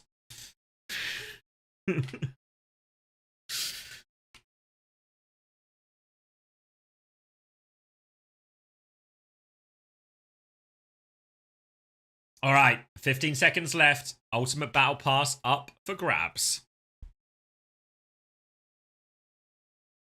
This win is for stream elements. Okay. Alright, off to the drop. All about momentum here. Few last minute entries. Clara is the last one in. The cannons are going to start firing. You got to ride the wave. Carry the momentum forward. Big one comes in. A few people go in different ways. Dreamhaven lands it. So does Gralis. Who's that with Gralis as well? Gralot and Jake's sub. Jake's sub still in the lead, but no, knocked backwards. Anyone's to play for right now. Andy Rice Cookie trying to make it through, but loads of people getting sent back. Lovely Bears, though, leaps into the lead. Strong run, avoids that cannon as well. Looking good for Lovely Bears if they can keep this run up. Another roll forward, and oh my god, are we just going to see back-to-back masterclasses on Castle Siege? Lovely Bears with a strong lead. No, stalled up now. All of a sudden, anyone's to play for. Lovely Bears. Oh, no. This is not the way. Lovely Bears. Too much speed in the end, and it's Psycho Shiro who is left. But no, Psycho Shiro also eliminated. Now, this is more like a classic. This is a classic Castle Siege now. Dreamhaven and Tulip crawling. No one's got that much speed at the moment. Dreamhaven's going to take some. Avoids the barrels for now as well. Dreamhaven, surely they wouldn't win again. Barrels in the way, though. That's going to slow down all the momentum. Dreamhaven still trying to come forward. Gets a bit more momentum here. Sliding. Still plenty of track to run. And now Dreamhaven's going to get stalled out. Once again, anybody's race if they can find momentum. Dreamhaven's actually going backwards now. Crashes into a barrel. Disaster. And a chance for Red Eyes to overtake. Flying through or trying to avoid the barrels. How has Red Eyes dodged all of these barrels? Unbelievable evasive maneuvers from Red Eyes. 2 more barrels. Oh, he does all the hard work, then runs into the final 2. Red Eyes is getting juggled.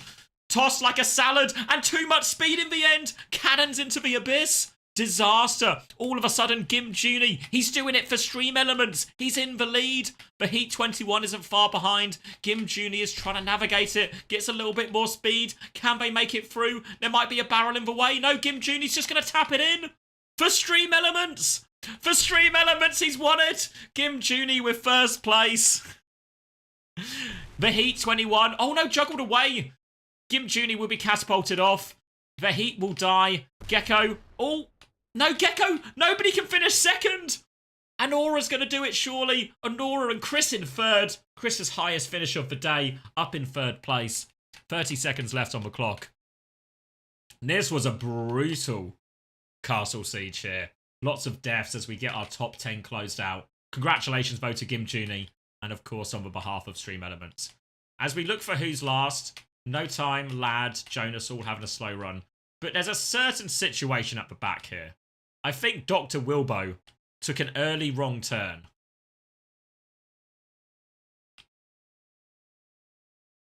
And has just been stuck on this bridge for the entire race.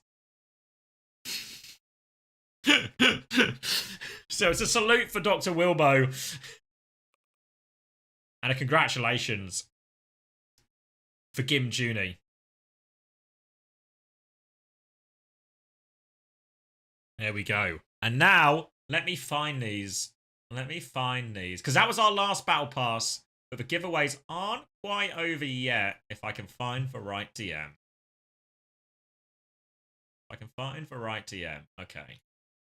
So we have 2 surprise prizes. And honestly, I don't super know what they are.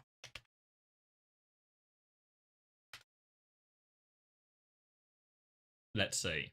So they are... Okay, I'll Google it, because I don't know what they are. Can you guys see... Wait, let me close the marbles for a second, or minimize it. So, we've got 2 extra prizes.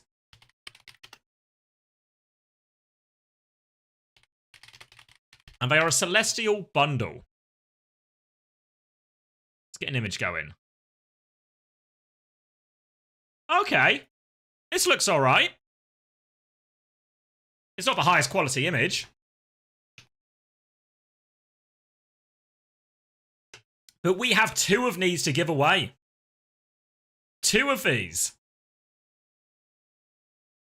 And these will be these are our actual last 2 prizes. But I thought I'd save them to last because a surprise prize right at the end. Keep it big. So, if you want these ones, you've got to lock in. So I think we should do 1 race and 1 battle royale, if that works for everyone. I mean, they look pretty... Yeah, they do look good. Okay, so one race and 1 battle royale. So let me get marbles back up. What a high quality image. I just Googled it. And let's find a good race to finish. Should we finish on a classic race? Like we could... Do you want a King of the Cornet for the finish? Yeah, Nerch has already said it. I think it's a King of the Corn for a Celestial Bundle. Where is it? Have I gone past it? I've gone past it. Was it actually called Alienated or something, isn't it? Huh. I forget King of the Corn is not the actual name. There it is.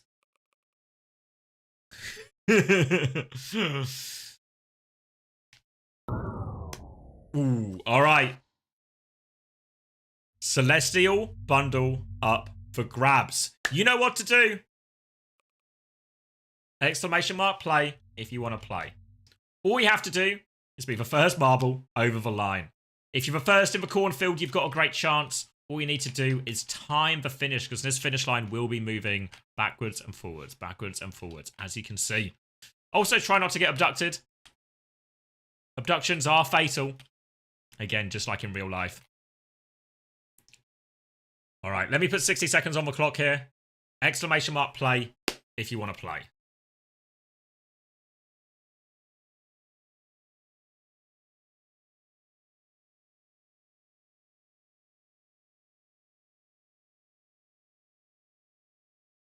All right, codes out the go. Shuby's got them in hand.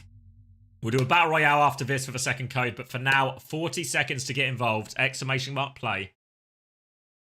If you want a chance at that Celestial Bundle. Getting a few first time plays. Auto bread bin.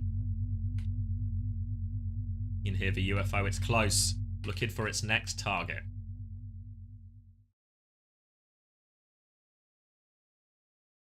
Why is it so dark? There is a dog in this pineapple, I promise you. You can only see its eyes, though.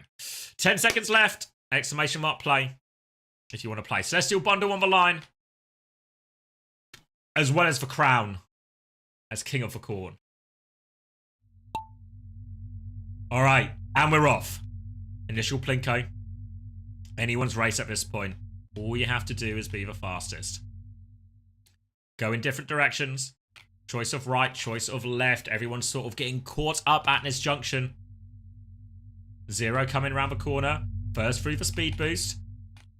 UFO is looking for its next target. Trying to figure out which is the most probable of the chatters. Aren't we all?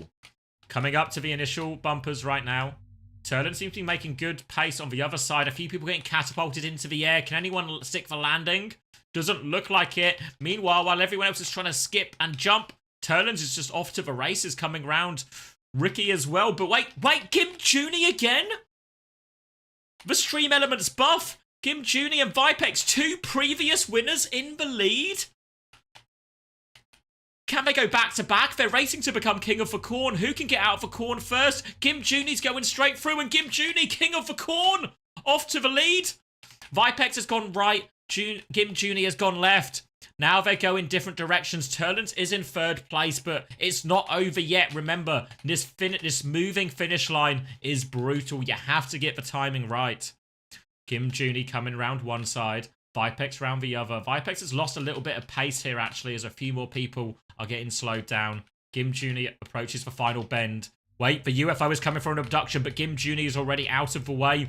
Looking for its target right now. It doesn't pick up Turlins. Kim Junie coming through on one side, and it's Kim Junie with the opportunity. Speed boost. Can they nail the timing? Kim Junie for their 2nd victory of the day. All they need to do is land in the box for a Celestial Bundle.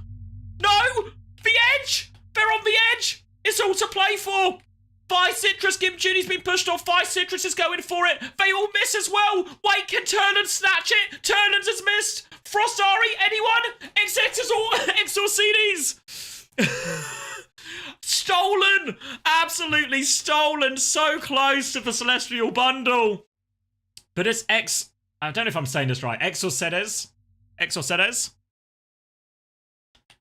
Everyone, so many people hitting the rim, bouncing off.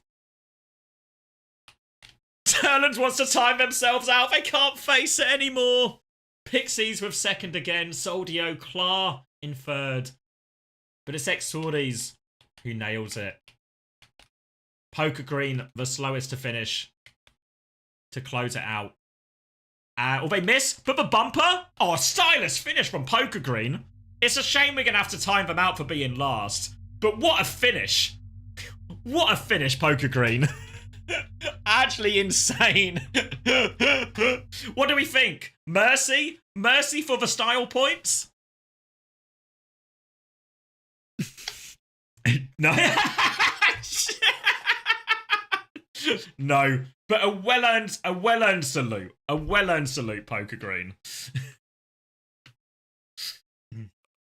Oh, all right. Congratulations, Exor CDs. Celestial Bundle for you. Congratulations. We have one more Celestial Bundle to give away, and I feel like it has to be a Battle Royale. Has to be a Battle Royale to finish it. Last chance, okay? Last chance. What are we starting to predict? What's the prediction? What color ball wins? Ooh. People can put money on the line as well. How do you play in this mode? Same way, Cat. You just exclamation mark play, it'll enter you into a ball. Let's go to Prime, actually.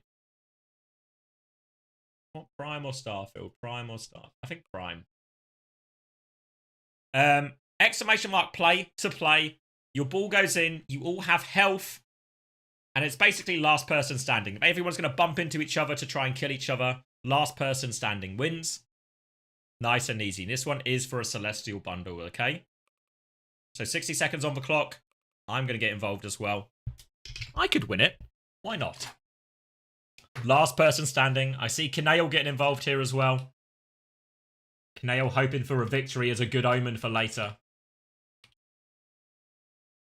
Do not gang up on me. Exclamation mark, not exclamation mark enter. Exclamation mark play if you want to play. Exclamation mark play. Get involved. It's possible there's no green balls. Yeah, there's a dark pink ball, a light pink ball, blue balls, white balls. If I lose here, I win in the other place, right? No, Canale. It's just a win-to-win situation. You have to win the marbles as a good omen to win later. 10 seconds left. Exclamation mark play. No, not exclamation mark include myself. Exclamation mark play. All right, Smatto the last one in, and we're off. It's going to be a huge melee to begin with now. Everyone bouncing off each other. Mesmerizer's been killed immediately. How do you die so fast? Hunter's Gimp bringing up a frag as well. Battle away. There's a few people just trying to stay towards the sides right now. Preserve their HP. Canale gets a kill in all of this. Massive Intellect picks up another as well. Finn in the pack early on. Nearly down to our top 100. People are falling like flies. The walls are quite high on this, so I think hard to get booped off the edge, actually. But it means it's a very confined space, so everyone is battling and brawling it out right now. HP is falling for most people. Jesse actually seems to have full HP. LeBron with very good HP as we enter the sort of mid-game right now. I'm still in the mix. I'm alive. Clara falls. Khan falls. Ahoy, Fish Hope. I'm still got decent HP here. You guys can't target me enough. I'm impenetrable. Big melee all on the right-hand side of the arena right now. Filtering it down to our, approaching our top 50 here. 61 people left, 59 now. Meteor Strike comes in. Big explosion, but doesn't seem to catch too many. Juby falls right now. Hunter's Gimp picks up another one. HP is starting to dwindle for most players right now, battling it away. Tornado. Celestial. A tornado! Oh no! Easy clap has been flung off. A tornado! Red Eye's in trouble as well. Everyone's getting caught up. A terrible disaster. A tornado is flinging people all over. All over. People are getting smashed into each other. I've been killed in the tornado. Disaster right now. Red Eyes has avoided the worst of it, but pulled in one more time at the last second. We're down to our final 10. The tornado has caused devastation right now. Muesli manages to stay on the edge. The tornado fades. Top 10 situation. Top 10 situation, all to play for. Coffee Sip seems to have the most HP. Red Eyes are still lurking around with their tank. Muesli is going to die. A battle on the edge as Red Eyes comes flying back in right now. Coffee Sip picks up a kill. We're down to our top 6. Being traded. Still good HP for Coffee Sip right now. Red Eyes, another Meteor Strike comes in. Red Eyes playing on the edge. Sivart going for that one, but loses a bit of HP in that attempt. It's an all-out brawl. Our final 6 are battling it out in the corner. Smatto is low. Silver is low. Coffee Sip and RF now seem to be going over. There's a healing ring! Vesper in the healing ring. RF now gets more HP. Play for the healing ring, guys. Let your supports heal you. But everyone's just interested in blood. The heal ring is coming. Everyone's getting HP back. Smatto's HP going up. Coffee Sip back to 3/4 HP. It's going to extend it. Sivart has recovered so much HP. Everyone's back to nearly full HP except for Smatto right now. People are using and exploiting the healing ring. It's a brawl in the corner right now, but Coffee Sip, RF now, they're still gaining HP. It's all to play for still. Vesper's going to pick up a little bit more health. Red Eye's going for that one. Red Eye's has taken a decent chunk of damage. Look at the HP on Coffee Sip right now, by the way. More healing, and now a significant advantage with which to push. 6 players still left. HP up for everyone. Fighting it out, battling away. Meteor Strike comes in, but nowhere near the action. Everyone will be fine for now. It's Sivart, who has lost all of their HP again. Coffee Sip trying to push for that kill. Smatto on top as well. Opening melee. Coffee Sip still has so much HP, actually. Battling away. Letting everyone else brawl it out, scrap it out in the middle. Sivart and Vesper have gotten very low, as has Smatto. Sivart will be taken down right now. Coffee Sip now targeting Smatto as well, trying to pick off the weakest link. Chasing him down, round the corner, round and round they go. Slowing down for a second as everyone catches their breath. Now coming in off the walls, and it's more just everyone sort of chasing their shadows a bit now. Nobody wants to make the first move. Trying to find that engaged timing. Vesper's going to dodge that one from Red Eyes. Back in. Coffee Sip still lurking. RF now is hot on their heels though. Smatto is looking for Red Eyes. People seem to be ganging up on Red Eyes quite a bit right now, trying to take out the tank, but the tank is on the run, jumping over. Vesper's actually now in trouble. Red Eyes trying to turn it back on him right now. Coffee Sip and RF now not really in the mix at all, letting the low HP players battle it out. Coffee Sip and RF now a tactical win, and Red Eyes finishes off Vesper. Red Eyes is looking for more. He's still getting targeted. Now 2 people are targeting Coffee Sip, trying to reverse this HP advantage. Pressure on. Coffee Sip has a significant HP advantage over a lot of these players. Big brawl in the middle. Smato's on 1 HP, trying to find the finishing blow. Smato is so low compared to everyone else. Life support as Red Eyes comes flying in. Smato tries to respond. Coffee Sip on the hunt. Smato's still 1 HP. No one can land a blow. Not a single person. These are all main tank players. None of them can aim. Smato still on a sliver of HP. Actually gets a hit onto Coffee Sip here. Goes for the slam. Still battling away right now. Red Eyes over the top. RF now dives in. Smato, still a sliver of HP, hanging on for their dear life in all of this. Smato actually kills Red Eyes as well. The lowest HP. Surely they can't get it done. Coffee Sip is now getting targeted. Coffee Sip is still targeting the low HP Smato, but Coffee Sip can't land a shot to save his life. 3 players left now. RF now and Coffee Sip battling it away. Everyone is targeting everyone. An equal situation, except for, of course, the huge HP disadvantage of Smato. Smato's the people's champion. 1 HP, battling away. Coffee Sip comes in. Smato looks for more. Coffee Sip still has this HP advantage, battling it away. RF now is trying to put a bit of space between them. The chase is on. Coffee Sip targeting that one. Resurrection! Enigma's back in. Full HP out of nowhere. It can't be a legal maneuver. It's gone on so long. A resurrection has happened. Enigma back from the grave. Kills RF now. He's Undertaker in them. He's sat up in his chair. Enigma out of nowhere for the Celestial Bundle. Smato is still 1 HP. Coffee Sip on the rope. Enigma comes back. Gets 2. All of a sudden it's a 1v1 and Enigma is full HP. Coffee Sip, who has been struggling to land blows all map long, and Enigma is in a great situation now. HP advantage. Meteor Strike comes through and Enigma is looking to finish the job. Coffee Sip on the ropes down to half HP. How on earth? Resurrection. Another resurrection. Easy Clap is back in the mix now as well. It's all to play for. Easy Clap has dived back in. Easy Clap, what a disaster resurrection. Easy Clap straight back off the map. Disaster. What was the point? We've rezzed our worst player. Coffee Sip and Enigma are in a slow tactical battle right now. Enigma's actually lost a little bit of HP. Coffee Sip is battling back. Enigma spawned late, resurrected, full HP, but still on the back foot right now. A 1v1 for the Celestial Bundle. Enigma takes a hit. Coffee Sip will attempting to slay Jesus Christ for a second time here. Low HP, battling it out, duking it out. Enigma is awfully low. Coffee Sip has done it. 2 resurrections. No problems for Coffee Sip. And they've won the Celestial Bundle.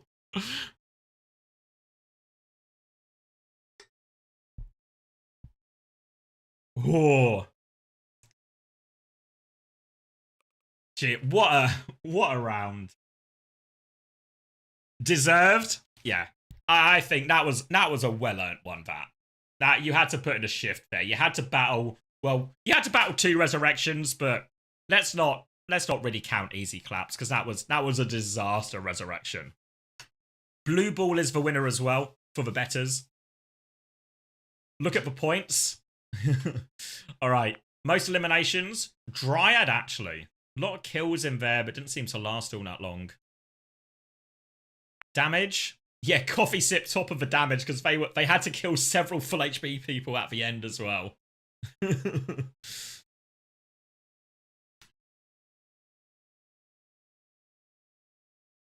4-4-4-4-4 is crazy. Yeah, what a satisfying scoreboard there for Coffee Sip as well.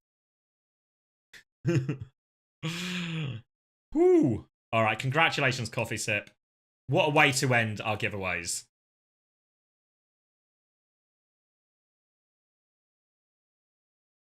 Average 5k damage killer came from me. Exactly. Oh. It's over, Haddy. The codes have all been given. We've enjoyed our marbles. Not a first time play now, King Tom. Tom, we've just played marbles for like 2.5 hours. You've missed it all.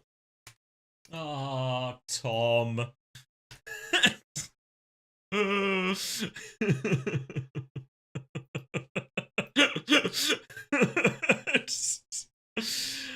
Oh. Normal Tom also locking out. No, I need to rest my voice. I need to go to the shops. So to answer Haddie's question of what I'm doing now is I'll run a rerun of the grand final for a little bit, and then we'll come back for EMEA and North America playoffs. Sound like a plan? Sound like a plan?